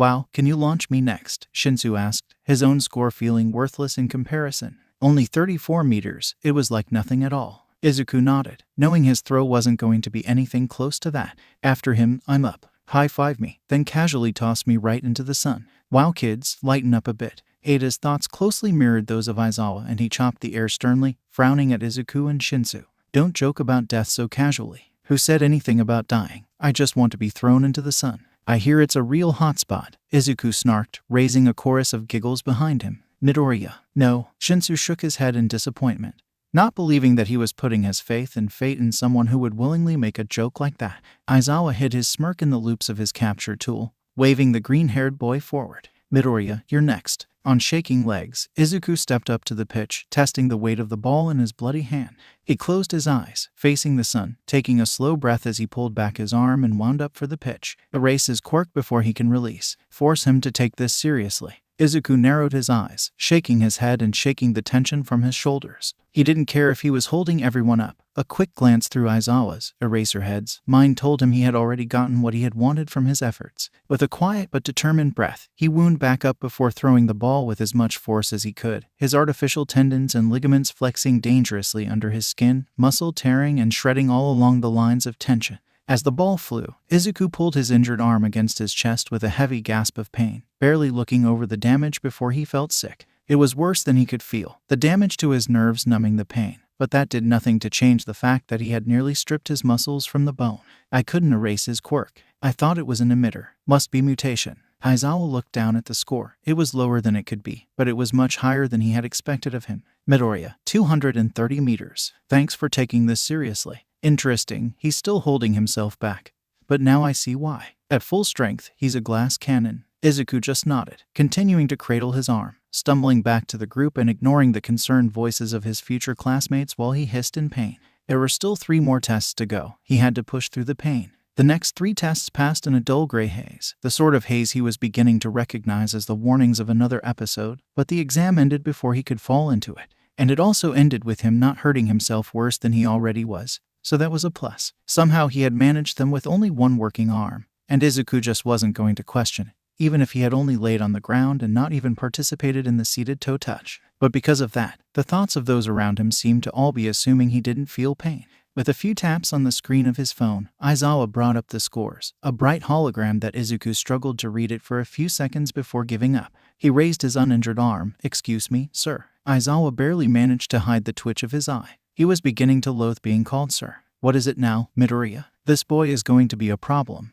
isn't he? Do you have a way for those with visual impairments to read this? Hold on, freak. Bakugo turned towards Izuku with an incredulous expression. You can't read. That's not possible. He's too good for that. Izuku flushed under the unintentional praise, mumbling his answer. I can read. I just can't make sense of projections or holograms. He paused, thinking about his adventures with his tie in the morning. Or mirrors. He frowned. Or most screens. Really, anything that wasn't 3-dimensional? You got 7th place, Shinsu interrupted, stopping Izuku from listing everything he had trouble seeing. Oh, all right. Izuku didn't try to hide his grin, and he stood and swayed in place, nearly ready to collapse from the combined forces of his pain and exhaustion. His injuries in the entrance exam had been worse, and he had pushed through them, but he didn't have adrenaline on his side this time. But before he could do either, Aizawa handed him a hall pass. Midoriya, go to the nurse's office and have recovery girl fix you up. He pointed towards the main building and pushed Izuku forwards before turning to face the rest of the class. Meet back at the classroom when you're done. And as for you, Minta, pack your bag, keep the uniform and go home. You'll be starting in general education tomorrow morning. Wait, he was serious. I didn't think he would really go through with it. Huh? The freak's plan worked. Good plan, Midoriya. I owe you big time. The classroom is quiet, almost somber as everyone realizes the lengths that their homeroom teacher was willing to go to make a point. Inappropriate behavior will be punished. Slacking off will be punished. Nothing is a guarantee. Your place in the class could be forfeited in a heartbeat. Shinsu leaned back in his seat, looking at the empty desk between himself and Bakugo. So, how do you know Midoriya? He asked, pretending not to be interested in the answer. What's it to you, creep? Bakugo didn't even turn around. He just growled out a reply without caring who heard. Nothing. He's a... Shinsu paused, trying to find the right words. He's an interesting guy, isn't he? To-ch. Bakugo rolled his eyes and kicked his feet up onto the desk. The freak might be a freak, but he's better than the rest of you extras. He leaned back on the empty desk behind him, wondering when the freak would come back. He didn't miss him, no, not anything like that. He was worried that the weirdo might have gotten lost or accidentally made everyone around him vomit until they die. Was the only reply Shinsu could come back with. He didn't understand why Bakugo seemed to look down on everyone, including himself, but he looked up to Midoriya as if he was on par with the stars themselves. Shinsu shrugged before pushing those thoughts away and asking same middle school. Every school, Bakugo replied, staring up at the ceiling, bored out of his skull. Damn, Shinsu couldn't imagine what it would be like to have the same people around year after year. Same people in every class, same friends. Because of his villain's quirk, because of how others saw his quirk, he had transferred schools more times than he liked to admit. He really had to break himself from the habit of thinking his quirk was wrong. Bakugo leaned back far enough on the empty desk to get a glimpse of the tips of Shinsu's gravity-defying hair. He had a question for the creep that he had to know the answer to. How did he pull you into his little weirdo club? Shinsu jolted back to attention, his thoughts scattering like clouds of smoke in rough wind. He helped me out in the entrance exam. Kept me from failing. HMP, just like him. Bakugo rolled his eyes, glaring around the classroom at anyone who dared to look at him. He glanced at the clock, frowning once he realized the school day was almost over. The freak hadn't come back yet, and his hideous yellow backpack was still under the empty desk. Just about the entire class had the same thought on their mind. They had seen what Midoriya was capable of. The insane strength, the quick mind. There wasn't a single person who didn't want to learn more about the mysterious and paranoid boy. Soon enough they would learn what than they had wished to, but they would be left with even more questions. Even though he was hissing in pain and bruised and bloody, Izuku walked away with his head held high knowing he had made a point. Not with his test score or placement, but with his actions. How he had subtly manipulated the others to get what he wanted. He wasn't proud of his actions, but describing how he felt was difficult. Yes, he felt good about it, but he felt both pity and contempt for the one he had forced out. Joy that Shinsu would have a chance to be a hero. Comfort in knowing that Bakugo would listen to his plans and follow through. Emotions that weren't supposed to mix made it hard to sift through the more subtle feelings. Complicated feelings that Izuku wasn't exactly used to looking over bubbled up like a boiling pot of thick tar. His mind on his emotions. It was too late for Izuku to stop as his stride sent him running into the muscled form of his mentor, jostling his injured arm. Nyarg. Izuku nearly jumped a foot into the air from the shock, heart beating wildly as he tried to calm himself. Helping to steady Izuku after his near fall, Toshinori patted the shoulder of the boy he had come to regard as his own. Midoriya, I didn't mean to frighten you. Izuku blinked up at All Might, eyebrows drew together in his confusion. All Might, what are you doing hiding here? Toshinori awkwardly tugged at the collar of his shirt. Oh, I was just nothing. Yep, nothing, wasn't spying at all. Shaking his head, Izuku huffed out a laugh tinged with the pain in his torn muscles. I don't even have to read your mind to know that you're lying to me. He swayed slightly on his feet, the edges of his vision beginning to blur. Well, you see, Nope, gonna stop you right there, I don't care. Spy away, knowledge is power. Izuku put up his uninjured hand, gesturing to the useless arm that hung loosely at his side. With a one-shouldered shrug, he continued, besides, I need to go see Recovery Girl. I'm proud of you, Midoriya, Toshinori began, unable to hold back. He had been impressed with the boy he had been training for the past 10 months. Midoriya had come far. He couldn't wait to see how far the boy would go. Izuku grinned, his cheeks burning dangerously. Don't make this weird. I'm in too much pain and far too tired for this. Toshinori just nodded, glancing back to where he had been spying earlier. You should go on to Recovery Girl's office. Looks like Aizawa is heading this way. MMH. Izuku nodded, forcing himself to focus on not getting lost before he pushed on. Holding his arm to his chest. I'm proud of you, Midoriya. Just be more careful in the future. Izuku shook his head. There was just no way to respond to that. He ducked around the corner and headed down the next hallway, staying out of the sight of cameras as he went. Izuku pushed open the door to the nurse's office with his shoulder, his injured arm still drawn against his chest and held there tightly. One arm wrecked and nearly useless, the other fine but with a bloody hand. Not exactly off to a good start. Looking around the unfamiliar room, Izuku's gaze landed on the diminutive form of the retired heroine, Recovery Girl. He spoke quietly, voice tinged with pain and nerves. Excuse me. Oh dear, already injured. Shuzenji Chio stood from her seat behind her desk, leaning on her cane as she made her way around the desk. She ran a calculating eye over Izuku's form, landing on the arm after glancing at the slight bruising on his face and the dark circles under his eyes that were barely hidden behind dark glasses. Shaking her head, Chio pulled out the chair in the front of her desk, waving Izuku fully inside. It's only the first day. That boy is too hard on you students. He staggered inside, the impact of his emotional crash weighing down on him like a ton of bricks. Not Aizawa-sensei's fault. I wanted to make a point. Well then, sit down and let me take a look. Once Izuku was seated, she gestured for him to take off his shirts and she took a closer look at his arm, gently feeling the injury to get a more complete understanding of its extent.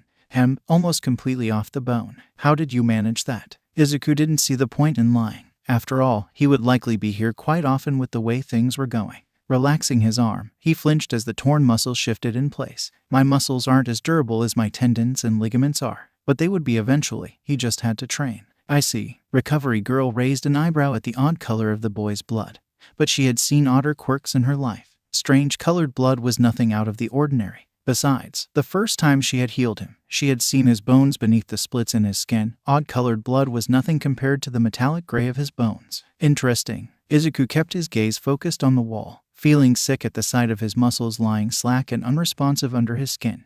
Your quirk. It uses the energy of the person you're healing, right? Chiyo nodded, cleaning the blood from the boy's hands. That's right. Well, I only get about. Izuku hung his head, not liking having to explain this to a medical professional. After a calming breath, he sighed, mumbling, about 3 hours of sleep. Oh, well, that's going to make this a challenge. Chiyo raised her eyebrows in surprise. Midoriya had seemed like a typical healthy teenager, but only 3 hours of sleep. That had been unexpected. She was going to have to find a workaround. Izuku glanced down at the torn muscles in his arm, watching the shredded tissue shift below his skin. With his free hand, he adjusted his sunglasses before asking, "Can you just reattach the muscle to the bone? I can come in tomorrow morning for the rest." Well, Chiyo frowned, making a quick list of the boy's injuries to attempt triage. Your knuckles and bruises are low priority. Yeah, I should be able to just focus on the major muscular damage and let the rest heal naturally. It wasn't the sort of thing she liked doing, but it was possible. Okay, sounds good to me. How do you feel about scarring? Izuku snorted, gesturing to the scars that run up and down both his arms, across his chest and up into his hairline and under his clothes. Seriously? It's not like I would even notice. Chiyo wasn't going to argue with that, but she did wonder how it was that such a young boy had so many scars. Scars that looked surgical in nature. Alright then, recovery girl leaned down, focusing her quirk before she pressed a quick kiss to the boy's forehead and watching as the muscles that had come loose from the bone smoothed back into place and reattached. Whoa, Izuku swayed in his seat, breathing sharply to try and stop the room from spinning. The feeling of his muscles moving of their own volition was difficult to describe. But the pain was straightforward. The clusters of nerves that had been disconnected by the damage suddenly reconnecting sent spasms up his arm, lancing white-hot agony into his brain. Holy hell, he hissed, biting down on his lip and grabbing the arm of the chair with his free hand. That hurts like hell. Healing generally does, Chiyo said, turning away from her patient and collecting the supplies she needed to bandage the rest of the boy's injuries. Hands filled with bandages, medical tape, antiseptic and a sling, she turned back and set her armload onto the desk. This may sting, she said as she opened the bottle of antiseptic. Izuku nodded, gritting his teeth at the cold sting on his knuckles. He watched as the gauze and bandages were fixed in place and taped down. As soon as recovery girl let go of his hand, Izuku gently flexed his fingers and palm, testing the give of the bandage. Wrapping and securing bandages up Izuku's injured arm, Chiyo stepped back and looked over the boy with a critical eye. She would have liked to heal more of his injury, but this was already a risk. Chiyo shook her head, wishing she could do more. Put your shirt back on. Izuku nodded, pulling his gray undershirt back over his head with barely a glance at the gray bloodstain on the sleeve. As soon as his shirt was on, recovery girl none too gently pulled the sling over the boy's head and adjusted it to keep his arm as still as possible.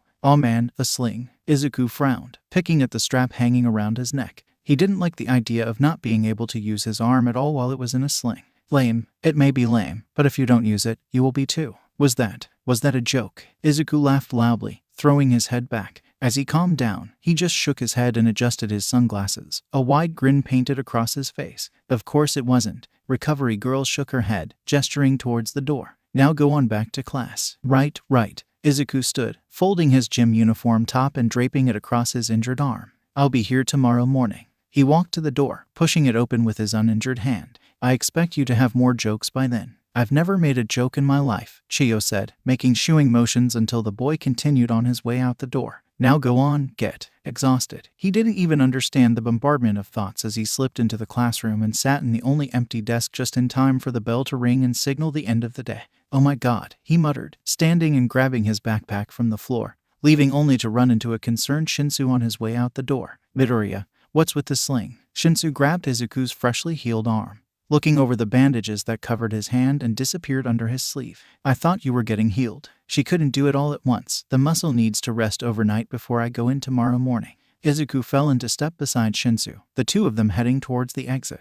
Ducking behind Shinsu for a few seconds, Izuku used him as a living barrier between himself and the security cameras. The green-haired teen sighed, rolling his eyes behind his dark sunglasses, grumbling his next words under his breath. And apparently only sleeping for 3 hours a night doesn't help with her quirk either. Izuku continued, his lifeless and exhausted tone not betraying the seriousness of the issue. And if I run out of stamina, I will literally die, he said with a shrug. You should try not to do that. Shinsu raised his eyebrows at the notion that this was someone who slept even less than he did. Every time he learned more about Midoriya, he wanted to know even more. We should make an insomnia club. Izuku grinned, tugging at his sling. The two continued walking in comfortable and companionable silence, approaching the front gate when an authoritative voice rang out behind them. Midoriya, wait for just a moment, please. Not stopping, Izuku blandly called back with an almost bored what. He was too tired for this. He just wanted to go home and sleep for as long as he could. Maybe he could get 5 hours if he really tried. Ada caught up in a few long strides, gesturing awkwardly to the sling holding Izuku's previously shredded arm. How's your injury? He's fine. Shinsu glared at the other boy, tired eyes accusing. What do you want? I would. Ada adjusted his glasses nervously, avoiding even looking in Izuku's direction. I would like to offer my sincerest apologies for my behavior that lead up to. Izuku took the pause as his cue, and he said dryly, the behavior that lead up to me making you vomit. Ada nodded vigorously, glad he hadn't had to describe the situation. Yes, I shouldn't have assumed you were disrespecting your uniform. Thank you. Izuku was thankful for the apology, but he really wasn't sure if it was necessary. He hadn't ever been apologized to by someone so earnest before, or even been apologized to by a peer before. Shinsu shook his head, expression a mixture of mockery and disappointment. Hold on, is that the best you can do for an apology? Not even going to scrape and grovel? Not going to kiss his shoes? Shinsu, what the hell? No. Izuku adjusted his sunglasses anxiously, turning to Ada with a worried look. Please don't take him seriously. From behind them, a voice called out over the sound of rushing footsteps. Midoriya, Shinsu, wait up. Oh, it's the sun girl, Ada said once he realized who was calling to the two with him. More like solar power. Shinsu chuckled at his own joke, ignoring the feeling of a glare from Izuku. He had a feeling that the puns might be contagious. He had never felt like actually saying them out loud before. Crap, I still don't know her name, Izuku mumbled, Shinsu only smirking to show that he had heard him. Turning to the girl, Izuku smiled shakily. Hey, Yao. The girl saw through Izuku's poor attempt to hide his ignorance. It's Uraraka Ochako, but that's okay if you didn't know. She pointed to the sling in Izuku's bandaged hand. How's your arm? Is that from that pitch? My arm's fine. Izuku didn't elaborate, barely keeping himself together in the face of such genuine concern. Shinsu smacked Izuku's uninjured arm softly. Thank her for worrying. Thank you, Izuku gritted out, closing his eyes behind the dark plastic of his sunglasses. He wasn't used to so many people talking to him. He wasn't used to anyone actually wanting to talk to him. Uraraka pointed at the others, trying to match names with faces. And your Eda Tenya and Shinsu Hitoshi. Yes, that's me. Shinsu nodded once, putting his hands into his pockets and slouching as he walked beside Midoriya.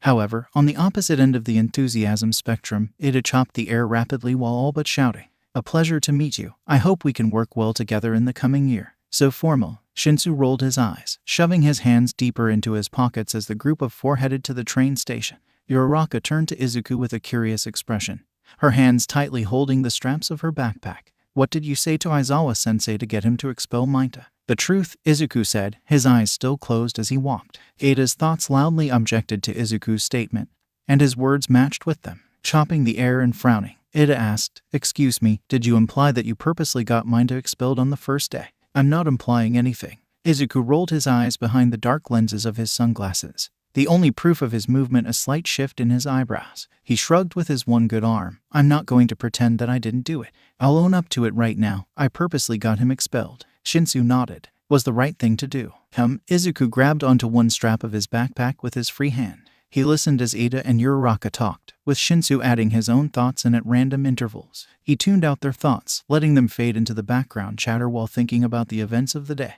He wasn't used to this many people willingly spending time around him. Most people avoided him.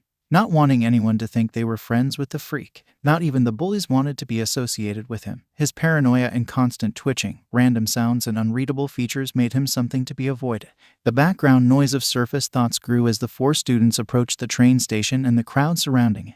Breaking through the dull roar of thoughts, Ada loudly stated, "Midoriya, we were just saying that we should trade cell phone numbers." "I don't have a phone," Izuku said blandly, watching the sky as the group moved through the thickening crowds around the train station. He hated seeing all those skeletons at once. It made it hard to process anything he saw. Shinsu shot him a surprised look. "You don't have a phone?" Ada frowned before he came back with a second idea. "Oh, then we can use." Behind the black lenses, Izuku blinked slowly before he said, "I don't have a computer either." "What? How? No computer and no phone?" "Even I have a computer and phone." Izuku shrugged. "I don't understand why people let the government into their personal lives. Anything with a microphone or a GPS signal can track you and spy on you." Uraraka stifled a giggle before she asked, "That's a little paranoid, don't you think?" She hadn't known that people actually believed in those conspiracy theories. "It's not paranoia if it's true." Izuku wasn't about to admit that he didn't watch TV either, and he only used a radio for his news and entertainment needs. It's not like he could watch TV.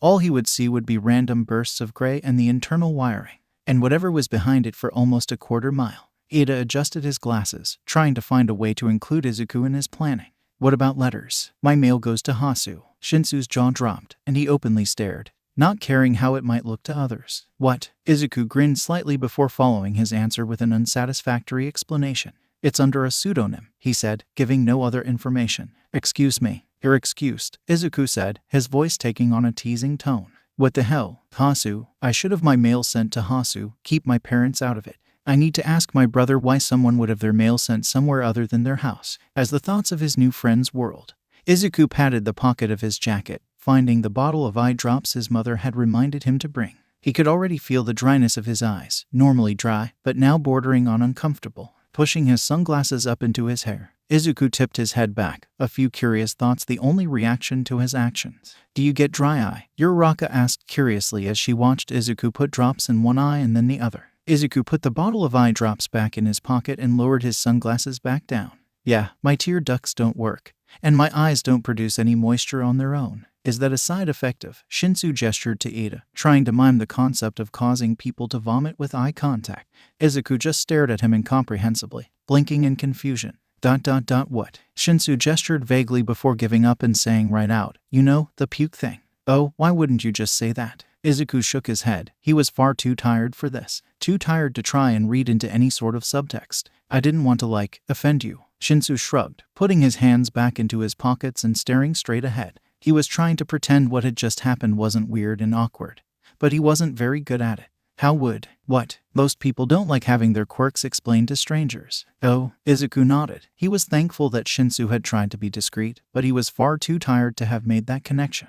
"But yeah, it's part of the puke thing." "What's the puke thing?" Uraraka asked curiously, not even sure if she really wanted to know. Shinsu grinned evilly, and Ida just looked sick while Izuku tried to find the words to make any of this make sense. You could just show her, Shinsu thought, his grin growing in size and deviousness. Or not. I still think it was hilarious when Ida got what was coming to him. "Justice. Heroic justice." Izuku snorted. If only Shinsu knew that Izuku could hear every word he had just thought. Actually, he was glad Shinsu didn't know he could hear him. People weren't exactly fond of mind readers. Tapping at the frame of his sunglasses, Izuku explained, "I can make people vomit uncontrollably with a second of eye contact." He shrugged, grinning lopsidedly. "Can't cry either, so I'm the best to tell sad stories too." Oh my. Uraraka shook her head, trying to collect herself enough to get her words out. "That's so." Izuku raised his eyebrows curiously, wondering where this was going. "That's so sad." Uraraka sniffled, eyes watering as she realized exactly what Izuku tried to hide with jokes and laughter.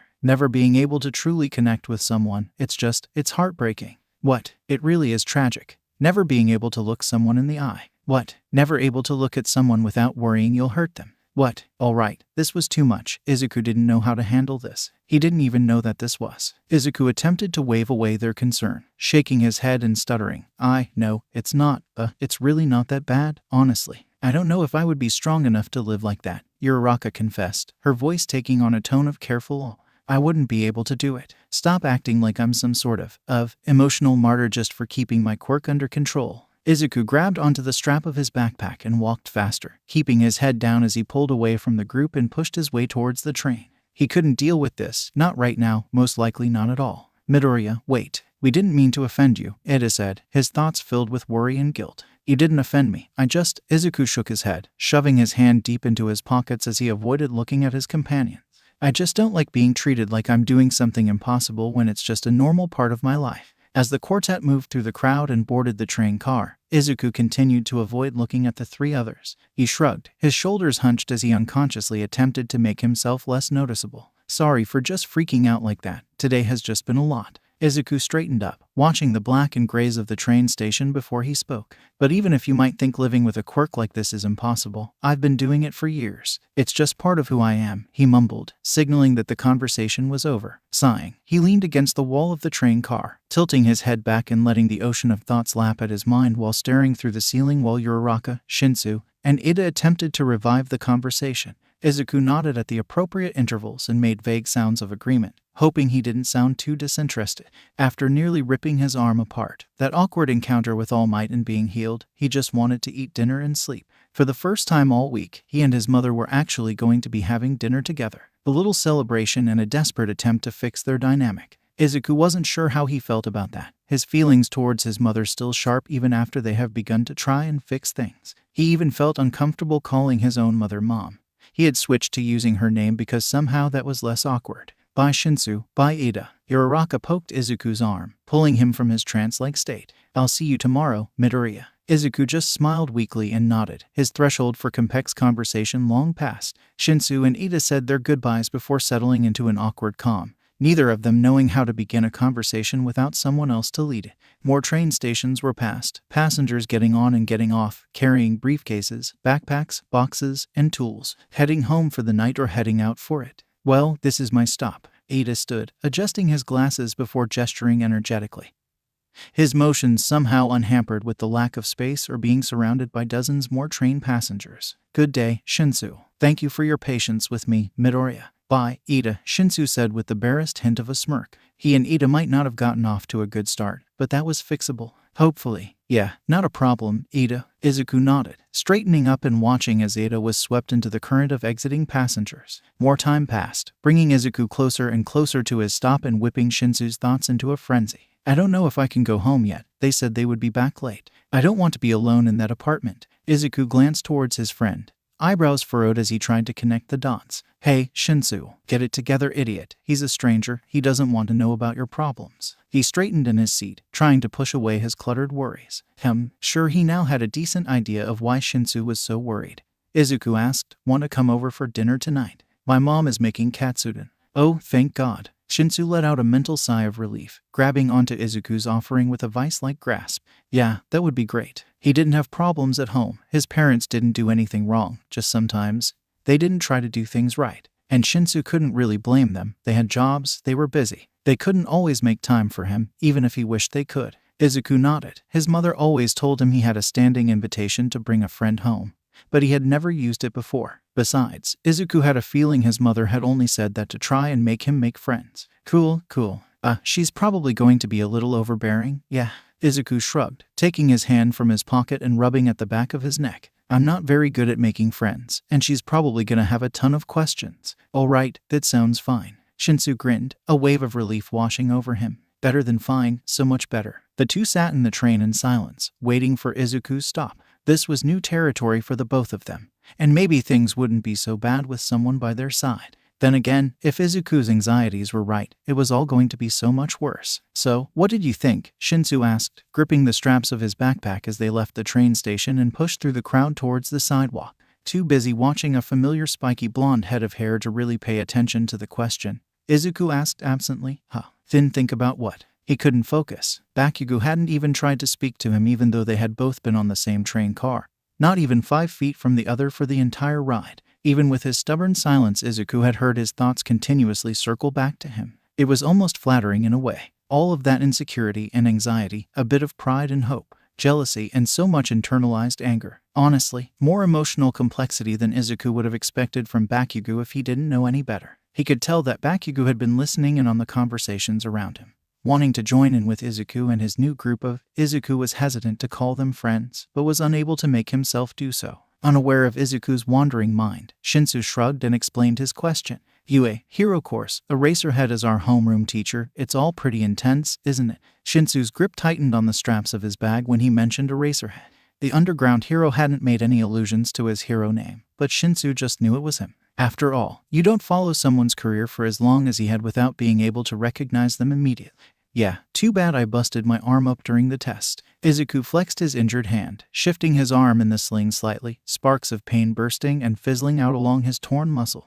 Having been able to sit and rest for the last 45 minutes on the train back home had taken the edge off of his exhaustion, leaving him about where he normally was, tired, in desperate need of a few cups of coffee, but not about to drop dead where he stood. Shinsu snorted, eyes bright as he threw his hands up. Are you kidding me? The way you still ended up in 7th place with only one working arm. Shinsu grinned crookedly, jostling Izuku's shoulder with his own. Man, that was so scary cool. He had never seen anything like it in his life, that determination and drive. So badass, too, he thought, excitement stirring his thoughts. Scary cool, huh? Izuku rolled his eyes, laughing quietly, and he grinned, showing far too many teeth while ignoring the way those around him mentally cringed at the sight. Shinsu nodded, still gripping the straps of his backpack tightly. I think about half the class seems to think you don't feel pain. I wonder how many it really is. It's a bit less than half, Izuku corrected thoughtlessly, looking through the thinning crowd ahead of them, trying to avoid running into people. Only 3 of them actually do. The boy with the tail, the girl with the quirk he couldn't figure out, and the girl with the horns and terrifying organs unlike anything he had ever seen in his life. He really needed to learn their names before he embarrassed himself in front of them. Well, embarrassed himself more than he had by dropping out of the ceiling then punching himself in the face during the test. And he should probably find out where they lived and create a map of their movements and travel patterns. What they do on their days off, how they get to UA, if they have friends in different schools, things like that. Hobbies, favorite colors, stores most visited.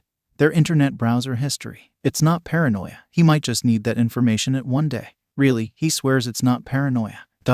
Man, he can't wait to dig through people's garbage. Blissfully ignorant to Izuku's planning for the future, Shinsu glanced down at his companion, his eyebrows furrowed as he processed what he had just heard. Wait, what? Was it possible? Did he just answer a question he hadn't even asked yet? Izuku swore mentally, cursing his lack of focus. Nothing, don't worry about it. He waved away Shinsu's confused look and he quickly changed the subject before he could put the clues together. So, your parents work long hours? Izuku asked, the two now walking side by side down the busy sidewalk. Izuku ducking back every few minutes, using Shinsu as a human shield from the few security cameras on the street. How did? Shinsu stopped in the middle of the sentence before he shook his head. There was something about Midoriya that he didn't know yet. He could just feel it. Frowning slightly, he sighed, yeah, long hours.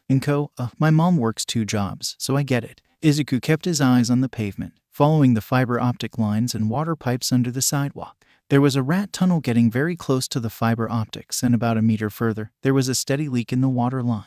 Eventually, it would turn into a sinkhole, but that wasn't his problem. You call your mom by her first name. Shinsu looked down at Izuku with a conflicted look on his face. He didn't know what sort of family Midoriya had, but that just seemed disrespectful. Yeah, we have an odd dynamic. Izuku shrugged, not sure how else to put it. She knows I can take care of myself, and I know that she cares, but we're still working to not be so distant. So, like friends instead of family? Shinsu asked curiously, watching as Izuku's face darkened for a moment before he schooled his features into a bland mask moments before he answered. I wish. Struggling not to scowl, Izuku shook his head. More like casual acquaintances that see each other at work once a day instead of family. The two of them had tried to bond like family in the past few weeks.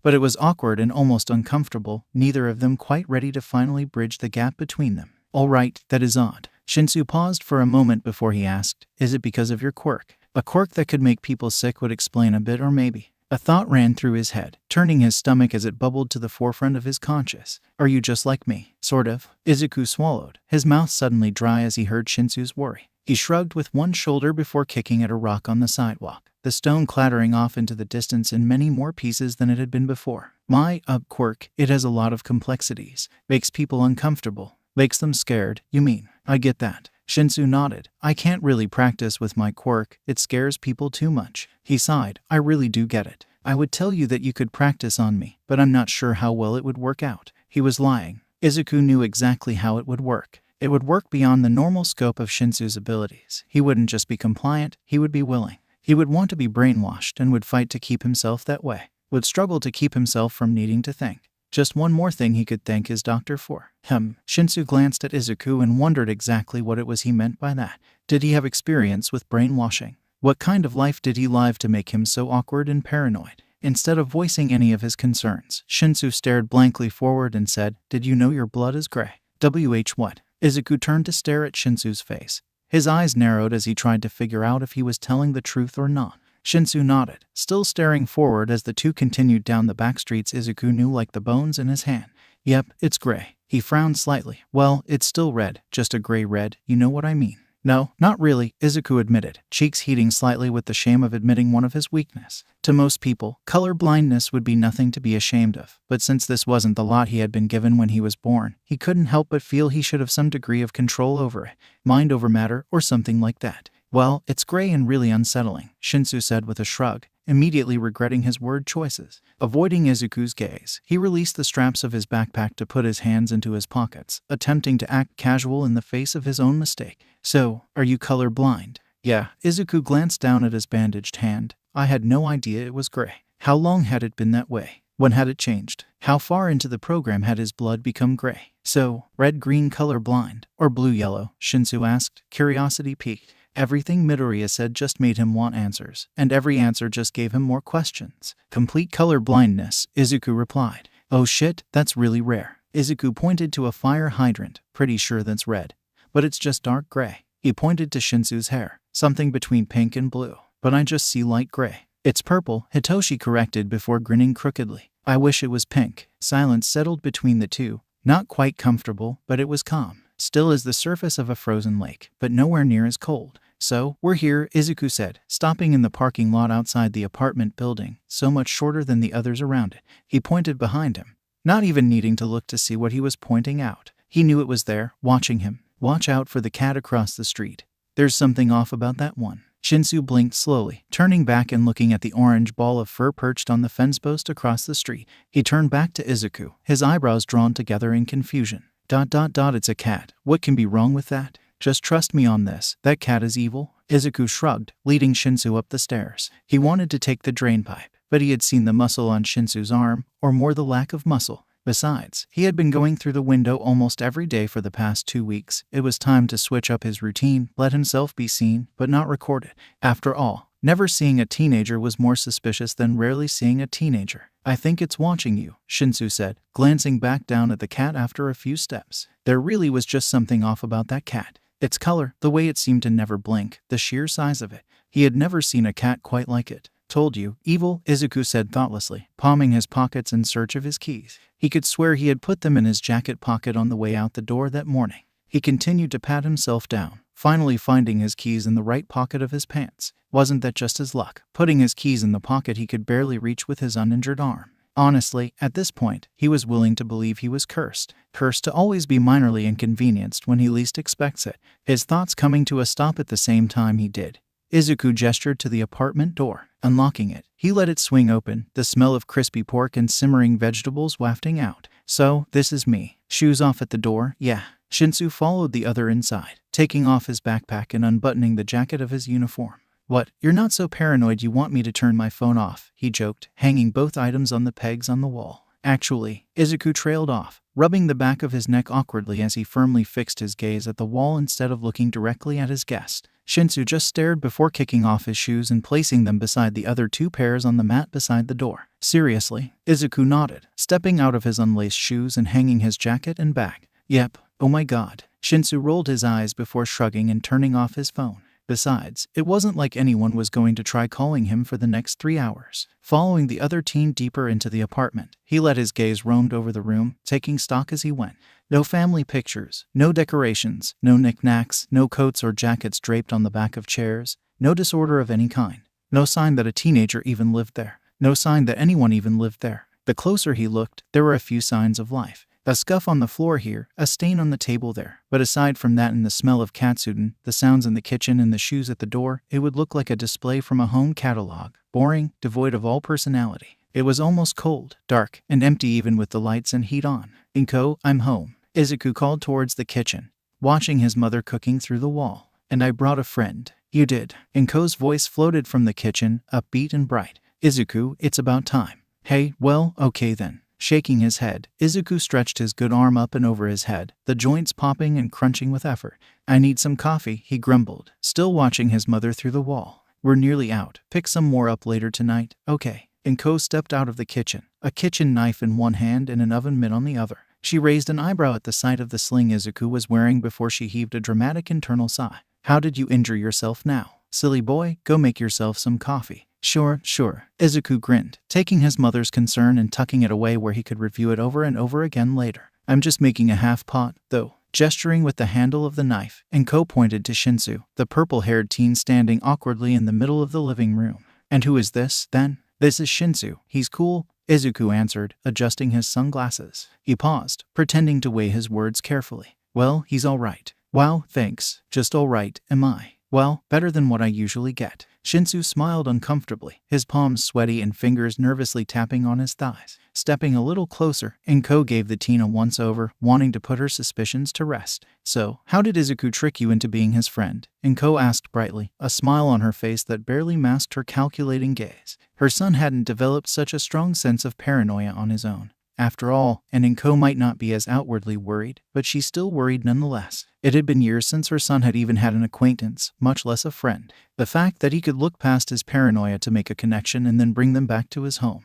That was a huge step forward for him, but part of her worried that this might just be too good to be true. Shinsu rubbed the back of his neck under the intensity of Inko's stare. He wasn't used to talking to people who were carrying knives, even if they were kind-looking women who were in the middle of cooking dinner. What? Inko, please, I didn't trick him. Izuku scuffed the toe of his shoe on the floor, glancing to the side awkwardly. It's not my fault if he's too trusting, he said with complete sincerity. You think everyone is too trusting? Inko shook her head before she turned back to Shinsu. Hello, Shinsu, are you in Izuku's class?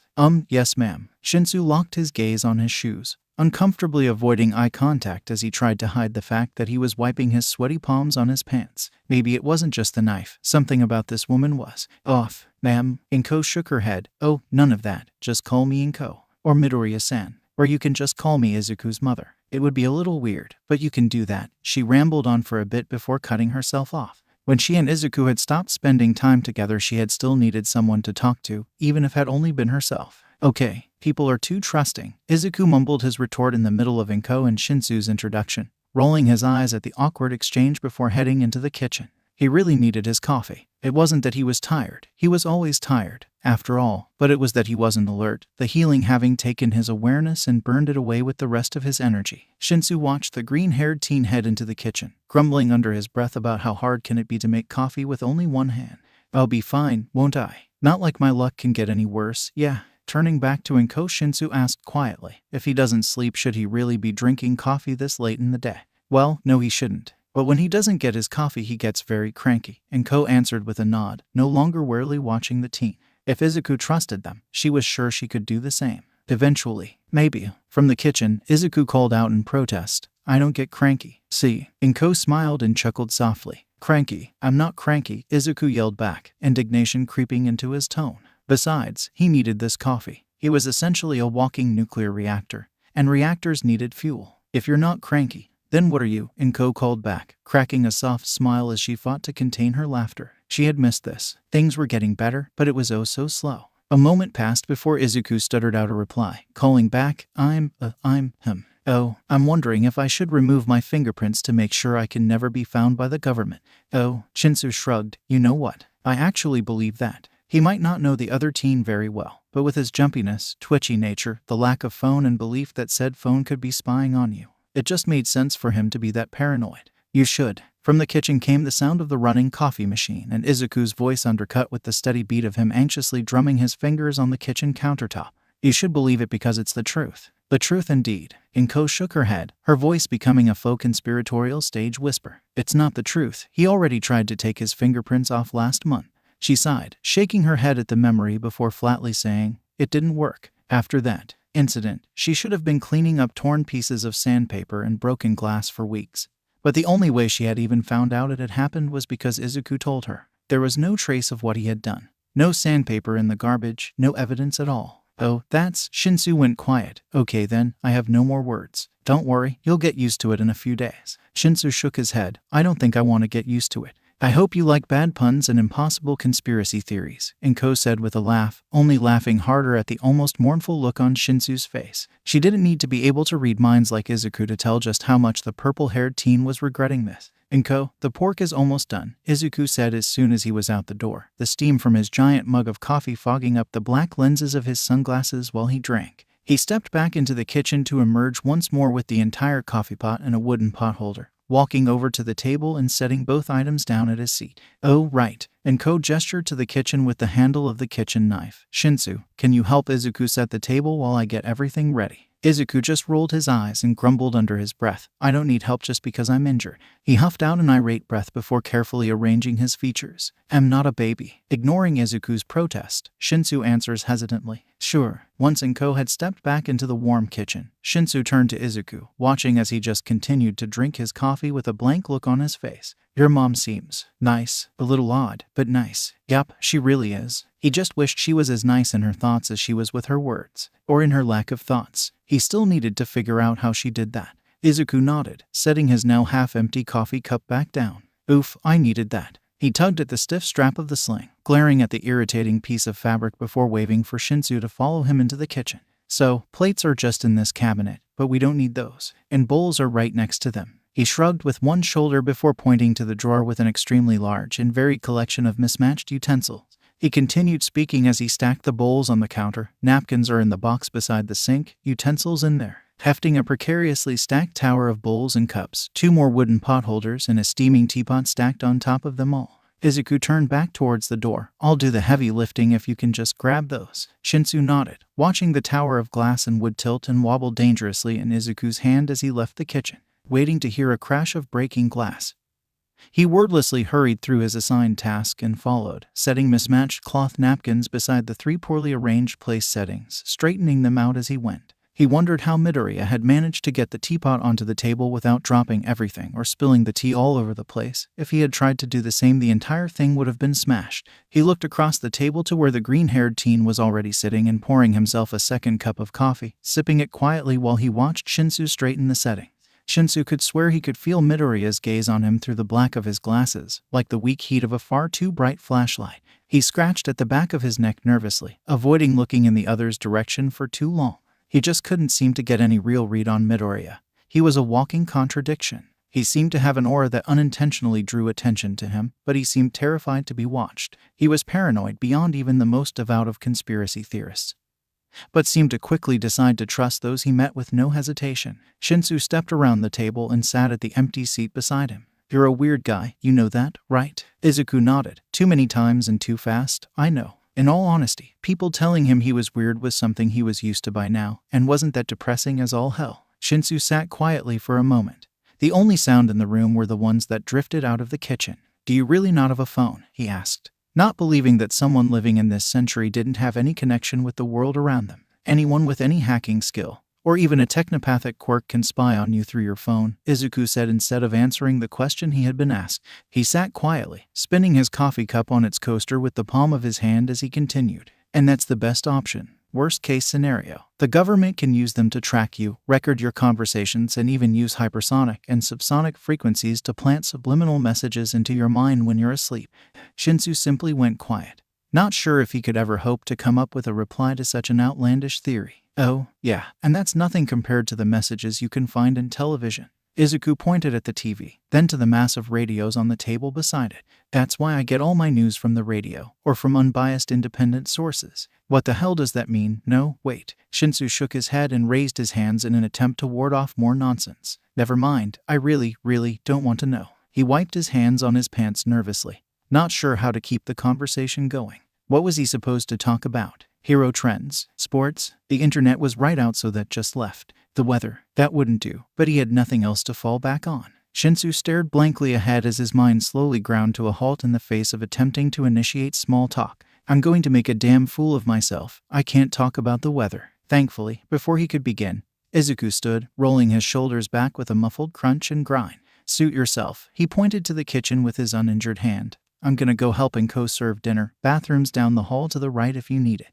He turned to the kitchen, hiding his laughter as he went. It looked like he and Shinsu had more in common than he had thought. Right, got it. Shinsu nodded, heaving an internal sigh of relief as the weight of social interaction was lifted from his shoulders. Oh, thank God, he muttered, grabbing onto the escape he had been given, nearly sprinting to the bathroom once he saw Midoriya disappear into the kitchen. The door locked behind him and Shinsu felt a breath he had been holding finally get itself loose from his chest. His hands twisted in the hem of his shirt, fingers searching desperately for a loose thread to tug at and unravel. Forcibly, he removed his hands from their death grip and he leaned against the back of the door, pressing his hands over his face. He hated this. He usually had so much control over his actions, his reactions, just about everything he did he made sure he was in control. But moments like this, these few and far between minutes where he felt lost and out of his comfort zone, he just began to spiral and couldn't make it stop until he could get away. Stepping away from the door, Shinsu stood nearly silent on the small bathroom, staring down his reflecting in the mirror above the sink. He poked at the dark circles under his eyes, the color the product of a bad night's sleep. A bad night's sleep that was going on for 3 weeks now. He smiled, and his reflection smiled crookedly back at him, the action only making him look cocky and smug instead of the personable attitude he had been going for. Gripping the sides of the sink, he leaned forward, staring down his reflection. Get a hold of yourself, Hitoshi, you coward. Just because you haven't had a friend for years doesn't mean you need to panic. He turned on the water, glaring at his reflection the entire time he washed his hands before cranking it to cold and splashing the water onto his face. He's just a person, a really weird one, but still only a person. He dragged his hands down his face, letting his breathing slow back to normal as he looked around the small bathroom. It was just as sparsely decorated as the rest of the apartment. The only personal touches was a massive and well-stocked first aid kit on the back of the toilet, complete with over 6 orange prescription bottles with the labels blacked out aside from the instruction. Aside from that, there were 2 separate sets of toiletries, one neatly arranged by size, and the other set in a plastic carrying case, the red tie of the UA uniform draped over it. That tie, tacky fake silk, and that first aid kit were the only things that actually proved the bathroom wasn't just for show. The lack of decor on the stark white walls reminded him of photographs of prison cells. Every surface cleaned within an inch of its life, the room smelling only of powerful cleaners and an underlying scent of floral soap. Part of his mind was nearly certain that if the room was dusted for fingerprints, his would be the only ones found. He scoffed. He was just being paranoid, his mind playing tricks on him in an unfamiliar situation. Shinsu dried his hands and took one more glance in the mirror before heading back out into what had so far already been the strangest social moment of his entire life, already topping the mind-blowing, exhilarating terror of the practical exam. The 2 strangest moments of his life, less than a month apart. He really hoped this wasn't going to be a trend. So, Shinsu, what inspired you to be a hero? Inko asked, truly curious and hoping that Izuku's new friend was as much an idealist as he was. I feel like I shouldn't say, it's not very heroic. Shinsu avoided Izuku's invisible gaze, knowing he was being stared down from behind those black lenses. Come on, it can't be that bad, Izuku said, rolling his eyes with an exaggerated motion, the action still nearly lost behind his black sunglasses. Not as if you're doing this for fame or anything like that. The fact that there are people who just wanted to attention filled him with emotions he didn't want to say were disgust, but that would be lying. I want to be a hero because of... Shinsu looked down at the table, his cheeks flushing in embarrassment, because of spite. That's a good enough reason, Inko said, taking a sip of her tea and watching Shinsu with an expectant expression. She wasn't sure what it was that her son saw in Shinsu, but she could see a kind young man with a strong will that refused to be bent, and an idealistic streak a mile wide, the same as her son. Izuku raised his mug of coffee, giving Shinsu a faux toast. Yeah, lots of people do great things out of spite. Lamborghini, America existing, that one's not so great. Well, potato chips, science fiction. Izuku trailed off before forcing himself back onto his original train of thought before he got too carried away. Heck, some people in the class only decided a few months ago that they wanted to be heroes, he continued, frowning slightly as he set his coffee back down. He might be the only person who knew that people in class might not all have the most heroic of reasons, himself included, but he knew how much it helped to know you weren't the only person who had those sort of motivations. Oh, I didn't think that people would, you know. Shinsu gestured vaguely, trying to convey his thoughts without words. He shrugged. I didn't think people would respect me as much for it. It didn't make any sort of sense to think that, but he couldn't help the feeling of being unwanted that had been tempered into his very soul ever since his quirk had manifested itself. That those who had been working and training for this for years wouldn't think I was worthy. Then they're idiots, Inko said bluntly, not wasting any time with unnecessary words. Izuku nodded, talking around a mouthful of rice and pork. Took the words right out of my mouth. Shinsu's eyes went wide and he stared at Inko in shock. Midoriya-san, you can't say that. No adult other than his parents had ever stood up for him, and he had always known, a sort of instinct, that it had only been out of obligation on their part. But even in just saying anyone who looked down on him was an idiot, it was more than he had ever had before. But it's the truth, Inko said, setting her teacup down with a solid clad of glazed ceramic on wood. If people didn't respect you for doing good things just because it's not for a noble reason, then you don't want those kinds of people respecting you in the first place. Wow, Inko, that was eloquent, Izuku muttered, his voice muffled as he continued to eat, willingly and happily ducking out of the conversation. Thanks, Midoriya-san. That means a lot. Shinsu picked up his teacup, the warmth of the ceramic bleeding into his hand, matching the warmth bleeding into his heart from those around him. It was officially a trend. Izuku, Inko stood in the center of the living room, tapping her foot expectantly. Her arms crossed over her chest and her entire being all but bristled with frustration. Izuku raised his eyebrows in mock politeness and he leaned his chair back onto its rear legs. Yes, Inko, would you care to tell me why All Might just climbed in through the window? Because the door is locked. Izuku smiled, the expression not doing anything to convince Inko that he had no real answer for her. Inko sighed exasperatedly, pinching the bridge of her nose and shaking her head. You knew he was coming, didn't you? I had a hunch, Izuku admitted with a shrug, leaning even further back in his seat, rocking the chair back even more on its hind legs. I wasn't completely sure, but whatever. No, not whatever, Shinsu interrupted, standing and pointing to where All Might stood awkwardly beside the window. All Might is in your apartment. Shinsu's eyes were wide and he rapidly glanced between Izuku and the number one hero, freezing when he saw the lack of concern on Izuku's face. And you don't look like you care, he said, one of his hands reaching up and tangling itself in his gravity-defying hair. Why don't you care? Izuku sat up a little straighter and raised his eyebrows, doing nothing else to change his expression.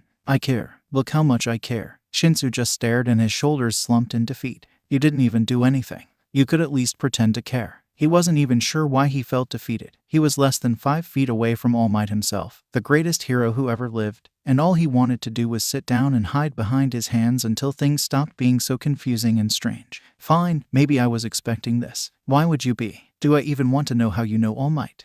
Izuku leaned forward, his chair finally sitting with all 4 legs on the floor. He looked up at Shinsu from behind his black lenses, trying to convey what it was he was feeling. Do you? It involves breaking and entering and cleaning the beach, he joked, leaning his chair back once again. He really wasn't sure how to deal with this, his mother, his new friend and his, whatever All Might was to him, all in one room. It was overwhelming. Okay, I don't want to know, don't tell me anything. Shinsu shook his head, waving his hands in an attempt to protect himself from any words that may come his way. See, I told you that you would get used to it. Inko laughed, still watching All Might as the hero lingered awkwardly beside the open window. But I don't think I want to get used to it. I mean, damn, just look at that man. That shirt looks just about painted on. He should climb through the window more often. You, Inko. Izuku slammed the chair back into all 4 legs, his hand pressed over his ears in a desperate attempt to block out his mother's thoughts. Gross, never think any of that ever again. I'm not sorry, Inko said, eyes bright with mischief as she continued to stare. Well, you should be, you. I have no clue what's happening, so I'm just gonna get more food.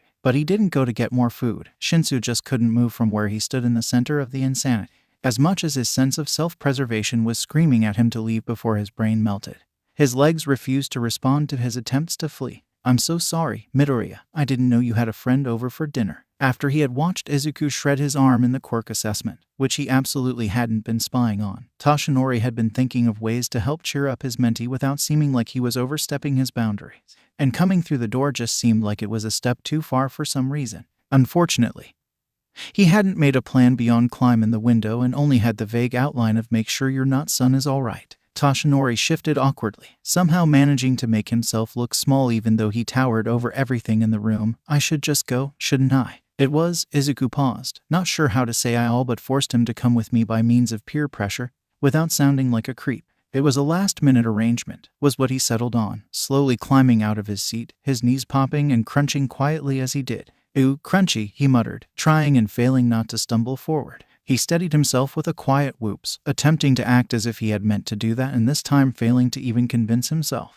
I brought you something, Toshinori said, patting down the oversized pockets of his cargo pants, pulling out a set of rolled magazines. He held them out and waited for Izuku to take them, rushing out an explanation as he avoided looking towards Izuku's mother, just knowing that she was still staring at him. You weren't able to pick up your issue of Conspiracy this week, so I grabbed one for you along with an issue of The Lone Gunman. Wait, The Lone Gunman? Izuku grinned widely, the crooked expression lighting up his face. He clutched the rolled magazines to his chest with his good arm, nearly hopping in his excitement.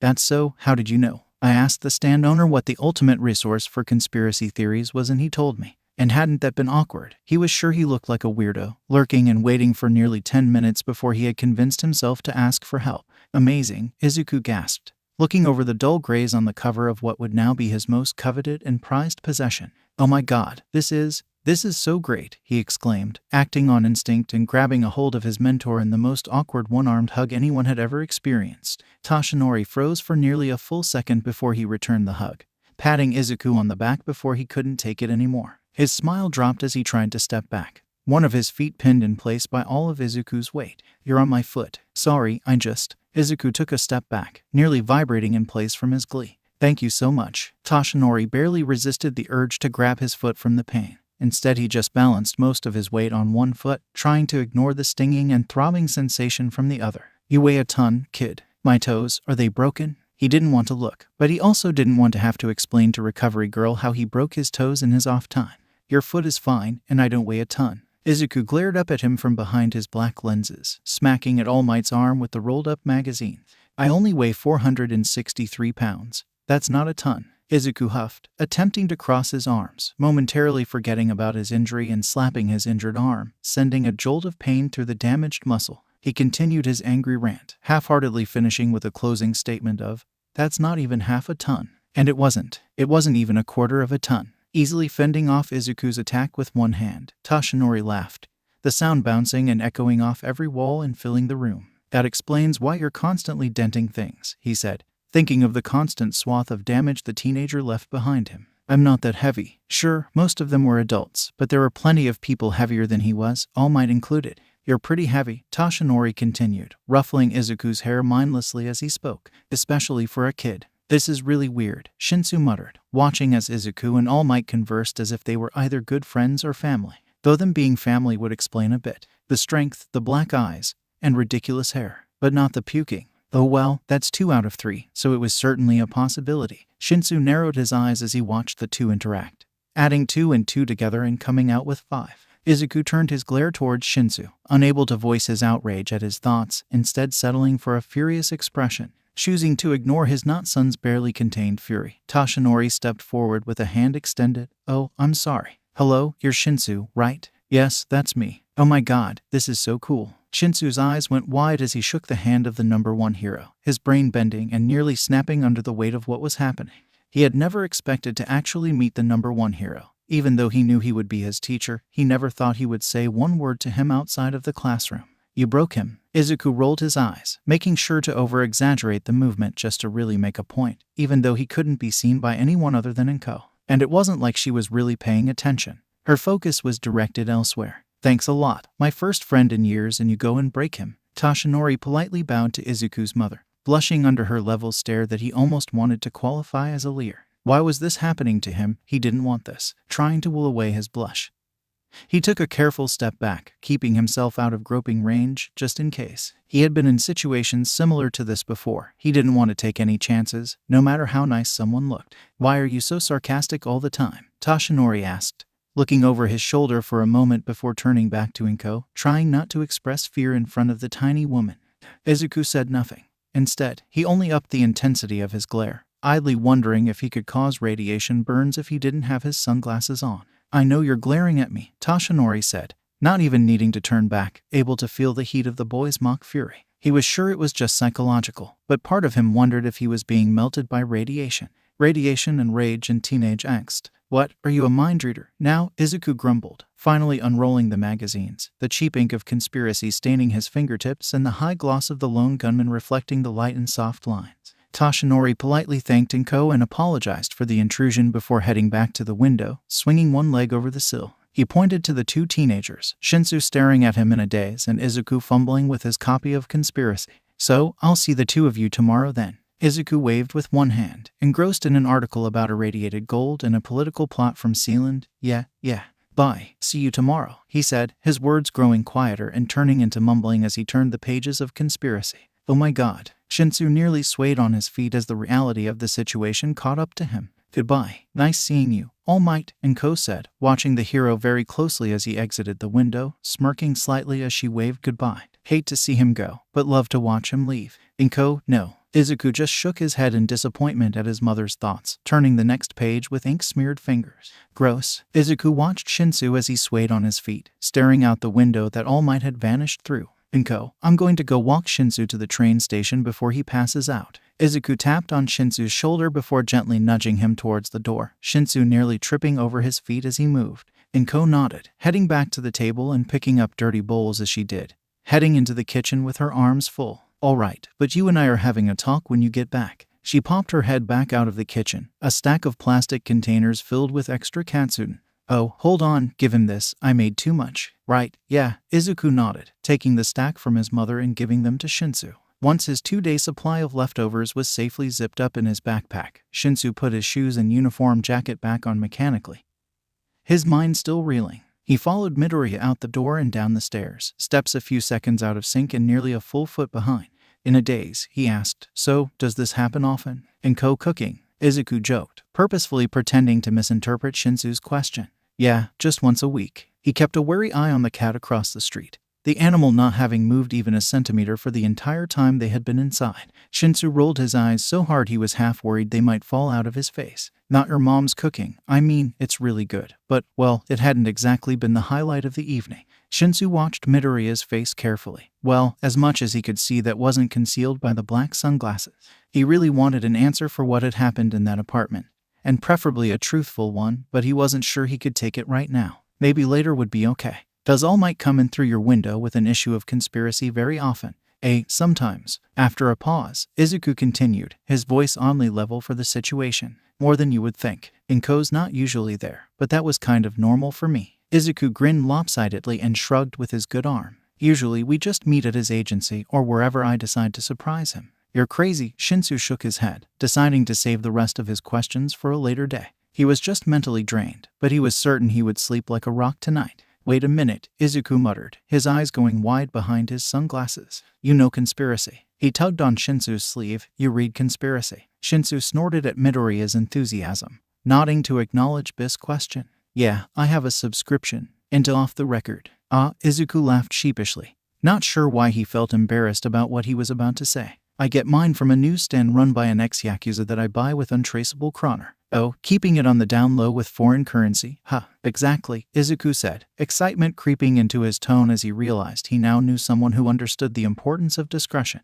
Do you do cash or a prepaid anonymous credit card? He paused for a second before adding, or do you go old school and use a big jar of spare change? You'd like to know, wouldn't you? Shinsu asked, feigning suspicion before cracking a small smile. Oh my god, he reads conspiracy. Off the Record and the Lone Gunman. Shinsu almost wanted to skip with glee. Perfect friend material. Maybe best friends? Izuku ducked his head, hiding his face in the darkening shadows. People had just been thinking such nice things about him the entire day, and he wasn't sure how he was supposed to deal with it. Flattery made him fearful. The two fell into a comfortable quiet, passing crowds of commuters on their way home from work. The closer they got to the train station, the more Izuku's paranoia began to perk up, searching for something to grab onto and blow out of proportion. And sure enough, it found something. You're not going to ask why All Might climbed in through the window? Izuku asked worriedly, knowing he wouldn't be able to lie about it. No, I don't think my brain can take it. Shinu chuckled, running a hand through his hair. I'm more shocked that you know All Might personally. All Might was that untouchable ideal, the perfect hero, and here was Midoriya, this twitching paranoid boy, and somehow, the two were connected. Yeah, my life is really... Izuku frowned, searching for a word that best explained his life these days. Insane. Intense. Intense barely began to cover it, but that was the best he could do at the moment. Scary, weird, unpredictable. Those all just fell flat in the face of what his life was really like. Words couldn't properly describe every facet of his life. Shinsu nodded, one more question on his mind. Are you really over 400 pounds? He asked, trying to keep from laughing as he asked the question and barely succeeding. What, are you saying I look fat? Izuku shot back, a small smile twisting his lip. I think you heard how I feel about being told that. Shinsu snorted, as if I could miss that. He shook his head, shoulders shaking with restrained laughter. How do you not fall through the floor? Altered density housing. Izuku had been the one to track the apartment down after all. And it was specifically for its construction and the fact that it was in an area with a low crime rate and low hero patrols. That's why it's so much shorter than the other buildings. I always wondered about that sort of thing. Where do people live if they can't fit into buildings? or they need to be in water at all times, or those whose bodies are just clouds of vapors. For some reason, schools nearly always glossed over those issues caused by quirks. And speaking of quirks, Shinsu didn't watch Midoriya this time, knowing his question would likely set the twitchy boy on edge. Their quirk, it's more than you're sharing, isn't it? Izuku nearly stumbled over nothing, turning away from Shinsu and hiding his face in his own shoulder. He shook his head, watching his feet as he walked. Please don't. Shinsu swore he could feel his heart stop in his chest. This reaction was nothing like what he had been expecting. He raised one hand, reaching for Midoriya's shoulder, but he couldn't bring himself to let it land. Midoriya, I wouldn't. Izuku kept his focus on the ground, voice quiet and weak as he spoke. I know you have questions, so many questions. He looked up slightly, glancing to where Shinsu's hand hovered over his shoulder. I know that you look at me and you see a mystery, but I'm not a mystery. Izuku shrugged, admitting his fear with words that left a sour metallic taste in his mouth as they left. I'm just scared. I'm scared of everything. I'm even scared of you, he said with a scoff, shaking his head and kicking at the sidewalk as he walked. Shinsu tilted his head, not quite understanding, but also understanding perfectly what he meant. But with your quirk, nothing can hurt you, so why are you still afraid? Izuku waved away Shinsu's words with his good hand. I know you would never be able to hurt me, really. I can run much faster than you can imagine, but even just making friends fills me with irrational terror. I know what you mean, Shinsu said after a heartbeat, his hand finally reaching its destination, and he squeezed Midoriya's shoulder before pulling his hand back, never knowing if you could trust someone not to lash out in their fear. He had some experience with that. Don't worry about it, I won't pry. Thank you. Izuku's voice sounds dry and raspy, almost as if he had been crying. Thank you, Shinsu. He wiped at his eternally dry eyes, sniffing slightly. The two stood outside the train station in silence for a moment as Izuku began to compose himself. The crowds are thinner than they had been hours ago, the sound of the wind somehow amplifying the quiet, and the hum of fluorescent lights cut through the footsteps and wind. Shinsu finally broke the silence, scuffing the sole of his shoe on the ground. Well, this has been a weird time. A fun time too. I really enjoyed it, but it's still too weird. He looked to Midoriya with a hopeful and expecting grin. So let's do this again next week. Izuku chuckled and nodded, his good hand gripping the strap of his sling tightly. Oh yeah, well, I'll see you at school tomorrow, Midoriya. Shinsu turned towards the station, waving as he took a step away and back towards his own home. See you, Shinsu. Izuku nodded awkwardly, not sure how he was supposed to act. Have a good ride home. MHM. Shinsu turned back once more, a genuine smile brightening up his face. Really though, thanks, Midoriya. Izuku waved back in reply, a crooked and shaky smile breaking across his face when he realized both he and Shinsu were thinking the exact same thing. A friend. Oh my god, I made a friend. He can't sleep. He's far too excited, his modified adrenaline coursing through his veins, preparing him for whatever was coming. Too bad it wasn't coming for another 3 hours. Izuku rolled over onto his side, watching the clock that hung on his bedroom wall, the loud tick-tock of the second hand nearly deafening in the silence of the apartment. He groaned and rolled over to face the wall, covering his head with his pillow in a futile attempt to stop the noise and keep him from seeing his surroundings. The tick-tock of the clock grew louder, each second seeming to take an hour. Exasperated, Izuku sat up and threw his covers back, his good hand tugging at his hair in frustration. All he wanted was to get some damn sleep. But he hadn't managed to sleep for even a second after he had come back from walking Shinsu down to the train station. He was usually asleep right now, getting into his first 2 hours of the night. But by now it was painfully obvious he wasn't even going to get 2 out of his typical 3 hours. If he was lucky, he might get an hour. Izuku swung his legs over the side of his bed, socked feet setting down on the freezing hardwood floor. He sighed loudly, rolling his shoulders back and cringing when he heard a crunch and felt the vibrations from his artificial cartilage grinding against itself. Placing his good hand over his heart, he tried to count the beats, rolling his eyes when he realized it was pointless. His heart rate was the same as it was every night, 64 beats per minute, even if it felt like his heart was about to jump out of his chest and run circles around him before exploding into a bloody mess that would take weeks to clean up. Pushing himself up onto his feet, Izuku stumbled, one foot catching on his ankle, and he landed on the floor with a dull thud that shook the floor of nearly the entire apartment. Fuck, he hissed, grabbing the edge of his desk and pulling himself back to his feet with no small effort. Oh, he whispered flatly, rubbing his now bruised knee. Well, if he had been tired before, he wasn't anymore. He grabbed his blanket, draping it over himself as he shuffled out of his room and down the hallway. He needed coffee, and he needed it now. Working by the light of microwave timer, Izuku poured himself a lukewarm coffee, filling a metal thermos to the brim before he screwed the lid on tight as he shambled into the living room. He set his thermos onto the coffee table, drips of coffee rolling down the side and staining the table, the dark ring joining dozens of others in the same area. Izuku all but flopped down onto the couch, the reinforced frame of the couch creaking under his weight. He leaned back and closed his eyes, sinking into the overly plush couch cushions. Izuku suppressed a shudder and covered his eyes with his arm, trying to relax his muscles and calm the excitement that was threatening to send him crashing through the walls. Staring through his eyelids and through his arm, Izuku watched the apartment building's rooftop, wondering if he could get an hour of sleep and if he went out for a run and got back before the sun came up. Not even needing to move his arm away from his eyes, Izuku checked the clock on the wall before him. It was only 1:47. He should have plenty of time to squeeze in some extra sleep if he just took a walk instead of going for a full run. At the very least, he could get an extra 20 minutes, and when every second counted, those minutes could make a world of difference. Izuku pushed himself to his feet, leaving his blanket on the couch behind him as he picked up his thermos of coffee and headed to the front door to grab his shoes. But before he could bend down to put them on, he just leaned against the wall heavily, unable to muster the willpower to actually follow through on his idea. He couldn't convince his feet to move towards the door. Even as he jammed his feet into his ratty shoes, he still couldn't do it. Part of him just knew that taking a walk wouldn't help, but he knew one thing which would: a slight smile on his face.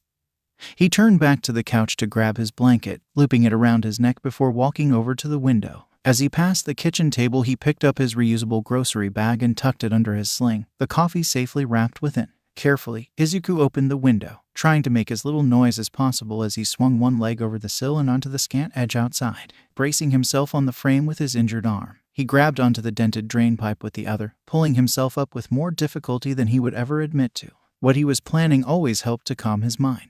Once on the rooftop, he wiped the sweat from his forehead and neck and looked out on his little sanctuary, his secret garden, his own personal rooftop Eden. If Eden was shoddily constructed with cinder blocks and 2x4s and all the dirt was stolen handful by handful out of strangers' yards and back alleys, and everything was mildly irradiated, so sure, why not, it was Eden. Izuku set down his bag and pulled out HS coffee, sitting down on his poorly built bench that matched the cinder block and 2x4s around it. He looked out on the city from behind the rows of plants, and he felt a sense of ease wash over him as the loud roar of thoughts from the apartment building faded into the dull mumbling of the entire city block and the three surrounding it in every direction. It was the closest he could get to peace. Without his sunglasses limiting his vision, he looked out on the overlapping layers of concrete and steel, glass and wood, and so many people, most of them asleep. But Izuku could see others still awake. The insomniacs, the night owls, the nighttime workers, heroes, and criminals. The city was never as interesting as it was at night, at least in Izuku's opinion. The grays on lighter grays on darker grays, and all the lights, it was magical. He sipped at his coffee, the metal radiating its heat into his hands as he stared up at the night sky, watching gray clouds float across the inky black of the night sky. It was always beautiful if a little empty and vast. Izuku frowned. He might remember the stars, but he couldn't see them anymore. Maybe one day he would forget them. Izuku set his coffee down beside him and stood, walking along the rows of plants, trying to see what was ready for harvesting. He kneeled down beside a planter box full of onions and carrots, planted in 2 rows that could never be considered straight lines, and Izuku tugged experimentally on a carrot. The carrot didn't move, stuck fast in the soil. Oh, that's really in there, isn't it? Izuku mused before yanking the carrot from the soil with more force than necessary and put it into the bag, dirt and all. And that's gonna be lunch, he said, smugly, reaching for the next carrot. The next few minutes were spent pulling up carrots and onions, 5 of each, and putting them in the bag with the rest. His breath had calmed and Izuku stood back up, brushing the knees of his pajama pants off before turning to the rows of bell peppers and celery when he felt the hair on the back of his neck rise. Someone was watching him, whirring around. He spotted a shadowy shape on the rooftop of the building across the street. Izuku narrowed his eyes, searching for anything that could help him identify the figure. Is that? It is. What on earth is Midoriya doing awake right now? Whatever, this isn't my problem. Is he holding an onion? Screw it, I'm going over there. Izuku recognized those orderly and straightforward thoughts. He frowned, taking a step forward before jumping back when the figure seemed to swing over to his rooftop on long white strands. Eraserhead, he stammered, nearly tripping himself as he took another step backward. I mean, Aizawa-sensei. Midoriya. Aizawa frowned, his capture tool settling back down onto his shoulders. He looked around the rooftop, taking in the poorly built planter boxes and bench. What are you doing awake? He asked, concern lacing his tone. I'm always up around now, Izuku admitted, suddenly realizing he was still holding an onion in his hand. He held out his onion, offering it to the hero on impulse. Oh, do you want an onion? What? Aizawa took the offered onion, holding the vegetable gingerly before slipping it into one of his many hidden pockets. Thank you. Ahiro furrowed his eyebrows as he processed what Midoriya had said before he had given him the strangest gift he had been given in a long time. What do you mean? You're usually awake by now. Izuku kept his gaze on his feet, certain that making Eraserhead puke on patrol would make him the worst sort of criminal. He shrugged with one shoulder. Just that. I don't sleep much. Aizawa understood how it was having a hard time sleeping. He watched as the boy shuffled his feet, avoiding lifting his gaze. He pointed at Midoriya's sling. How's her arm? It's all right. Izuku nodded, not lifting his gaze from his own feet. It could have been a lot worse. Aizawa frowned. Your quirk, why couldn't I erase it? That question had been bothering him for nearly the entire day, and reading the kid's files hadn't really been enlightening. It's not an emitter type, but at the same time, it is. Izuku stuttered through his explanation, trying to weave a convincing lie. It's sort of both emitter and mutant. Does that make sense? I see. Aizawa looked at the boy's subdued posture, very different from how he had been during the assessment. There was no false bravado here, no manipulative behavior. If Aizawa didn't know better, he would say Midoriya was scared. Your quirk makes people uncomfortable, doesn't it? He said, not a question, but a statement of fact. Why yes, Izuku nodded. Most people are. Scared of me. HMPH. Aizawa pushed his goggles up onto his forehead, looking over the boy in front of him. Tiny, wrapped in a blanket, hands covered in dirt, coffee on his breath, and a bag full of onions and other vegetables. He blinked slowly, thankful he wasn't responsible for his students outside of school. People are afraid of what they don't understand, he said, knowing from experience that phrase never really made much of a difference. I know what you mean, Midoriya. Get some sleep, kid. You're going to need it for tomorrow. Have fun with your onions. Izuku watched as Eraserhead all but launched himself off the side of the building, capture tool flying ahead of him and looping around a streetlight. Bye. Turning to watch as the hero moved in leaps and bounds before sinking into the shadows. Izuku shook his head, turning back to his garden, pale light creeping up over the horizon and illumination the plants by increments. Well, all right then. He picked a bell pepper, putting it into the bag. That was weird, wasn't it? Oh no. Izuku sat up when he felt the train slow to a stop and felt the movement of dozens of minds on and around the train car. He looked around in terror for a second before he relaxed, pulling the brim of his baseball cap down over his eyes. Oh, thank God, those kids aren't here yet. Izuku sighed, settling back against the door and closing his eyes, readjusting his position to keep himself from moving with the motion of the train. He took a deep breath, closing his eyes and bracing his feet on the guard railing. He adjusted his grip on his bag and let himself relax with the sound of the tracks and the swaying of the cars as the train began moving again. For about 15 minutes, he hovered on the edge of awake and snoozing. The only thing keeping him from falling onto the side of sleep was the bright rays of the sun that were slowly heating his body like a lizard basking in the sun. Really, he could fall asleep like this. The wind, soft as it was, in his hair. The lack of lasting or comprehensible thoughts around him as the train sped between the station. It was nice, being the operative word as the train slowed to a stop at the next station. Hey, the sound of many pairs of small hands slapping on glass jolted him back awake. Hey, mister, not this again. Izuku's eyes snap open, and his breath comes too quick as he's nearly knocked flat with an avalanche of thoughts as soon as he sat up. He sagged against the door, blinking himself back to alertness. It's him, Yue. Why is he outside? Isn't it dangerous? Pay attention to us. I wonder if he met Tsuyu. That uniform is still so cool. How'd he hurt himself? Mister, how's Yue? There was a flurry of knocking on the window, nearly a dozen tiny hands tapping on the hardened plastic. Mr. Midoriya, hey. More tapping, mixed in with slapping and the rattling of the door as it was kicked. It's me. Damn it. Izuku smacked his head back against the door, squeezing his eyes shut and hoping if he opened them again, the tiny flock of children would be gone. He pulled himself to his feet, opening the door and entering the train car moments before the train began to move away from the station. How are you, kids? Midoriya. Izuku's eyes went wide as he looked up at the expressionless face of his classmate. The girl cocked her head to the side, blinking slowly with nearly translucent eyelids. You take this train. Hi. Izuku racked his mind for the girl's name, drawing a blank even as he was sure he had heard it before. I'm sorry, I don't know your name. Izuku waved awkwardly from the middle of the mass of children pulling on his sleeves and backpack. He brushed the kids' hands away, pushing them towards the seats before sitting himself down across from the girl and her sister. It's Asui Tsuyu. Call me Tsuyu, or just Tsu. Okay, Tsuyu. Still uncomfortable. He pulled his backpack off and tucked it between his feet. So how are you? Tsuyu just blinked, her sister pulling on her sleeve beside her. How does my sister know you? She narrowed her eyes, watching the twitching teen suspiciously. He's some kind of weirdo. Behind Izuku's sunglasses, his eyes were wide as he raced to come up with a non-suspicious and not creepy answer. She's a friend. He cursed himself mentally as soon as the words had left his mouth. That sounded even worse. That answers nothing and is even more suspicious. We're friends. Tsuyu's sister all but vibrated with excitement, trying and failing to shake Izuku's hand while still seated.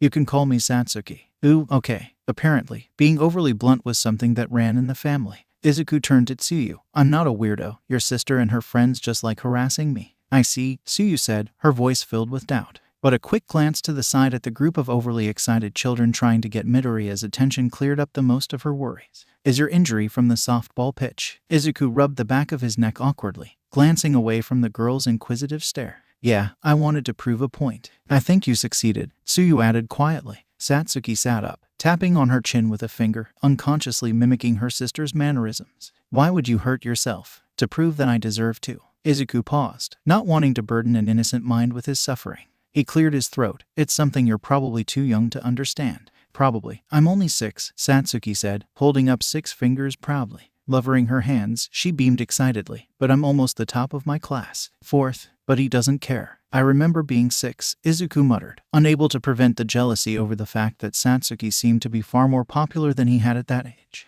But he shook that feeling off. It wasn't healthy to be jealous of a literal child less than half his age. It was terrible, he finished weakly. Really? Tsuyu asked, cocking her head to the side. With a quirk like that, such strength, how is that possible? Hey, mister, one of the group asked, reaching over the seat and tugging on Izuku's sleeve. When you're a hero, are you going to be cool like All Might? There's no way he can be as cool as All Might. All Might's the coolest. I want to go to UA, too. Why's his arm in a sling? Did he get hurt at UA? HRH, I sure hope so. Izuku chuckled, even though he knew he would most likely be spending his days as a hero hiding behind the scenes and in the shadows. Someone like him should reach no higher than the underground. There was no way he could imagine how that could ever change. Letting the conversations fade out, the others seeming to understand his lack of interest, he settled back in his seat, closing his eyes to try to get a few more moments of rest before the coming day. Almost as soon as the train had begun to slow to a stop, Izuku had all but leapt from the train into the busy station, losing himself in the crowd to avoid the slowly waking thoughts of Bakugo, Shinsu, Uraraka, and Ida.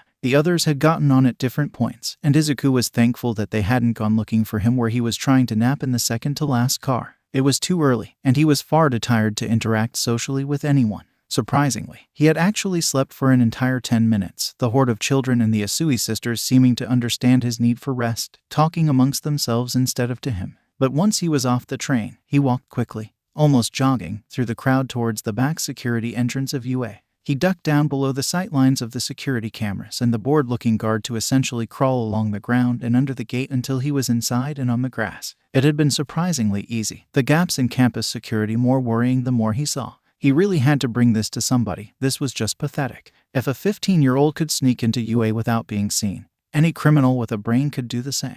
Especially considering how many villains were just brains. Really, a concerning amount were just brains. Some floated, some shambled, some slithered about like Izuku stopped, shaking himself to try and make himself drop the subject. This was not the time or place for that. There was no time or place for that. He stayed low for a few more moments as he crawled, sticking to the wall until he found a cluster of bushes large enough to hide within. Adjusting his baseball cap and sunglasses, he stood, slinking towards the back entrance of the main building, running down his plans for the day. He needed to get his arm fixed and get to class in under 10 minutes without being seen.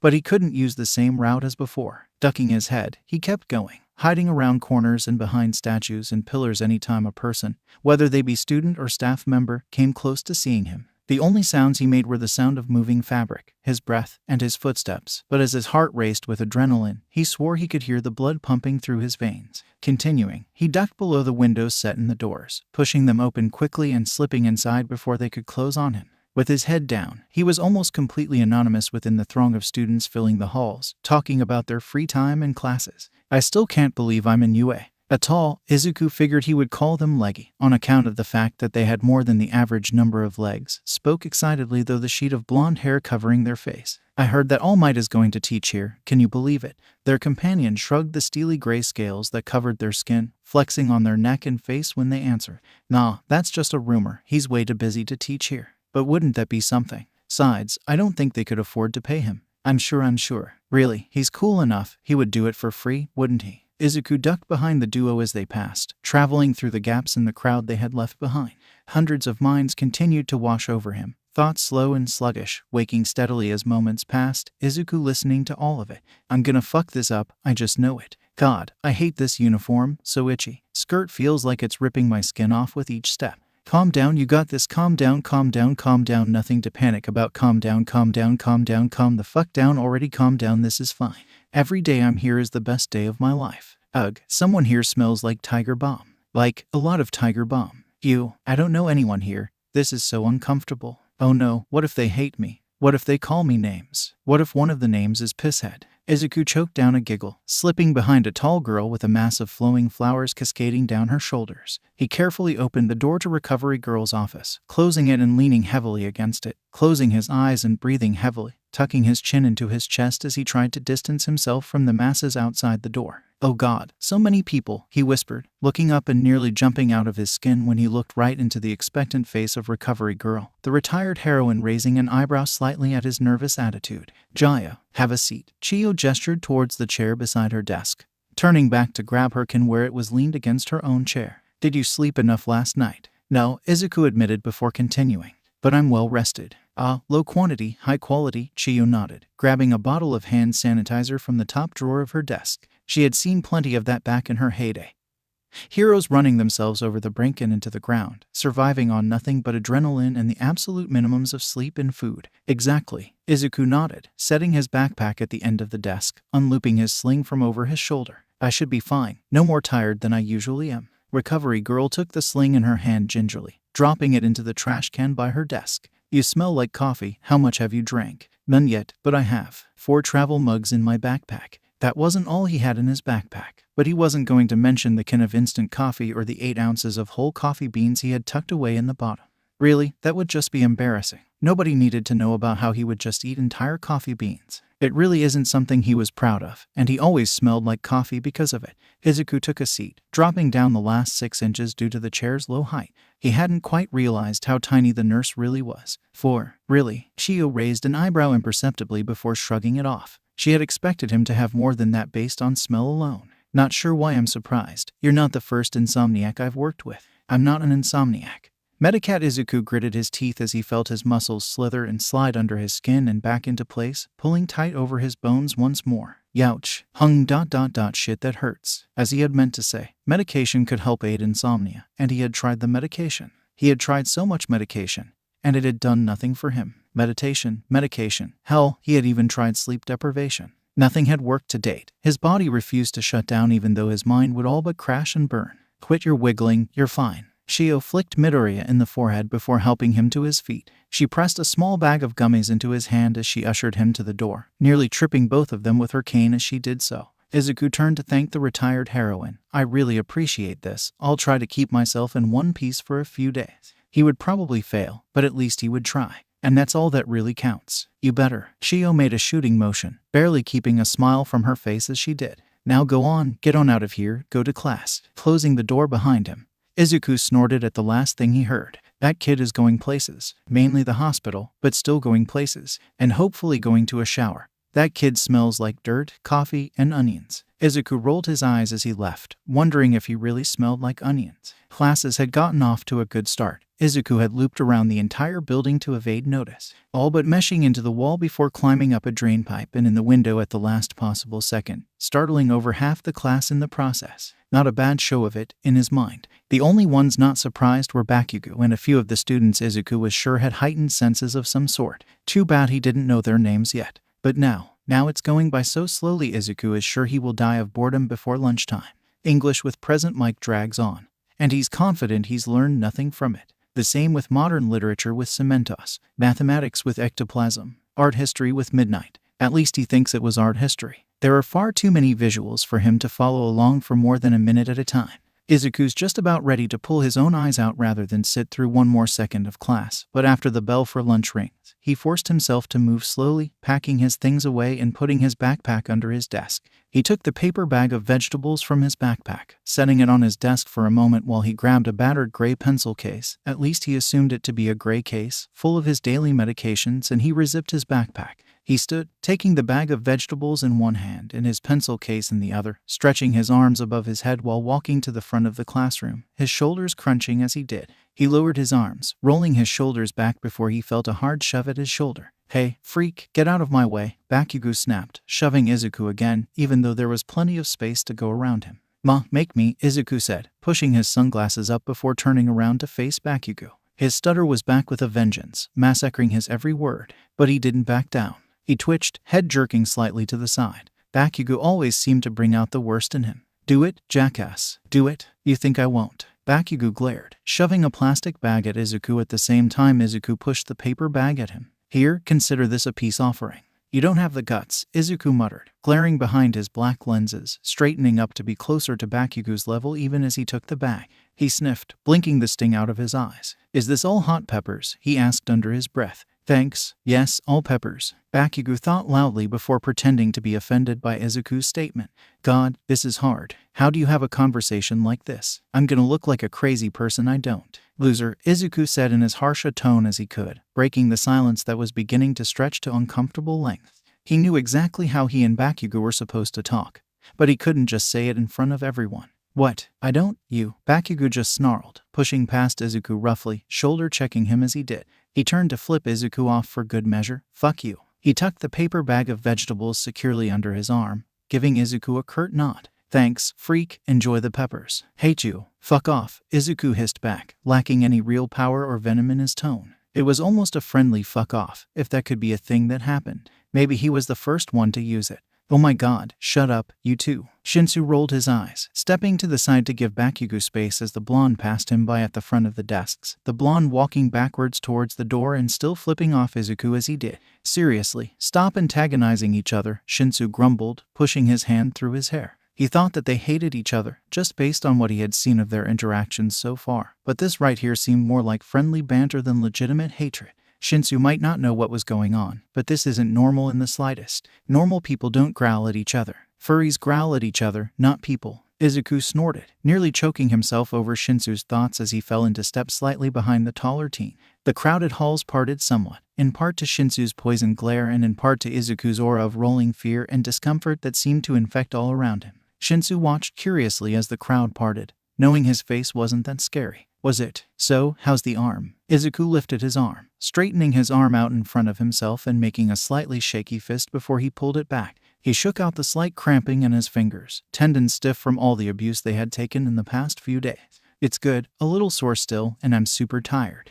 "Is that why you drank so many things of coffee?" Shinsu hadn't seen how much it had been, but he had heard and smelled it. About every hour, the smell of coffee would fade only to come back stronger and with a vengeance after a few moments of rustling from Izuku's backpack. It was only 3. That's not that many. Sure, each cup technically held 2 cups, but that still wasn't a lot. At least not to him. Besides, he still had another cup in his backpack for before foundational hero studies began. And wouldn't that be a trip? Izuku mused, wondering how All Might would handle himself in a school environment. His shoulders slowly tensed as he realized that All Might would have to work extremely hard to keep their prior communication and training a secret from the rest of the class. All Might wasn't exactly a convincing liar. And as for keeping secrets, well, even if Izuku couldn't read minds, he wouldn't really need to. How was he going to keep this from the rest of the class? The rest of the class aside from Shinsu, at least. And wasn't that weird, Izuku thought. Shinsu knew that he and All Might already knew each other. Could he trust Shinsu not to blab? They didn't know each other then well, did they?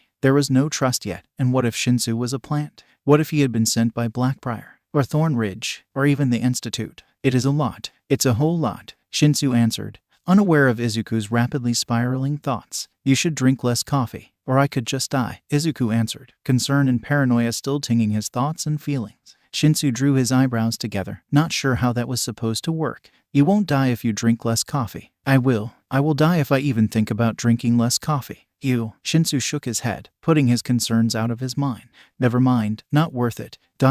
What is that? Izuku lifted his upper lip in disgust before lowering his sunglasses and staring at the questionable food before him. Is that even real food? It's roast chicken, Shinsu said uncertainly as he took a plate of seared salmon and steamed vegetable. Are you blind or something? Izuku readjusted his sunglasses before looking at Shinsu incredulously. Had he really forgotten? Yes, I can't see color. Shit, right, sorry. I forgot that you can't see for shit. Shinsu shrugged. If you can make people vomit with eye contact, You probably don't have normal vision. The two moved down the line, pretending not to notice the way those around them gave them a wide berth. So, what did you give to Explosion, bitch? Shinsu perked up, asking excitedly in a hushed whisper. Is it a bomb? Are you murdering him? He crossed the fingers of his free hand, the other holding his lunch in a shaking grip. Please be a bomb. Please be a bomb. Please be a... Izuku shook his head, finally cutting Shinsu off in the middle of his mantra. What? No. He picked up what he hoped was a juice box, not even knowing what sort of fruit or fruits it had been made from. It's a bag of vegetables. Shinsu deflated in disappointment, asking hopefully, poison vegetables? No. Izuku rolled his eyes behind the black lenses as he picked up some sort of fruit cup from the end of the lunch selection. Regular vegetables. Shinsu rolled his eyes dramatically, sarcastically snipping, are they at least radioactive? Izuku turned his face away, cheeks burning. No way. Izuku kept silent, his gaze flicking further to the side. No fucking way. Shinsu ducked down to hiss his next question in Izuku's ear. How in the hell are they radioactive? He gripped Izuku's sleeve tightly as they walked, eyes wide as he continued to whisper in Izuku's ear. Did you get uranium from the guy who sells you lone gunman issues? Izuku shook Shinsu's hands off his sleeve, snorting out a laugh at Shinsu's shocked expression. No, 3 doesn't sell radioactive gear to kids. I've tried. A lot. No uranium, no plutonium, no strontium, nothing. Izuku rolled his eyes, following Shinsu through the bustling cafeteria and to an empty, at least what he hoped was empty, table. I give off a very low level of radiation. Not dangerous, no more than the average person is exposed to from a single CT scan or an X-ray on a yearly basis. He screwed up his face in a frustrated scowl as he tried to run through the numbers. He knew this, he could swear he knew this. He just couldn't make himself remember it. With a shrug and irritated huff, Izuku sat, immediately diving into his food. A little less than 3 millisieverts annually. Is that a lot? It sounds like a lot. Shinsu wasn't sure how much radiation is a lot, but he was pretty sure more than none was too much. His eyes went wide with panic as he whisper-shouted. Oh my god, am I going to get cancer from you? Can you give people cancer? Oh god. A few people in the throng around them turned their way, curiosity piqued by the quiet outburst. Am I going to die? Sitting up straighter, Izuku whipped his head around and glared back at them, raising his upper lip enough to show his teeth in a snarl, sending those who were watching them back to their own business. I'm not going to give you cancer. Izuku shrugged, trying his best to downplay how terrifying the reality of his existence sounded. It's basically nothing. He didn't need to try and read his mind. Izuku could tell by the silence that Shinsu didn't believe him. So Izuku continued, 1 sievert only carries a 5% risk of cancer. You would have to hang around me for. Izuku frowned, racking his brain to try and figure out the math. All day, every day for almost 1,000,000 years. He shrugged, picking at his meal. At least I think. I'm super bad at math. That is not comforting at all. Shinsu took a deep breath and sighed, trying to make himself relax. Sorry, Izuku muttered, hanging his head. One more question. Shinsu settled in his seat, resting his chin in his hand. The guy who was a Yakuza is named 3. It's actually 300, but I really don't want to know what that stands for. Izuku shook his head. Probably his body count. Or crimes. Shinsu's eyes were wide, wondering what kind of life 300 could have lived. Izuku threw his hands up. I just said I didn't want to know. He tried to avoid reading into the thoughts of 300, and those of everyone he came into contact with often. It was just rude to hear more than surface thoughts and idle ideas.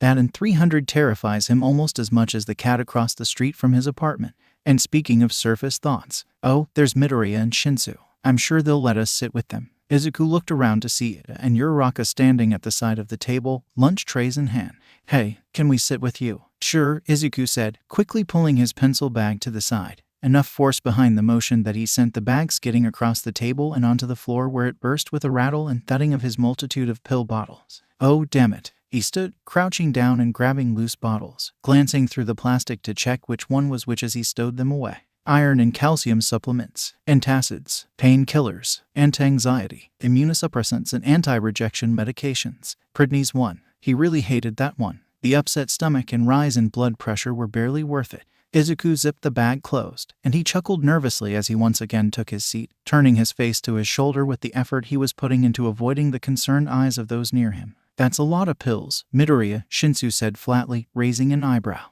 He had seen the dozens of bottles in the other teen's bathroom, but hadn't thought that he had more that he kept with him. Yup. Izuku brushed down his pants, trying to force his heartbeat to slow back down. Yep.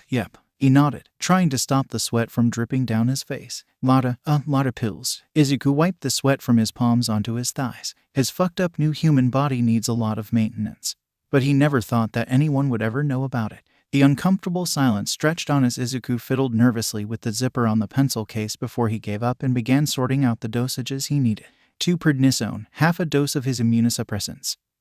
3 hydrocodone for the constant agony of the metal and ceramics under his muscles, and so on until he had almost a palmful of pills. He downed them with a long draw from his juice box, cringing when he realized it was grape. He hated grape. Bleg, Sue, Shinsu drawled, drawing out the word to unnatural lengths to drown out the suffocating silence. We all ride the same train in. Uraraka nodded, wondering where this was going. Yes, Ida said, eyebrows drawing together. Why? Did you see that guy who was wearing a pair of pants as a cape? All but slamming her hands onto the table, Uraraka sat up, eyes comically wide. Wait, you saw him too. There was a guy wearing pants as a cape. Izuku raised his eyebrows before asking, so, did he have a second pair of pants on? Shinsu shrugged, I think so. No, he didn't, Uraraka answered. She had seen too much too early in the morning. What? Izuku just stared, wondering how the hell he had missed a guy walking around with no pants. Had getting a little extra sleep been worth missing out on that? Yeah, he was wearing Uraraka gestured vaguely. A pair of leggings. She shrugged, or maybe it was a pair of tights. I think it was tights, Ida added.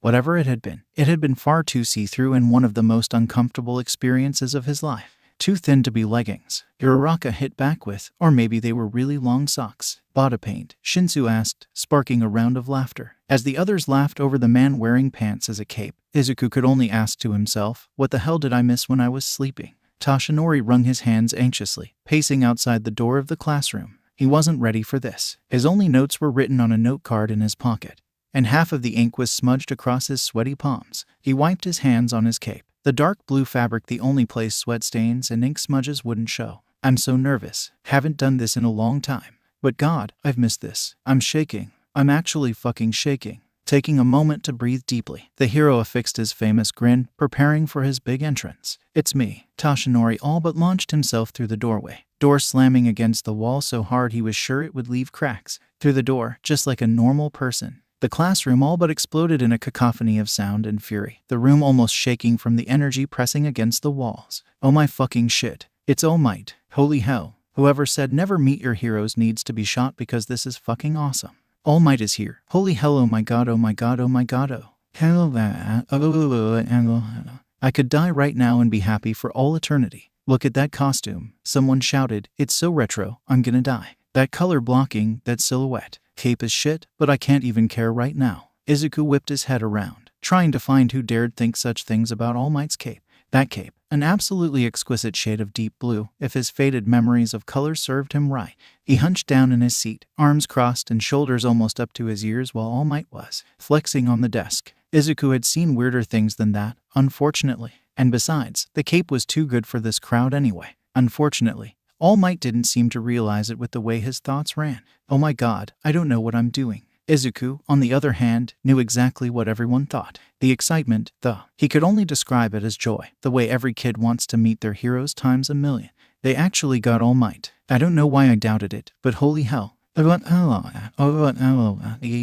I ask him to sign stuff for me? Is that weird? That's weird, right? It's totally weird. I knew he was coming, but I'm still amazed. He's the greatest. Above the frenzied and heated thoughts of the riled-up class came an irritated. Izuku could only describe it as being a mental eye roll and a fucking drama queen from an exhausted Eraserhead. Somehow, Izuku could feel the capitalization of each word. I hope he has a fucking lesson planned out. I didn't sleep at all last night. Hand still smells like onion, too. Izuku rested his chin on his hand, watching Eraserhead from behind the black plastic of his sunglasses. All Might was still on the desk, announcing his lesson plan and holding a card that Izuku could only assume read Death Battle based on how extreme the reactions of the class were. Talking over the rabble, All Might explained, the trial of battle, one of the key components of hero work, and to go with this training. Toshinori gestured to the wall, the racks of boxed uniforms slowly extending. Your new uniforms. He waved the students to shelves, nodding slightly when Midoriya stepped past him, the kid's face blank as he did so.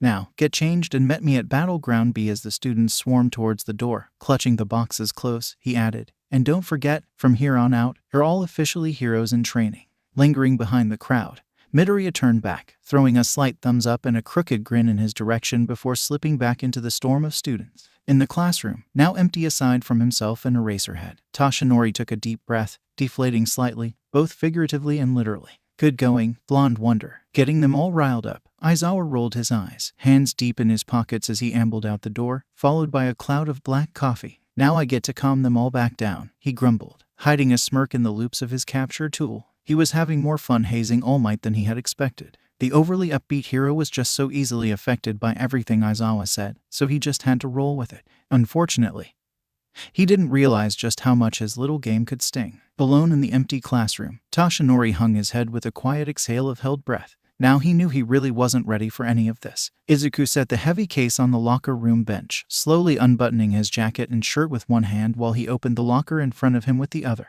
Hanging his shirt and jacket, he kicked off his shoes, leaving them on the floor. It wasn't like anyone would try to steal them. Izuku took a slow breath, exhaling through his nose. Careful not to destroy his pants in the process, he worked open his belt, freezing when he felt someone stop behind him. Hey, why you still wearing that shirt? Izuku jerked, nearly shredding his pants in the process, and he whipped around, staring into the blank face of. He didn't actually know their name yet, and their face was, well, saying average felt mean. Izuku knew firsthand just how insulting that could be, but they had an air of excitability about them. And with their spiked-up hair, Izuku was reminded of an overly energetic dog for some reason he didn't quite understand.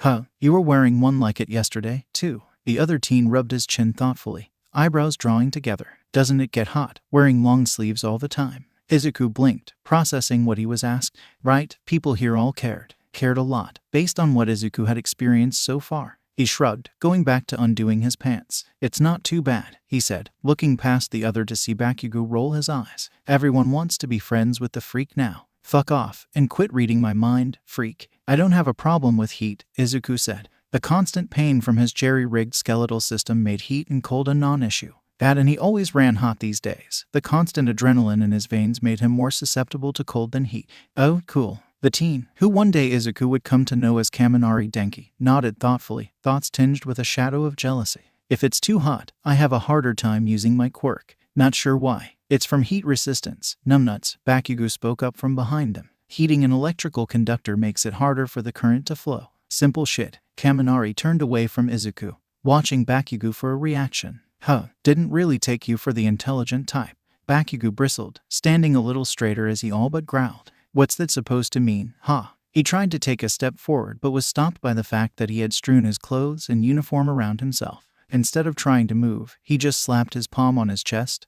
Come at me. It means you're more the sort to spend your free time reading that which caters to the absolutely lowest common denominators of society. Kaminari shrugged, racking his often scrambled brain for an example. Gossip magazines and how to bully better, that sort of thing. Bullying for dummies, Kaminari thought. I'm sure that's something. Izuku blinked twice, turning away from the escalating exchange. Stripped down to just his underclothes, he carefully took off his sunglasses, his eyes shut as he tried to get used to the sudden expansion of his vision. He placed the sunglasses in the locker, closing it and turning back to the box containing his uniform. He took a breath to try and calm the excitement in his veins. This was really happening. This was really real. Izuku undid the latches, slowly opening the box. He had sent in the paperwork for his uniform, requesting heavy and robust materials and minimal tech. Nomex with Kevlar reinforcement, high-impact ceramics in the gloves and boots, lightweight titanium bracing along all the joints and long lines of the uniform. He just hoped it was what he had asked for. He hadn't really been specific. He couldn't see it, but he really wanted it to look as he had described. Something proper for an underground hero. Dull colors and urban camouflage. Gray, green, browns, and blacks. No gadgets, no tech, no weapons. Well, aside from his pager, 7 smoke bombs, 10 feet of rope, a few zip ties, and strips of metal. The first thing he picked up was a heavy motorcycle helmet, twin points giving the helmet a sleek, futuristic look. He turned the helmet over in his hands, looking into the solid black visor. He lifted the visor, lowering it again, and repeated the action a few times. Smooth, no resistance or friction. Very nice. He set the helmet aside, moving on to the next item. He unfolded a stab-proof shirt, vertically striped in black with 2 broad stripes on either side in what he hoped was either green or gray. It was green, not that he could tell. He pulled the shirt on, adjusting how it fit over his other set of sleeves. He rolled his shoulders back a few times before he zipped the shirt up, a set of dual snaps on the top and bottom of the zipper, and he was done. A Nomex vest in a mottled green and gray with 2 steel-colored lines on the sides, the fabric inside their angular shape padded to protect his ribs. He clipped the 3 leather straps across his chest and went back to the box. A set of gauntlets, mostly metal and Kevlar with high-impact ceramics on the knuckles, to protect his hands when he needed to punch through walls and such. gray and black with white palms of heavily ridged rubber. Next came a pair of heavy steel-toed tactical boots. What he couldn't see was the color, a mud brown with black soles and toe cap, black laces, and reinforcement. He set the boots aside, taking out a pair of fatigues, made with more pockets than were necessary. A slate gray colored the reinforcement on the knees, and the rest of the material was a green and concrete gray urban camouflage. Digital, of course. This wasn't the 1,900 seconds. Pulling the fatigues on, he buckled his belt, twisting side to side before readjusting it to fit a little looser. The belt was also mud brown with a black buckle, helping pull the color aesthetic together, but it wasn't like Izuku could appreciate the work the belt was doing. Hey, Midoriya. Nyar. Izuku whipped around, eye wide. Oh, Shinsu. He quickly averted his gaze, staring at his own feet instead of his friend's face. Sorry, I'll try not to look at you. Thanks, I prefer not vomiting. Shinsu gestured down to himself with a flourish of his wrist. What do you think? Izuku looked up slightly, squinting as he tried to decipher the color. Is that black or purple? He narrowed his eyes a little more. Or gray. It's a color, Shinsu said, unhelpfully, toned smug. Purple, in black, 2 colors. Izuku rolled his eyes. Cheating. Colors aside, Shinsu had on some simple padded leather body armor and a set of tech-laden fingerless gauntlets wrapped around his arms up to the elbow. A display on the inside of his wrist showed the power level of the device and its structural integrity, 98 and 100%, respectively. Izuku tried not to pry, but Shinsu's pride was basically screaming what the gauntlets could do. Holy hell, Izuku's eyes went wide. So they could collect energy from his own movement and surrounding sounds to create a minor shockwave or sound blast. Was that even something he needed? That anyone needed? Looks good, Izuku said slowly, eyeing the tech-heavy gauntlets. He wasn't sure if he was jealous or afraid of them, but mostly he was just glad his friend had something to give himself more power. Even though it's dark, he hummed, nodding as he spoke. Very exciting. It brought to mind action sequences in dark alleyways, violence and drama backlit by half-broken streetlights and coated in smoke. Whereas Izuku, you look very bland. Shinsu drew his eyebrows together, trying to put together a comparison. He snapped his fingers, eyes sparkling with realization. Like a super nasty mud puddle, and the color beige had a big beige baby. Izuku grinned widely at Shinsu, his eyes focused somewhere over his shoulder as he did so. Thanks, that wasn't a compliment. I'm going to take it as one, anyway. Looking away from Shinsu's face, Izuku pointed at the dense mass the other wore around his neck. Is that some kind of rope? Are you using it as a capture tool? Yeah, like a racerhead has. Shinsu didn't bother to correct Izuku. He was basically right, anyway. It might not be a rope, but it had all the flexibility of one and only half the weight. In reality, it was more like a chain than a rope, but that didn't really matter. I couldn't get a real one. My request was denied. What about you? I asked Inko for tips on my uniform. Izuku began, gesturing down to the Nomex vest and fatigues. She suggested the stripes and he tapped on the points on the back of his helmet. The points, Shinsu snorted, shaking his head as he laced up his boots. It looks sort of like a terrifying grunge goth green All Might parody. I love it. Why? Something about my roots, or something. Izuku actually remembered exactly what Inko had said. You always wanted to be like All Might, and he's a big part of your life now. I know you don't have to listen to me, but I just think it would be nice if you had a homage to your roots. Talking about his costume with Inko. It had been nice. Someone, Izuku couldn't tell who, their shirt was over their head, asked, who's Inko? His mom, Bakugo said, rolling his eyes at the looks of surprise he got from knowing anything about the boy he acted like he hated. You call your mom by her name. Another boy, Izuku really needed to learn names, asked, that's weird, right? Yeah, it's weird. Shinsu zipped up his padded vest, smoothing the leather over his chest. His family is weird. He shrugged, clipping the leather arm braces on over his fingerless gauntlets, adding an extra layer of protection. I just chose leather because it's utilitarian and prevents people from biting you. Double denim would also have worked, but there was no way in hell Shinsu would go running about the city and lurking in dark alleyways dressed like a depressed and sleep-deprived best jeanist. Not weird, Izuku mumbled, distracting himself with the laces on his boots. He was weird, he knew that much, but Inko wasn't weird. Still working on the knots, he hummed slightly as he tried to get them even. This was always the hard part for him. When he looked up from his struggle, everyone was gone. He tripped over the heavy metal in his steel-toed boots, stumbling a bit and nearly smashing his knee into the bench. Hey, wait up. Come on. He rocketed through the hallway and towards the light. You guys, I hope Midoriya doesn't miss my announcements, even though he'd still hear it. I just want him to be here in person. Shit, Izuku chanted, careening around the corner of the halls in the observation building, trying to find where the rest of the class had gone. Why the hell are there so many hallways in an empty building? Where the hell is Midoriya? Is he still in the locker room? He's going to miss the explanation. Fuck. Izuku came running down the hall, panting as he skidded through the door, his momentum carrying him into Shinsu's back, sending the two of them sprawling forward. As Izuku fell, his foot hooked behind the leg of the person beside him, catching Uraraka in the wave of chaos, the three tumbling to the floor. A moment of silence fell over the room, broken by a snort and cackle of laughter from Bakugo. Slowly, the rest of the room bubbled up in laughter and giggles, punctuated with mocking applause and false praise. What an entrance. Well, I don't know about all of you, but I'm impressed. Smooth move, so smooth. He's so smooth they call him Butter. Damn, dude. Absolute hero status. I think he killed them. Oh yeah, super dead. Someone call the coroner. Shinsu tried to push himself up only to fail, his face still smashed against the bare concrete floor. Get off me. He reached behind himself with the arm that wasn't crushed underneath him, blindly slapping at the weight crushing him. I can't. Uraraka dodged a weak slap from Shinsu, trying to push back against the massive weight of Midori. She thought about using her quirk to remove the weight crushing her lungs, but when she tried to reach up, only one hand was free, and she was busy using that to stop Shinsu from smacking her. Midoriya, you're killing us. Sorry, so sorry. Izuku slowly crushing his two friends to near flatness before he rolled off of them, climbing to his feet and brushing himself down. He reached down and pulled Shinsu and Uraraka both to their feet, ducking his head at the glares he received from them both. Sorry, I tripped over the bench, then into the wall, then over the door jamb, then over a trash can.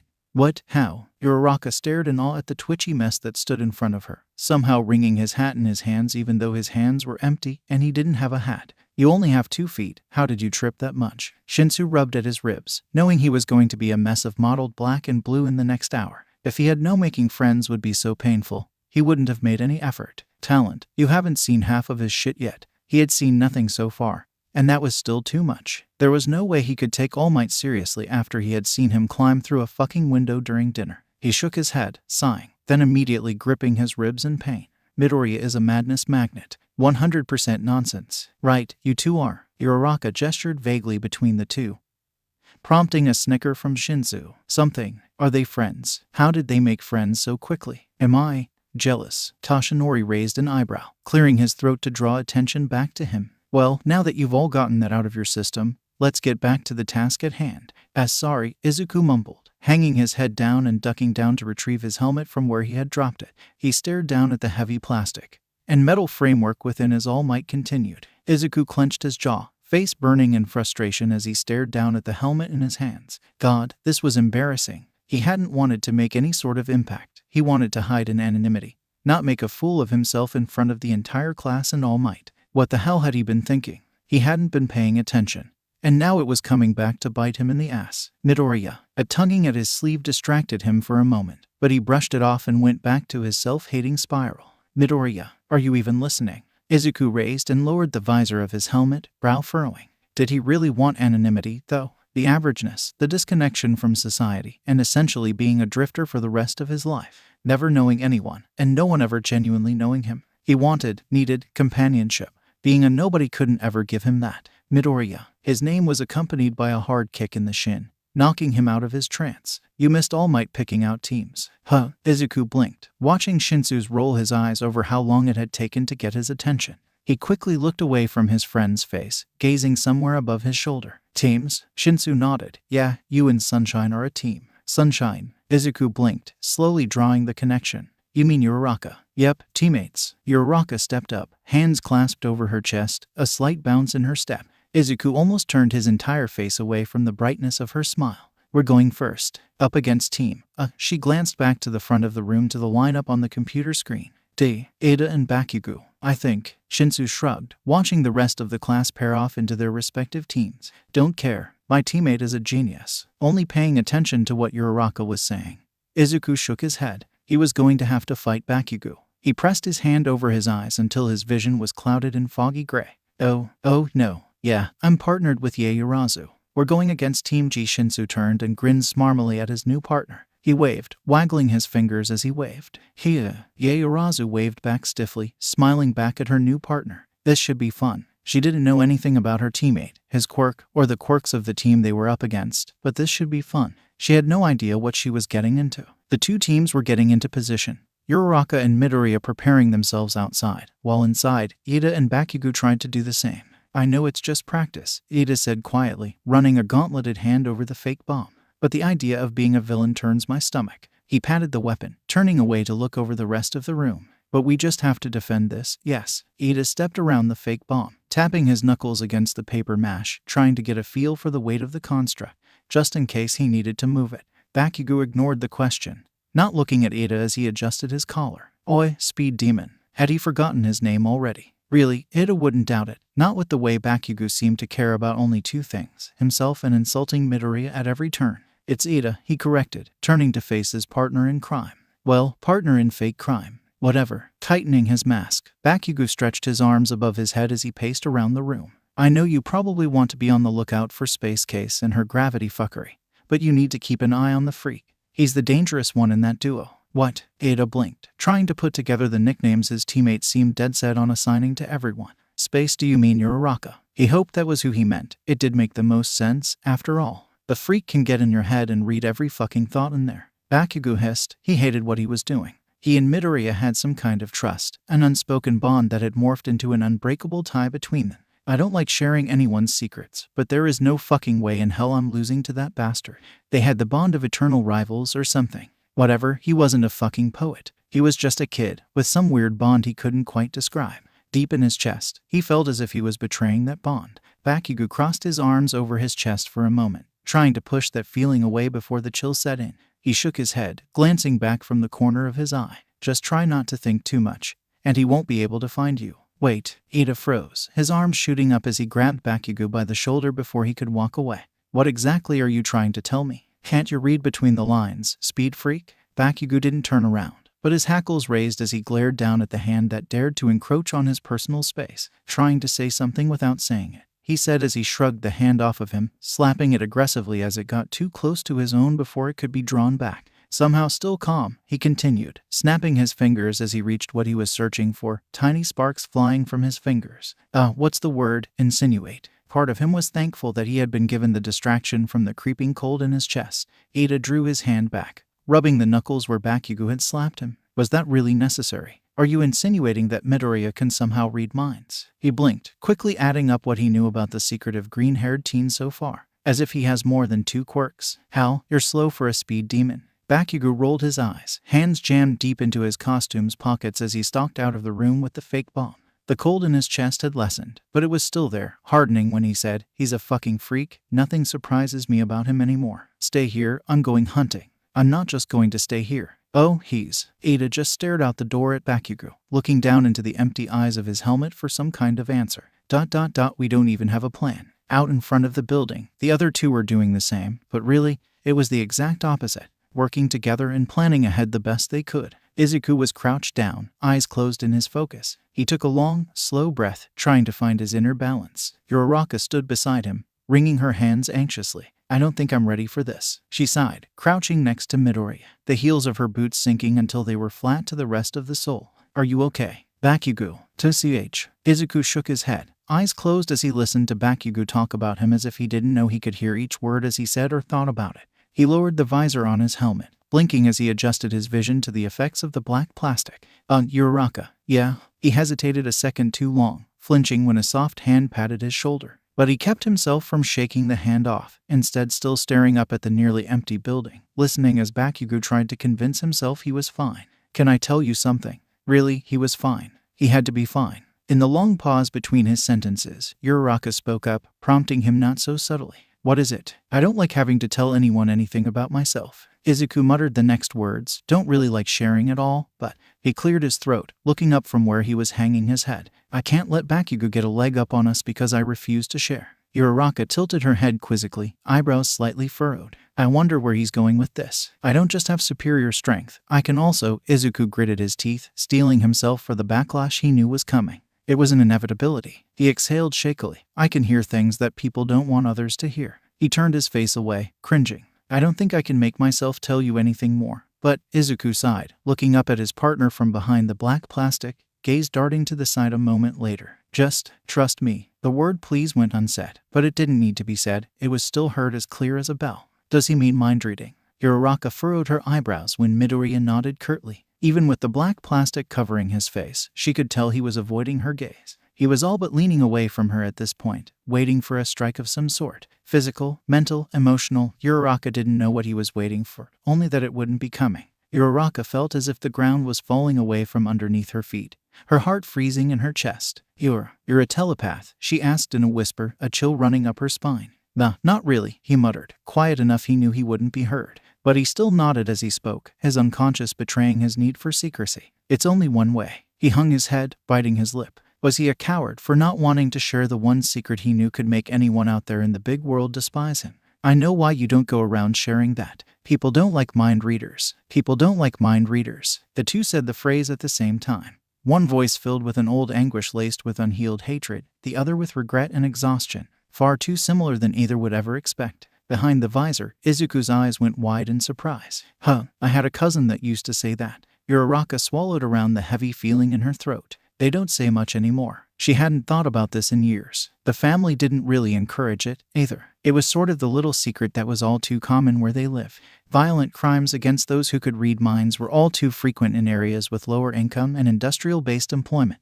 Oh, Izuku nodded once. He understood perfectly. Crimes against those with mental-based quirks were less common than they used to be, but they had a sort of acceptance. It was understandable to attack someone that knew your secrets. Society didn't see anything wrong with it. Nobody likes mind readers. Uraraka sniffed, blinking to clear her eyes of the stinging behind them. "I guess having a quirk that makes people sick is still better than being a mind reader to most people. I can't imagine how he does it." Izuku stayed quiet, tilting his head as he waited for her to finish her thought. "Can't cry. Have to hear all the nonsense people are thinking." Uraraka felt that she maybe understood why Midoriya had lashed out when she had pitied him for not being able to cry. He didn't want pity, didn't want fancy words or empty actions, only acceptance and understanding. He only wanted what everybody wanted. Uraraka wiped her eyes again, smiling weakly. "That's a hell of a secret to keep. A burden." Izuku's jaw dropped. He had never had someone actually understand the fact that he felt his powers were a burden, and that living with his powers wasn't something extraordinary. He didn't exactly share his secrets, but still, this had never happened before. At least, not until he had come to this place and let people into his life.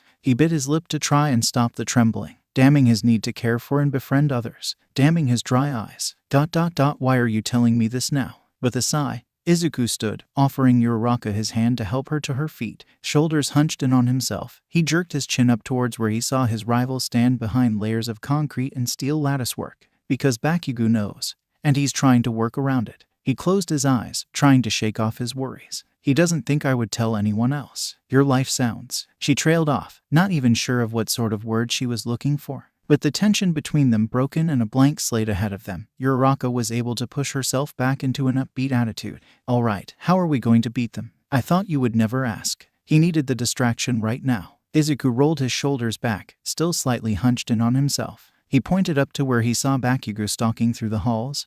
And Ida was cleaning. He just mentally pushed that to the side, continuing on with what he was trying to say. "They don't have a shared plan, Bakugo is." Izuku narrowed his eyes, listening a little closer to his rival's thoughts, hoping the lack of a plan can work to keep us confused. But of course, it wouldn't be Bakugo without plain and simple violence, and his thoughts showed it. A need to prove he was better drove him to such lengths that Izuku was all too familiar with. "But he's going to go after me like a demon from hell, and I need you to trust me when I say I can handle him." "You can handle him? What does that even mean?" "You two have history." Uraraka frowned, trying to figure out if that was what she meant. "Is that the right word?" "That's a word." Izuku couldn't stop himself from speaking now. It was as if a dam was broken. Words just came pouring out. "We just have a lot of differences and unresolved nonsense." "You sort of..." Uraraka drew her eyebrows together in confusion. "Sound like you admire him." Was it possible that Midoriya actually admired the short-tempered jerk that was all anyone had seen so far? Izuku nodded, then shrugged one shoulder. "Oh, I do, but I also hate him." He gestured to the door, stepping forward when his mental countdown dropped to 30. As they walked, Izuku talked, regretting saying anything, knowing that this conversation would need to be seen through to the end eventually. Not all at once, or even in one day, but he wanted to get as much of it out of the way in the next 10 seconds. "He and his lackeys made my life a living hell until I was 12 years old. Gesturing vaguely, he continued, avoiding details. "Even when I ended up with a quirk, they still talked down to me, saying my quirk was only suited for a villain. But that admiration, he wasn't sure if it would ever fade. It was too deeply ingrained into his childhood. Even when he had been bullied, beat down, trod upon, treated as nothing, he still looked up to Bakugo, even though he knew he shouldn't." "Hold on." Izuku raised a hand, closing his fist. He gazed up at the building, watching the movement within. Bakugo was heading down the stairs and Ida. What the hell was he doing? Ida is trying to come up with a plan on his own. Izuku tilted his head to the side as he listened. Then he shrugged. It's not great, but it's still a plan. He pivoted on his heel, stopping just outside the door. The weight limit of your quirk is over a ton, right? Yeah. Uraraka watched Midoriya closely. Her thoughts tinged with confusion. I wasn't thinking about my quirk.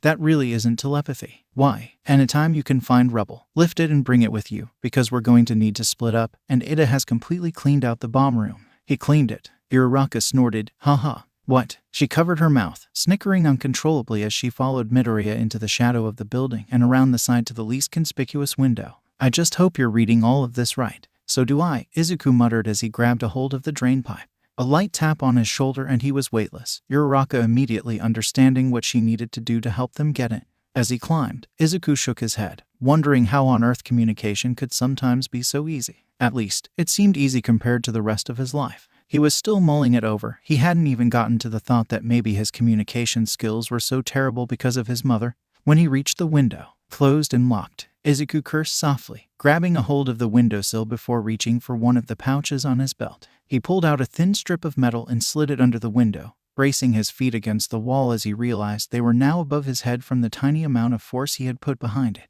He heard snickering below him, and he scowled down as he finally pushed the latch back on the window and was able to raise it. Izuku slung his legs over the windowsill, making sure he was secure before he leaned back and let himself hang down with one arm extended to grab his partner's hand. The other hand was grasping the drain pipe behind him to the point the pipe would require replacement in the immediate future, eyes wide in surprise at Midoriya's flexibility. Uraraka grabbed hold of his wrist, and he carefully took hers, slowly pulling her up as he executed a tricky sit-up maneuver of his own, only flailing for a moment as he let go of the drain pipe and grabbed back onto the windowsill, denting the wood for the second time.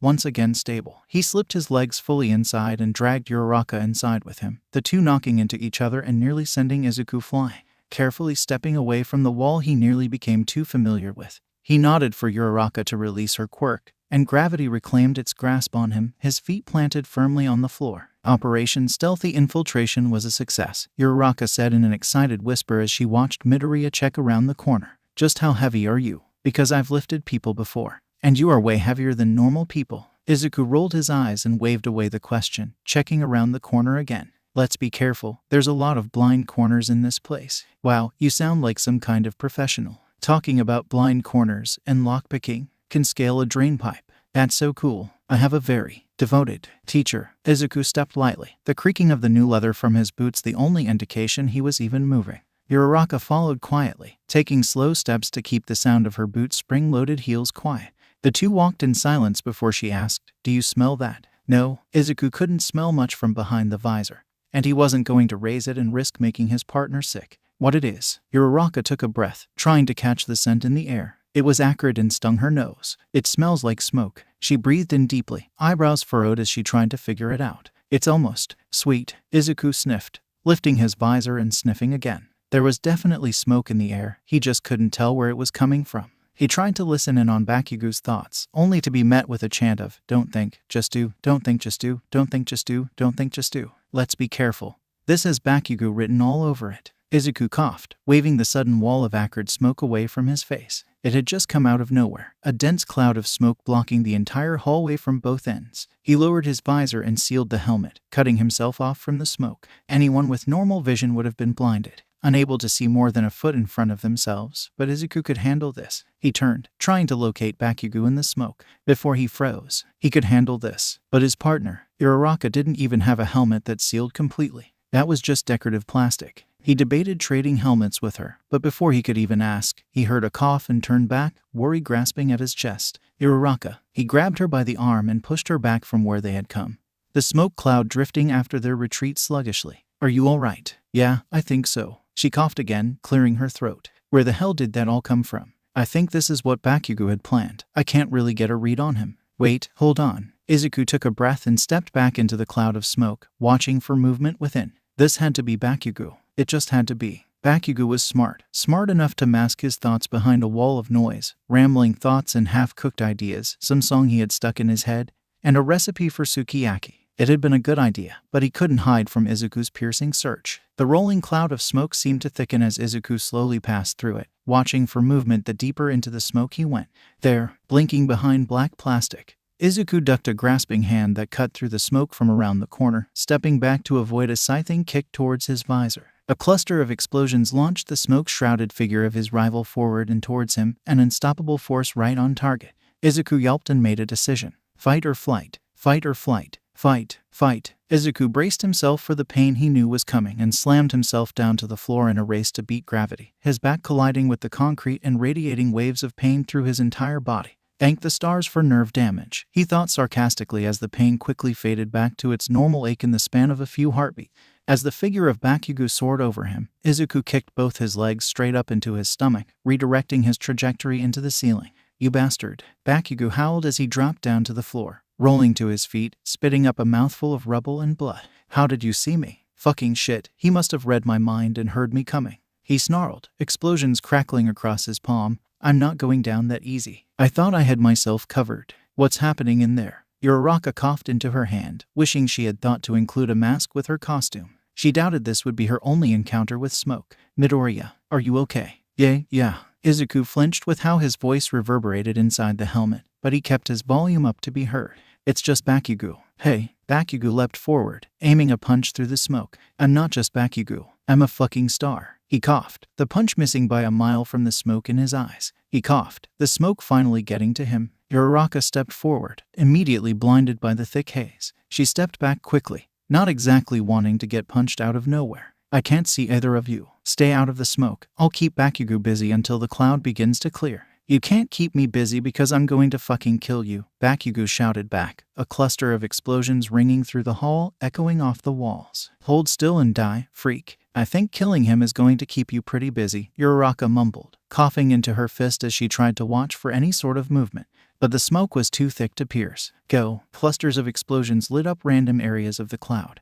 Then the sound of a loud slapping or clapping sound cut a swath of clear space through the smoke, a space Uraraka quickly took advantage of, yelping as she ducked a black boot that could be from either of them. I'm on my way, Midoriya, she thought loudly while she ran. She stayed low as she fled, scooping up handfuls of gravel and twisted metal as she went. She and Izuku had a plan to pull together. Deep within the smoke, Bakugo and Izuku were caught in a tangle of limbs, Bakugo constantly on the offensive while Izuku tried to twist away and make a run for it. Stop holding back. Bakugo snarled at his reflection in Izuku's visor, gripping the lapels of his rival's vest and shaking him. Flecks of blood sprayed across the twisted reflection of his snarl, and he slammed Izuku's helmet into the ground, denting the concrete once, twice, 3 times. The flecks of concrete sprayed up and cut his face, fresh blood dripping down his cheeks and onto the front of his uniform. Izuku tried to push back Bakugo, but he could already see the bruises forming on his rival's upper arms. He immediately pulled back, letting Bakugo attempt to maul him. But Bakugo was immune to the stinging pain in his arms, and Izuku's passivity just enraged him more. He pressed his palm flat against the visor and let off a cluster of tiny explosions. Fight me like you mean it. I won't. Izuku finally shoved Bakugo off of him, scrambling to his feet and stepping back, hands raised defensively as he watched him warily through his cracked visor. I don't want to hurt you. You've been holding back for so long, Bakugo muttered, cracking his knuckles loudly as he stalked through the thinning smoke. For each step forward he took, Izuku took 2 back, the 2 of them locked in an awkward shuffle step.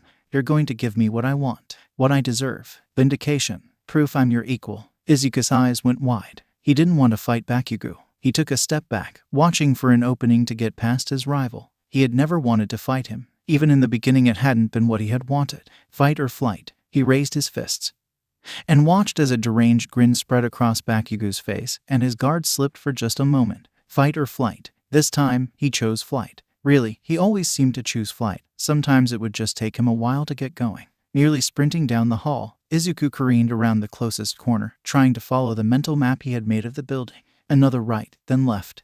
Then the staircase should be right there. Right. Get back here, you fucking bastard. Where were the stairs? He couldn't make this work without stairs. He stooped down as he ran and ripped a section of paneling from the wall near the floor where it wouldn't be noticed. Nearly bouncing off the wall, he skidded to a stop at the top of the stairs. He turned back to see Bakugo separated from him by only 2 walls. He had to act fast. Pulling on the handrail, Izuku tested its strength before he pulled himself up to stand on it, digging his fingers into the walls, the panels warping as he reached the ceiling. Taking a series of slow and shallow breaths, he watched as Bakugo stalked into the hallway and ever closer to where he was hiding. Where are you, freak? Bakugo muttered, sniffing the air like a bloodhound. He was certain he could smell a trail of fear. He narrowed his eyes, smirking when he saw the hallway become the entrance to the stairwell. Izuku threw the panels tucked under his arm down the staircase, an echoing clatter resounding from where they landed, and slid down the stairs, at least halfway down to the first floor from the sound of it. "Oh, there you are," Bakugo chuckled, approaching the stairs slowly before he started down them. "Thought you could hide, did you?" His hands shaking, Izuku slowly crept back down to the floor, the sounds of his boots creaking covered up by Bakugo's chuckling and stomping steps. Reaching for his belt pouch, Izuku pulled out the length of capture tape he had been given, watching Bakugo descend the stairs as he planned his attack. Those gauntlets were a problem, and a dangerous one. He had to do this fast and keep Bakugo from sweating. He couldn't risk an explosion. Where did that freak get to? I swear I heard him go down here. Izuku looped the capture tape around his hands and launched himself forward, knocking Bakugo against the wall as he caught the tape around his neck. Snarling, Bakugo tried to push himself off the wall, explosions propelling his attempted escape as Izuku let out more slack in the tape and wrapped it around Bakugo's neck again. "You bastard. You tricked me, you twisted fucking freak. I'm sorry, I just really don't want to fight you," Izuku called out, tightening the tape around his rival's throat. Bakugo screamed a wordless howl, trying to twist around to blast Izuku in the face until Izuku slammed his own knee into the back of his, sending him to the ground. "Motherfucker," he screeched, his right arm being wrenched behind his back and wrapped up in the capture tape. Izuku pulled Bakugo's arm down and tied it to his back before he grabbed his other wrist, massive explosions missing him by mere centimeters as he turned his rival's palm away from himself. "Hold still, I don't want to hurt you, either," he said quietly, wrapping the tape around Bakugo's wrist and pulling it tight. "What, so you're just going to rip my arm off then?" Bakugo tried to wrench his arm free, but the capture tape cut into his throat, choking him slightly. He immediately relaxed his arms, coughing into his shoulder. "Oh, the hell, when did he get so good at tying people up? Fucking freak. Sorry." Bakugo jerked his head back, trying to hit Izuku with the back of his head. "Stop apologizing, you fuckstick." He felt a presence between his legs and shouted, "What the fuck are you doing down there? Making sure you can't wiggle free?" Izuku said, tying Bakugo's legs and his ankles together before connecting the end of the tape to the tape around to his wrist.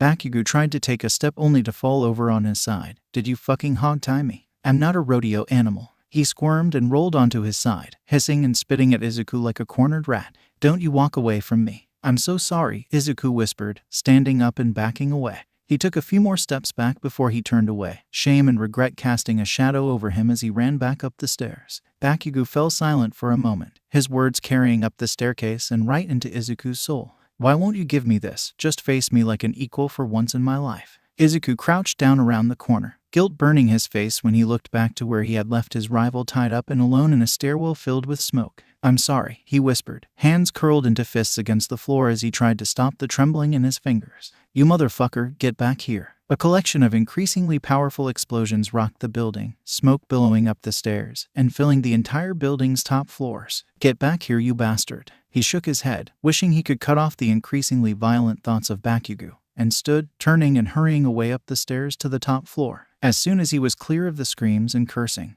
Izuku pulled off his helmet and drew in a deep breath, coughing slightly. Quietly, he spoke into the microphone of the short-range transmitter. Come in, Uraraka, I'm on my way. ETA 3 minutes. He pulled his helmet back on, lifting his visor and checking through the walls for where Uraraka and Ida were. 10-4, over and out. Huh, you get it. How about we go radio silent until we meet at your 20? Read me. This is so fun. Uraraka giggled down the line before she went quiet. Huh, do I hear screaming? With an armful of rubble, Uraraka was there to greet her partner. But when she saw him, she nearly dropped her entire armload in shock. Hey, did you take care of? Holy shit, what happened to your helmet? Uraraka froze in place, looking at the nearly smashed plastic of the visor, a spiderweb of cracks covered in blood. Bakugo, was all Izuku said, crouching down against the wall to catch his breath. Are you okay? Uraraka whispered urgently, worry creeping into her voice. Is that blood on your visor? Also, Bakugo. Uraraka looked down the hall at the thin tendrils of smoke crawling towards them.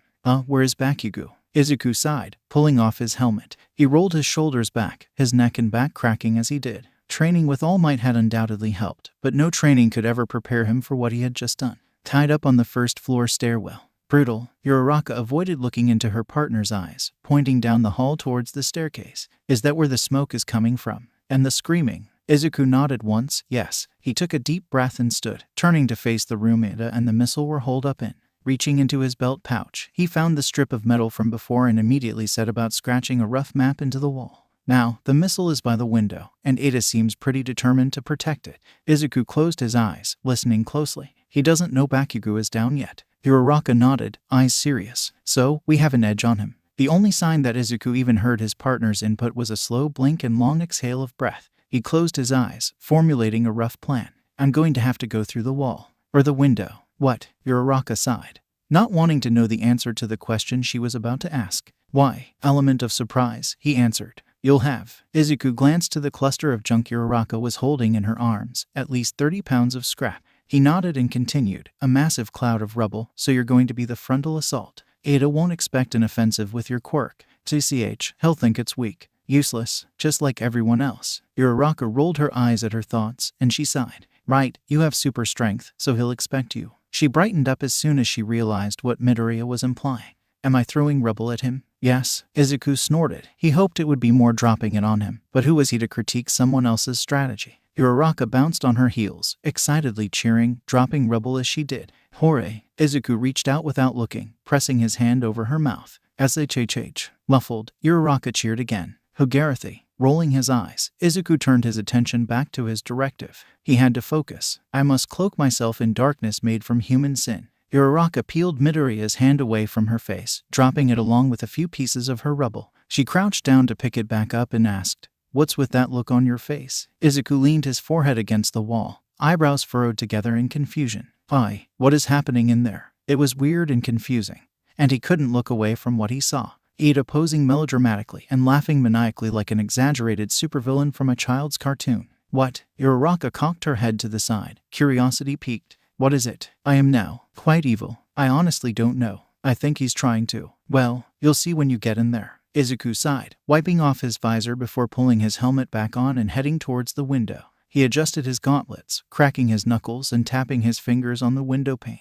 Thinner than expected. Turning back, he nodded to his partner and gestured to the space filled with pillars. Get in there, and I'll come in while he's distracted. Got it. Uraraka nodded back and collected the last few pieces of her pile of rubble in her arms. She stepped forward, hiding behind pillars as she approached. With each step, she floated another piece of debris, keeping it close to her chest until she peeked around the last pillar. As she watched Ada pose dramatically and laugh, she gently tossed pieces of floating rubble towards the ceiling, casting a wide net of concrete, metal, and glass. Okay, Uraraka, we can do this. It's just like lifting a girder, but lots of him, and tiny, unaware he was being watched. Ada spun on his heel, arms spread wide as he tried to get into character. BWA haha. Villainy, evil, these are the things I love. He lifted a clenched fist, shaking it at the ceiling menacingly. He laughed cockily. I'm the greatest supervillain of all time. He said it quite unconvincingly, if I may add.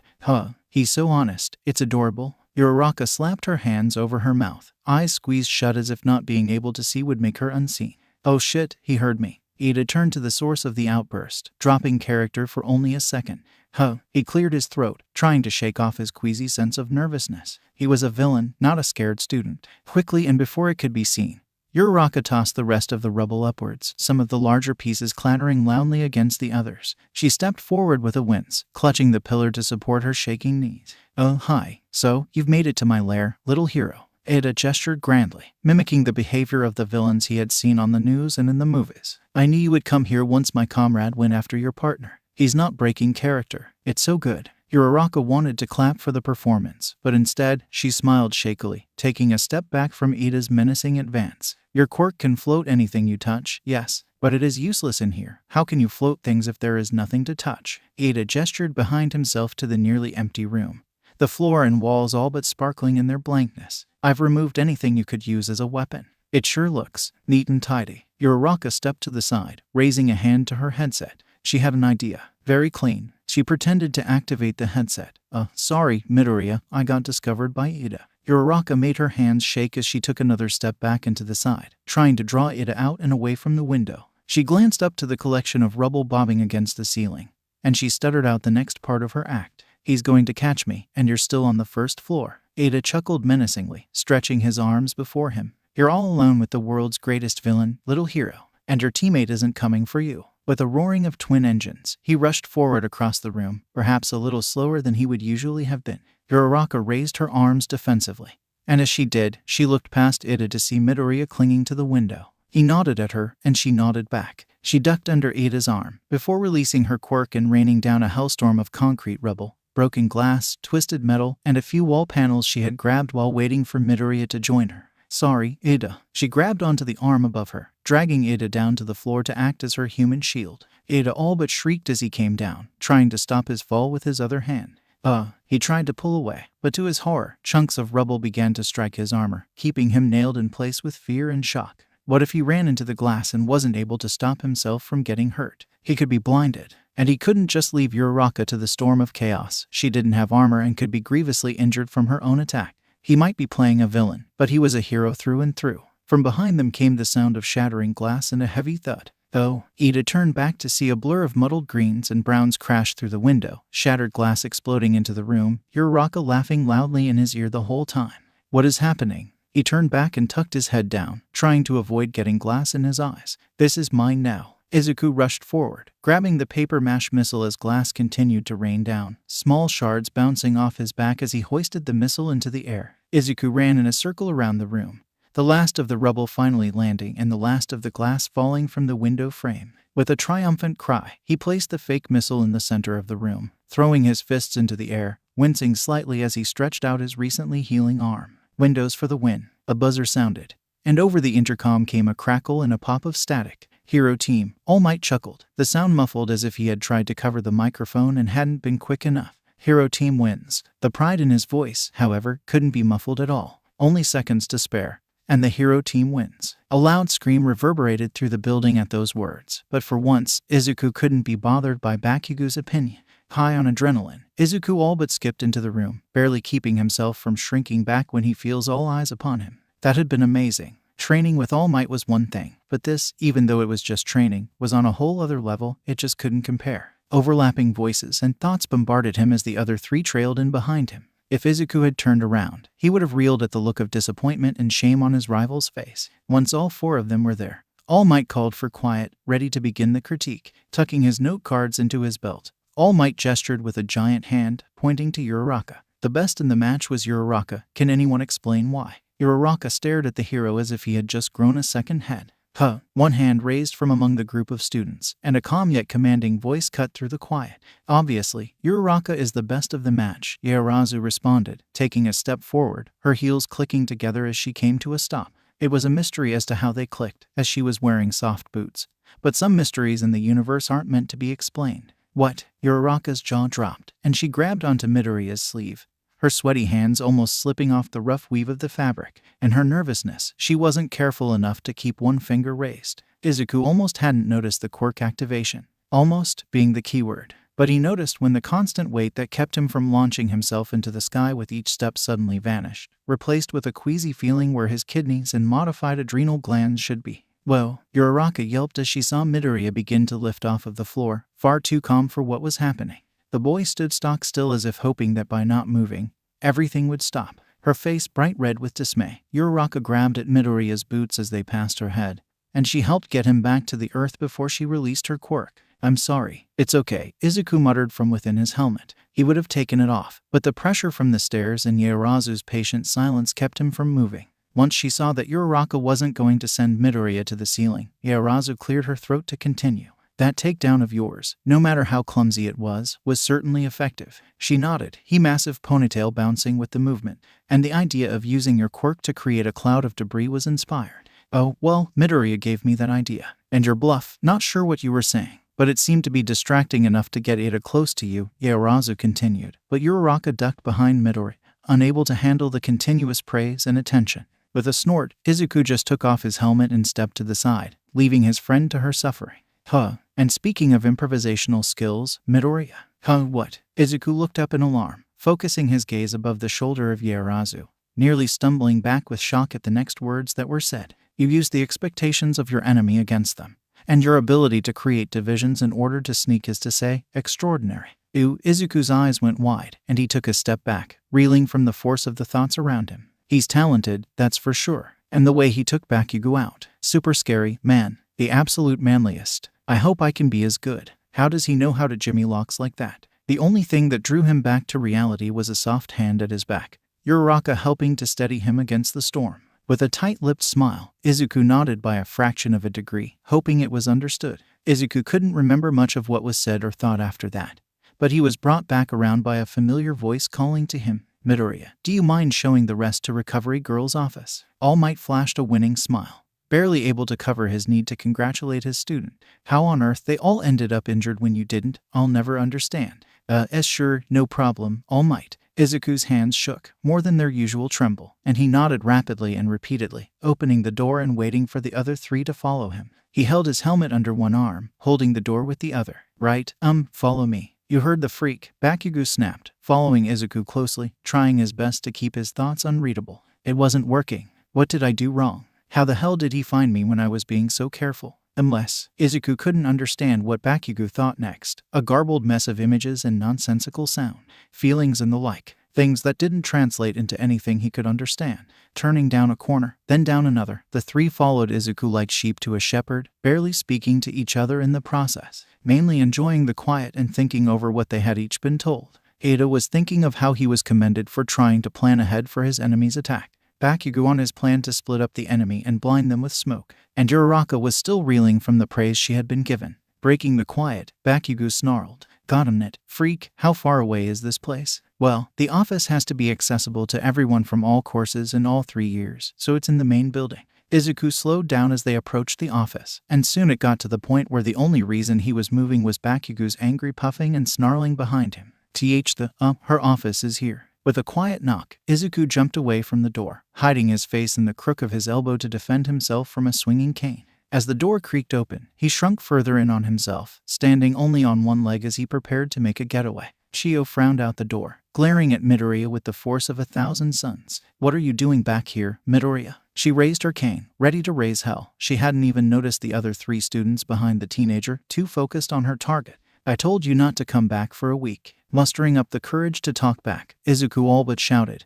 You said days, and I'm not here for me. How on earth? Chiyo trailed off, looking at the scrapes and bruises on 3 of the teenagers. Miraculously, Midoriya was unharmed. She shook her head, pushing the door open further. Come in, come in. She waved the 3 injured teens into her office, glaring at Midoriya lightly. You're lucky, punk. Izuku clapped his hands together excitedly, settling down on the bench beside the door to wait outside the office for his friends. Were they all friends now? They rode the train together, had lunch together. That was enough for him. This could be nice. He hadn't had so many friends before. He could get used to this. Is that? Naomasa slowed his patrol car, looking through the throng of people milling around outside the train station. He pulled closer to the curb, following familiar green hair as its owner moved down the sidewalk. It is. Rolling down the window, the detective leaned out. Midoriya. The green-haired boy kept his head down, muttering something to himself as he walked. He's doing that thing again, isn't he? Naomasa sighed before pressing on the horn for nearly an entire second. He glared back at everyone who stared, leaning over the center console and closer to the open window. Hey, Midoriya. Huh? Izuku finally looked up from the sidewalk and the cables and pipes under it to turn and see who was trying to get his attention. He blinked a few times, looking at the police car that was keeping pace with him as he walked. Detective Tsukachi. Get in, I'll give you a ride. Naomasa pulled over and rolled to a stop. Using the back streets, of course. Oh, thanks. Izuku reached for the rear door handle, only to be interrupted by a laugh and the detective shaking his head. Come on, you're not a criminal. Get up in the front, Naomasa said, leaning over and opening the passenger door from the inside. He pushed the door open wider, cutting off Midoriya's path in the process. Make this a ride along. Really? Izuku laughed nervously as he walked around the car to the offered door, tucking his backpack in the footwell before sitting. He closed the door and buckled his seatbelt after only a moment of hesitation. This was weird, right? This had to be weird. So, Midoriya, the detective paused, thinking over his words with more care than was necessary. How have you been? This is so weird. Izuku was right, this was weird. Oh, good. He shrugged tiredly. I've been good. Lie. Naomasa suppressed his need to roll his eyes at the kid's poor attempt at subterfuge. He didn't even need his quirk to tell him that he was lying. Haven't seen you in a while. I was starting to worry. Naomasa knew the kid tried his best not to be seen, but he still worried about him. Kid looks tired. Has he been taking care of himself? I've been around. Izuku answered cryptically. Yeah, I heard. You huh? Naomasa slowed the car, waiting patiently at the stoplight. That's gotta be exciting. It really is, Izuku said, excitement edging into his voice. Every teacher is a pro hero. Naomasa just snorted, trying his hardest not to laugh at the kid's sudden change in energy. He really is just a kid, he thought. Stepping on the gas, he kept up with the flow of traffic, but he didn't miss how the energy seemed to fizzle out the closer he drove them to Midoriya's apartment. Something was wrong. The odd energy came to a head when he pulled into the parking lot, Midoriya all but clawing at the windows like a stressed-out cat. Parking the car, Naomasa shut off the engine, turning to Midoriya with a grave look. "So, how have you really been doing?" "Great. I'm great," Midoriya said, his voice too chipper to be honest. "Lie." Naomasa didn't take his eyes off the teen's face, just raised an eyebrow in doubt. Izuku sighed through his teeth, rubbing his temples gingerly. "I lied. I'm in a lot of pain." "Truth." Naomasa knew what might help, and he started the car back up, pulling out of the parking lot and heading to one of his favorite places. "I can tell." Settling back in his seat, Izuku continued, almost babbling at this point. "But that's how I can tell I'm all right, because of the pain. The constant searing agony of his twisted existence. Am I making any sense?" "None at all," Naomasa said honestly, not missing the frown on Midoriya's face. Silence fell over the two of them. The only sound the noise of the road under the tires of the car and the sound from the engine. "How do you do it?"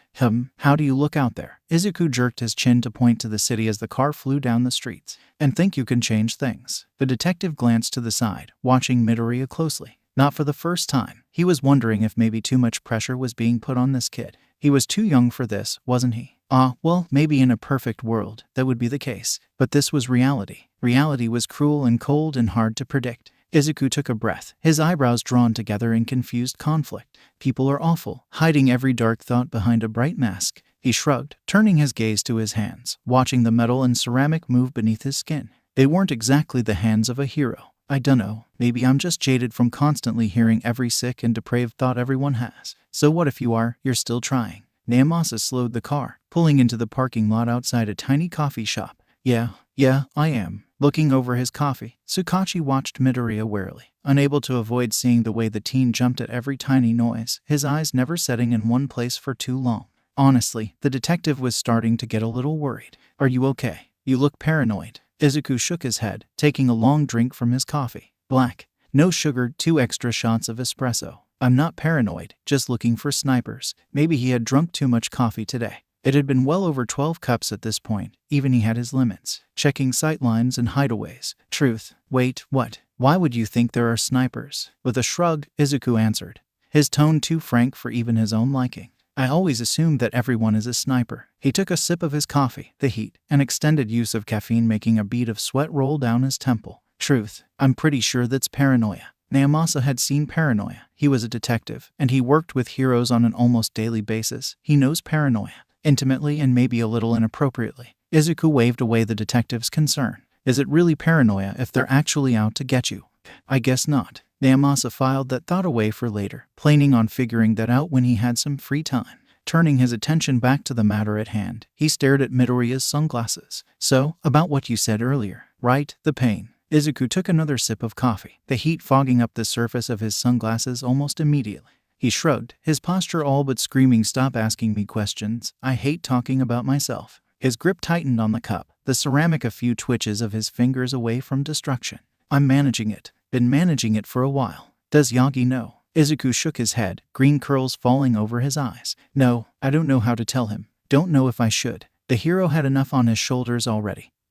He didn't need to take on the burden of Izuku's problems. Naomasa nodded. He knew how Yagi could act, especially if he was worried about someone. Even if he had no reason to be, the hero would fret and fret until he couldn't focus on a damn thing. Like eating or paperwork. So much improperly filled out paperwork. And speaking of pressure, Naomasa intelligently used the previous topic as a segue into his real concerns. "I'm worried you're being put under too much pressure," he said bluntly, gesturing to Midoriya with the stir stick from his coffee. "Just because you look up to Yagi doesn't mean you need to push yourself so hard." Sternly, the detective continued to articulate his words with the wooden stick, his gaze intense. "Don't plus ultra yourself into an early grave," he said bluntly, words he often used to shame Yagi into getting sleep or doing something that normal humans did.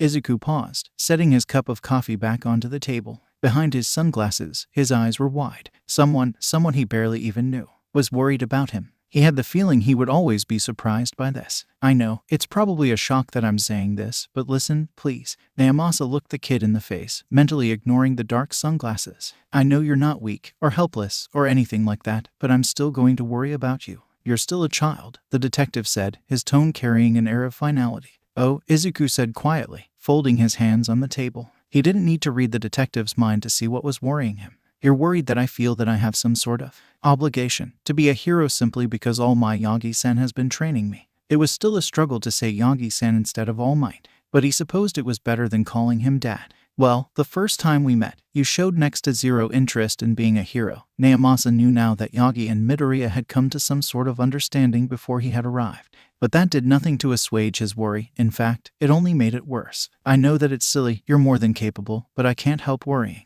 No wonder the two of you are friends. Huh. Naomasa shook his head, picking his coffee back up and finishing it off to avoid needed to say anything. He told me you were a little jokester who liked pushing buttons. Putting on a bored air, Izuku asked, was he wrong? No, he was not. Naomasa resisted the urge to bang his head on the table, wondering why this was his fate. This was Yaga's weird kid. Why was he the one getting messed with? Finish your coffee, I'll drive you home. Thanks, Detective Do-Gooder, Izuku said cheerfully, holding his coffee cup in both hands, letting the heat seep into his skin. Naomasa just gave up, relinquishing his tenuous hold on his sanity, giving away everything to the shifting tides of his misfortune. With a sigh, he pinched the bridge of his nose, already feeling the headache he knew would be coming. All right, not the worst nickname I've ever had. Waiting for Izuku to finish his coffee, Naomasa checked his phone, putting it away again when he saw over 15 texts from All Might. He didn't need that right now. The same way he ignored the texts, he ignored the way Midoriya seemed to be attempting to drown himself in his coffee, almost turning the cup over his head in his rush to finish. He had no room to judge the kid. He's done the same thing before. But good God, it was horrifying seeing something like that from an outside perspective. Done, Izuku said flatly, setting down the coffee cup and staring at the space above the detective's shoulder, silently daring him to say something. All right, caffeine boy to the rescue. Naomasa muttered as he stood, not missing the blinding grin that was shot at him when Midoriya overheard his quip. Let's get you back home. Izuku nodded, following the detective back to his car. He felt better after getting that all off his chest, and he knows the caffeine had nothing to do with it. He had already known he could trust Detective Tsukachi, but now he felt like he actually knew him, not like he had just read his mind. The car started, and Izuku's not sure what happened after that. His mind focused on the new mystery before him. Just because he could read a person's most intimate secrets and desires, know them better than they know themselves, it didn't mean he really knew them. Well, here we are. Naomasa pulled into the parking lot, stopping beside the curb, letting the engine idle. You gonna be all right? Yeah, I think so. Truth. Naomasa frowned, raising an eyebrow at what he knew he needed to do to wipe that look off the kid's face. As soon as Midoriya got out of the car, he smirked, leaning over the center console. Is it true that you called All Might, Dad? Izuku just scowled and darted up the stairs with all the force he dared, bouncing off the wall as he rounded the corner and unlocked his apartment door. Gah, he told you. His words echoed down the staircase, reverberating in the still air. Laughing as he reached over to close the passenger side door, Naomasa pulled out of the parking lot and drove away. This had been not fun, but it had been nice. Getting to know the kid that had Yagi acting like a worried parent all the time had just been a bonus. Up in his apartment, leaning against the door to his room, Izuku looked down at his hands once again. They might not be now, but he was going to make them into Hiro's hands. It's too early, and he's far too tired for this. Sleep hadn't come easy to him. His neighbor's cat sitting on the roof and staring at him when he was in his garden. His pain-filled exhaustion had driven him into the artificial arms of the sleeping pills he took by the fistful in his bathroom. At least he didn't dream. And as for that cat, one of these days, he was just going to have to ask his neighbor what its deal was, because he couldn't get a thing from the animal. He stops at the corner of the street, a few other students passing him by, not paying him the slightest bit of attention. Just how he likes it. His jacket is in his backpack. Instead, he's wearing a soft gray sweater, so it's not like he would be recognized in the first place. The sweater was actually a sickening neon pink, but that's beside the point. His breath is heavy with the smell of black coffee, and he takes a sip from his travel mug as he looks at the mess before him. Izuku had never seen so many reporters in his life. The crowd was thick, bulky cameras and microphones abound. He could hear the shouted questions from across the street. He wants nothing to do with any of that. Luckily for him, he knows a shortcut now. Pulling his backpack straps tight, he jogged towards his destination, attention that would have been on him focused on the shouting crowd. With an enhanced jump, he's climbing the tree across the street from UAS main gate. Just like last time, it's far too easy. Then it's just a skip and a hop to the roof of the building behind him. Walking across the roof, Izuku turns to face UA, leans down until his fingertips graze the rooftop, and he sprints, a cloud of dust and gravel flying up behind him. And with one foot, he launches himself higher, pushing off from the edge of the roof and all but flying towards the green grass of UAS lawn. He twisted in the air, narrowly avoiding dropping his backpack as he flipped head over heels, skidding as he landed, the way he dug in all 10 of his fingers doing nothing to slow him down, only tearing snips of the grass up. So maybe he did it better this time. More finesse and more Pete's ass. Reporters. Avoided. Grass. Even more dead than last time. Everyone who can see him. Shock and awe. Wait. Great. People saw him. So he wasn't as stealthy as he would have liked. But at least he wasn't caught on camera. Midoriya. The voice was familiar, but both warm and concerned this time around instead of plain excited. Did you just jump the wall? Izuku adjusted his sunglasses before looking up into the face of Mirio Tagata. Oh, how are you? He brushed his hands together, clumps of dirt and blades of grass fluttering to the ground with each pass of his hands. He kept his voice level, acting worry-free as he wiped his hands on his sweater. How's training going? Good, but Mirio shrugged, awkwardly trying to project his thoughts. I don't think I can handle one for all yet. Well, it's fine. He doesn't know how Midoriya's mind reading works, so if it sounded as if he was yelling, he was quickly forgiven. Fine, he echoed, his tone questioning. Izuku raised his eyebrows, taking a closer look. Oh, fine. Hairline fractures, strained and stressed tendons, nearly pulled muscle. He was the only one that could see it, the stress on his mind, like crumpled book pages haphazardly smashed shut. Fine. Mirio was fine the same way he was fine. Izuku did his best to keep his voice level, his worry mounting the more minor injuries he saw. You should probably see Recovery Girl. And soon, he sighed, pulling his backpack around himself and unzipping it to grab his travel coffee. But you're fine, right? Yep. Mirio stared at where he had seen Midoriya come launching over the wall. He knew that wasn't a normal thing for people to do. He didn't have the best reference for that, but he knew that it was weird. The wall. Reporters, was Izuku's one-word answer. Right, your camera version. Mirio nodded before he laughed, seeing his friends staring at him and Midoriya as if they had just claimed the earth was flat and space was fake. He rubbed the back of his neck. Awkwardly, oh, what am I thinking? These are my friends. Amachiki, Hadu, this is Midoriya. He gestured between his friends and the twitching mess beside him. We train together sometimes. They don't know All Might is training me, don't say anything. Hello. Amachiki nodded once, and Izuku immediately approved of him. Calm, mostly rational, with an anxiety and paranoia that could almost rival his own. Did he believe in conspiracy theories? Izuku blinked slowly as he turned the pages of his mind gently, reading what was there with ease. Oh, unfortunately not. But no matter, his quirk seemed pretty cool. Oh, he's so scruffy. Hadu moved to pinch Midoriya's cheek, but his fearful aura seemed to boil up in anticipation of her actions, and she kept her hands to herself. Where did you find him?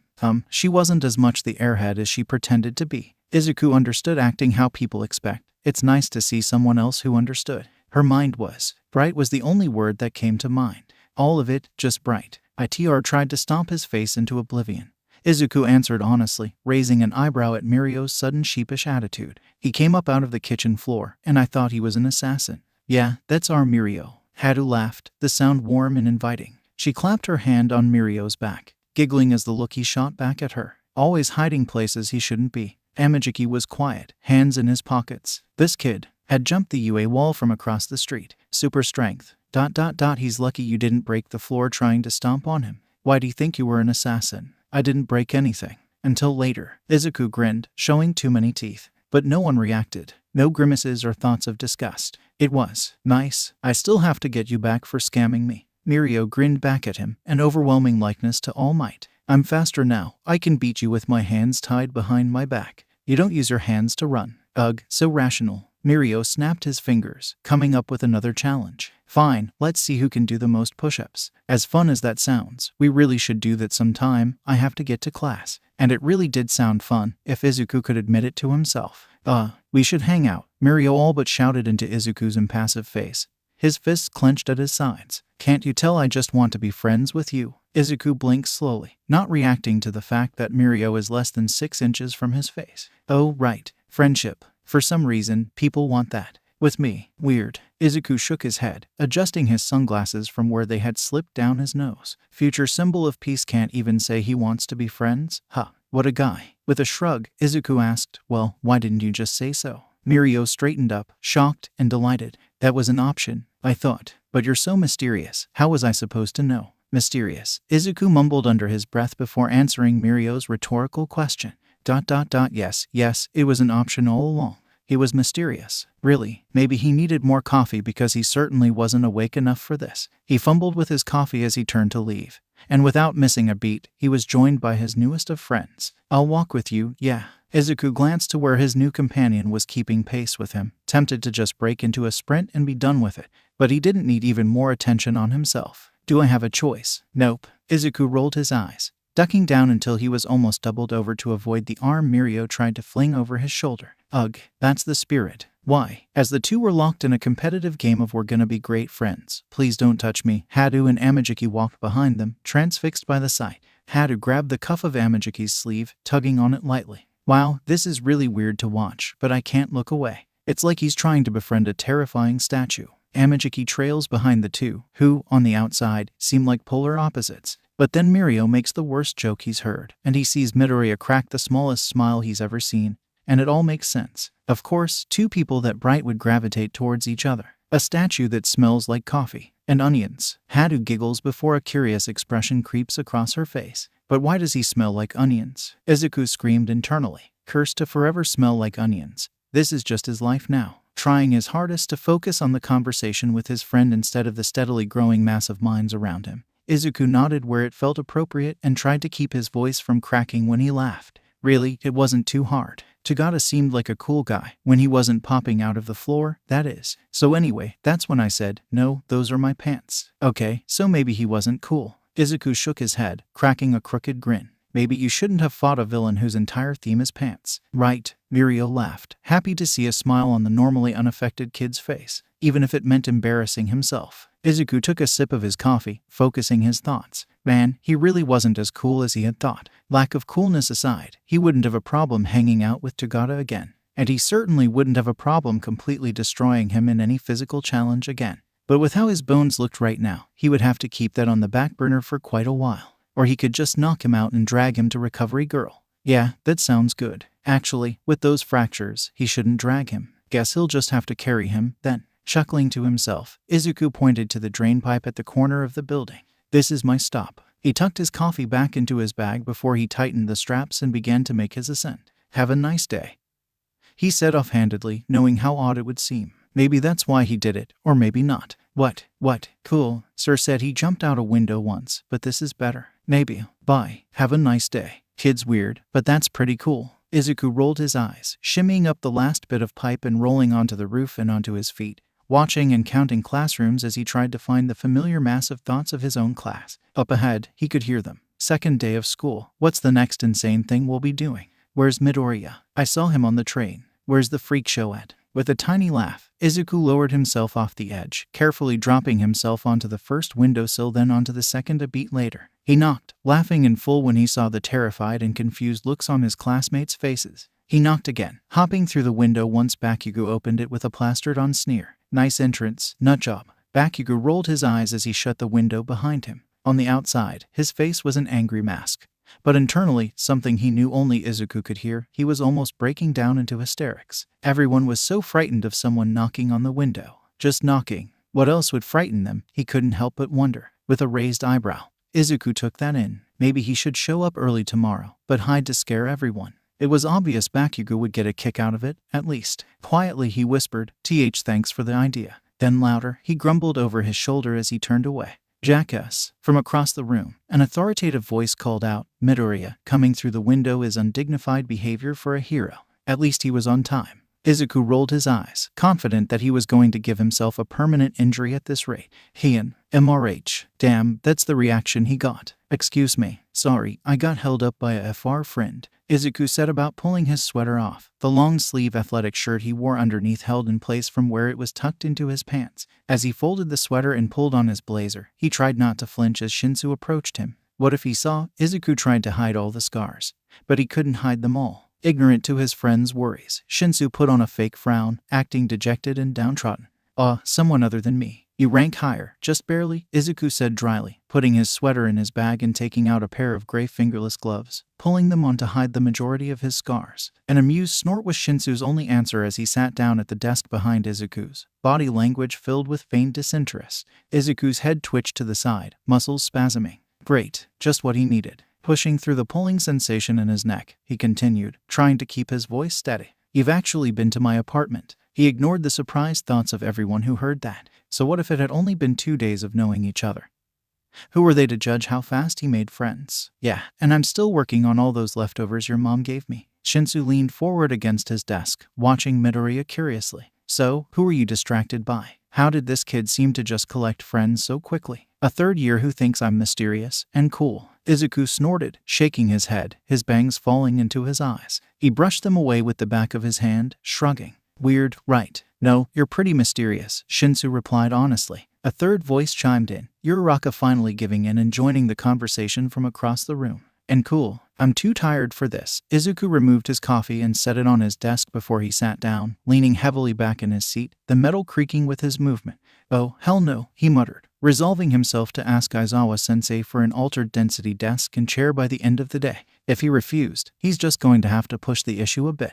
If he ended up destroying a desk, the chair, and the floor, so be it. I see you're all seated. Aizawa could admit he was impressed with how quickly they learned. I hope everyone, he glanced to 3 students in particular, is well rested after yesterday's battle trial. Ada and Bakugo had the decency to look guilty, but Uraraka just giggled, no shame for what she had done. It had been cool using her quirk like that, and she was maybe a little more proud of the destruction than she should have been. I looked over everyone's scores, and I must say you didn't do as terribly as I had expected. Nice, Izuku muttered, settling back in his seat from where he had leaned forward without even noticing. And now that we've got that over with, let's get on with the homeroom requirements. Aizawa brushed his hair from his face, taking a dramatic pause, feeling the tension in the room begin to ramp up. Don't like springing this on you so early, but...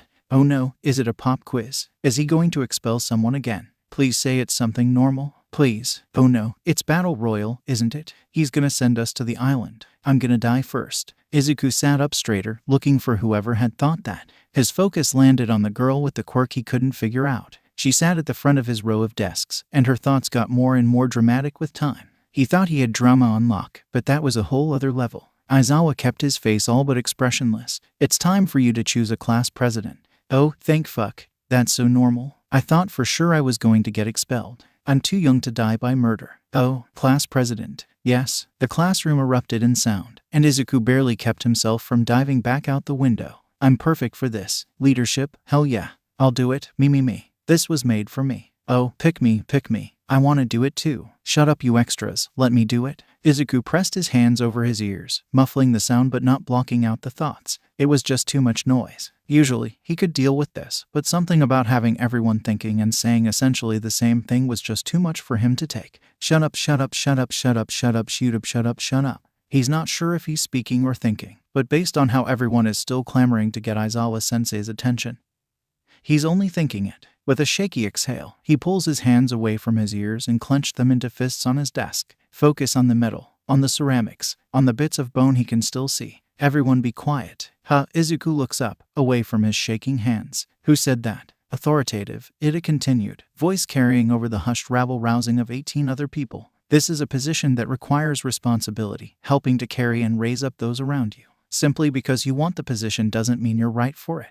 Ada stood, basically vibrating from how stiffly he had his arm and hand raised into the air. This requires the trust and support of those around you, and the only way a true leader can be found is through the democratic process. Shinsu snorted, leaning back in his seat. So he says, his hand raised higher than everyone else's. It's been less than a week. It's too early for people to have developed any trust for each other. Suyu glanced to the other side of the room. Well, aside from him. Kirishima nodded, shark teeth gnawing at his lip. Everyone will just vote for themselves, right? And that's how you can tell who is a true leader, by seeing who has more than a single vote. Ida turned his attention to the front of the classroom, all but shouting now. Isn't that right, sensei? Aizawa grumbled, zipping himself into his sleeping bag. As long as you decide before the end of class, anything goes. He somehow manages to sit without the help of his arms, and he does so without knocking himself completely to the floor, and he rolls under his desk, hoping to get a nap in before the end of the class. There's the sound of paper being cut, and he closes his eyes, knowing this is going to somehow be a disaster. Shinsu glanced back to Midoriya, his eyebrows raised.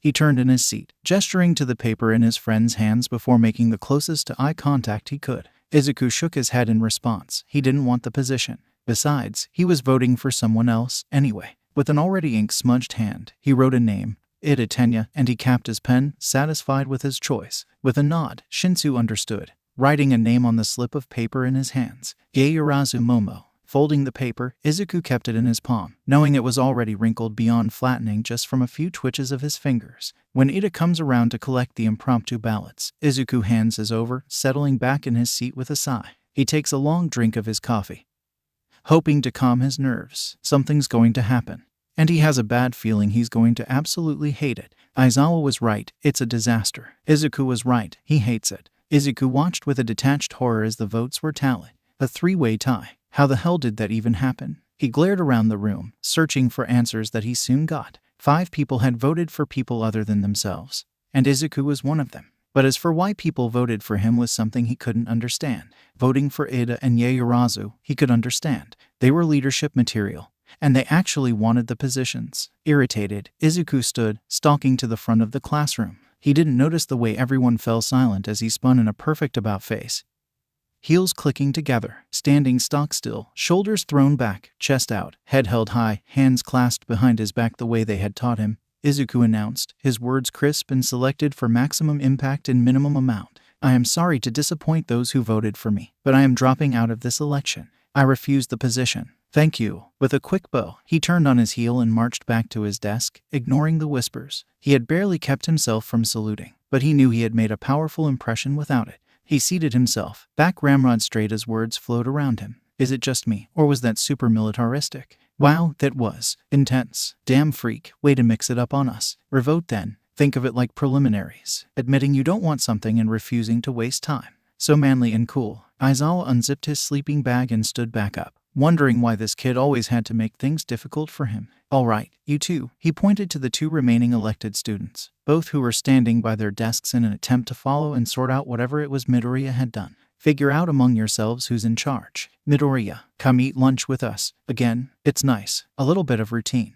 With a nod, Izuku followed the 3 to their table, sitting as soon as he could, sorting out his pills for the day. You all right? Hiraraka leans over to ask, almost whispering in his ear. All the yelling and stuff. Yeah, it's just a lot. Izuku swallowed his palmful of pills, washing them down with a mouthful of coffee. Ugh. He chugged half his coffee in one go, trying to wash the taste out of his mouth. Gross. Shinsu picked at his meal. It didn't compare to Midoriya-san's cooking. So, you finished that issue of Lone Gunman yet? Yes. Izuku can't help but be excited. He had been wanting to find someone to talk to about it since he had finished that article about SBCs in Europe. Right. The photos. Shinsu nearly swooned. There was proof of SBCs in Europe, and now he was just eagerly awaiting the next cryptid that would be hunted and found. Whoever Professional Deadman is, he's amazing. If I believed in love, I'd love him, Izuku said flatly, hoping Shinsu knew Professional Deadman's tagline.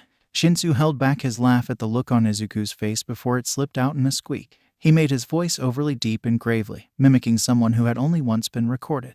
Oh, yes, love, the ultimate conspiracy, he quoted, biting his lip to keep his laughter in. Clearing his throat, he asked, you think he'll ever find that cryptid? No way, Izuku said, false negativity filling his tone. Too bad. The 2 stare at each other for a moment before the both break down into giggles, Shinsu's halting and stuttery, and Izuku's high-pitched and choked out, harsh-sounding, as if he doesn't know what laughter is for. It's more like cackling, and it draws more attention than he would like. Uraraka watched with a detached sort of fear. What are you 2 even talking about? She didn't really want to know, did she? Conspiracy. Oh, okay. So, what about that vote? Shinsu drawled, chucking at Izuku's pained expression. Don't look at me like that. I voted for Yaoyorozu. I know. He knows. How? Not sure why anyone voted for me. I haven't really made myself likable. Izuku knew he creeped some people out, and he was okay with that. Besides, he was going to be an underground hero one day. He didn't need to be popular. Well, Uraraka's face was hot. She could feel how the red of her cheeks was even more pronounced than usual. I voted for you because you're really smart and always know what to do. And I voted for you because you're more than capable of rallying people together and carrying the class through in times of crisis. Ida added, wondering why Midoriya had refused the position. Oh, no thank you. Izuku frowned. He didn't know what he had wanted to say, but it wasn't that. Shinsu shook his head. Midoriya really didn't seem to be able to take a compliment, did he? Uraraka turned to watch Ida, eyebrows furrowed. But didn't you want to be class president? She couldn't stop herself before her next words came tumbling out. You've even got the glasses look, too. Shinsu knows it's mean to laugh, and based on how he gets kicked from under the table by 2 different feet, so does everyone else. Oh, as I said before, simply desiring the position means nothing. Ida refuses to admit that he's embarrassed, because he certainly isn't. I simply followed my own judgment on the matter. Shitty judgment, Shinsu muttered, immediately feeling the heat of Midoriya's glare on his face. Fine, sorry. Ada, you're so. Izuku wanted to say uptight, but he knew that wouldn't go over very well. Proper. Yeah, Uraraka nodded. You're so honorable and such. She leaned forward, a question at the ready. Are you from some upper class, rich family? Rich. Izuku kept his laughter at bay. Mostly. Ada barely managed to keep himself from turning his face away. not wanting anyone to see how uncomfortable he was. He hadn't wanted anyone to find out so quickly. I don't really like it when it's brought up, but if I must talk about it. He steeled his nerves, wishing he had had the chance to cement the friendship before who he was related to was revealed. He couldn't keep the doubt of the strength of the friendship from bleeding into his words. Yes, I'm from a family that has been in heroics for generations. Clearing his throat, Eda continued, do you know the turbo hero, Ingenium? Izuku's eyes were wide behind his sunglasses. Duh, he's super popular. Has over 60 sidekicks, and always ranks first in polls for geniality and approachability. Voted the Izuku barely reined in his need to rattle off every statistic he knew, slapping both hands over his mouth to stop the stream of information. Wait, does that mean? Shinsu cracks a crooked grin. He didn't know he was eating lunch with an elite. My, moving on up in the world. You're quite well informed. Ada had to admit he was surprised that Midoriya knew about the polls. They weren't exactly well circulated, but that's right. A sense of pride, whether for his family or just for his brother, he couldn't be sure, swept over him. With renewed enthusiasm, he continued, he's my older brother, and I aspire to be a hero like him. Someone who the people look to for support and guidance. Wow, so enthusiastic. Izuku mumbled under his breath, looking away from everyone to stare down at the table. Why was everyone around him so damned bright? You know, Uraraka began, watching Ida intently as she spoke. I think that's the first time I've actually seen you smile. Adorable. What? I smile all the time. Ida felt his face burn under the intense stares of both Uraraka and Shinsu. Is this what bullying is? Nah, solar power is right. Shinsu was sticking to that nickname even if it ended up killing him. Never seen you smile before. Ugh, it's like looking at a bundle of joy. Gross, I think I hate it. Yep, 100% hate it. Izuku choked back a laugh. Shinsu's attempts to convince himself he hated what was happening were an exercise in futility. At least Uraraka could admit it. Maybe friendship was a good thing for all of them. So ingenium is to Ida as All Might as was still is. To me, Izuku thought. He focused on Shinsu and Uraraka, somehow still ganging up on Ida about him smiling, listening on with a crooked grin. He relaxed, just a little bit, letting the calm wash over him. The jumble of minds from the mass media is still outside the gate. Then, to his horror, they were coming closer. He almost misses the blaring of the alarm in his shock. And everything seems to fade into a grayish haze. There's screaming, shouting. Everyone's moving, pushing and shoving, trying to escape.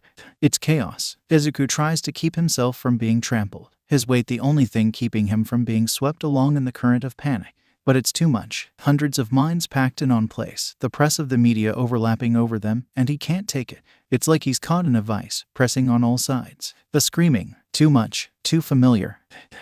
There's someone out there, someone who doesn't belong. His knees give out. All Might, your time is coming. He rolls under the closest table, hands pressing at his ears to block anything out. In a desperate attempt to protect itself, his mind all but shuts down, and the last thing Izuku hears are the words, there's nothing to panic about, it's okay. But the voice, familiar, authoritative, is wrong. There is something, someone, to panic about. They're coming soon.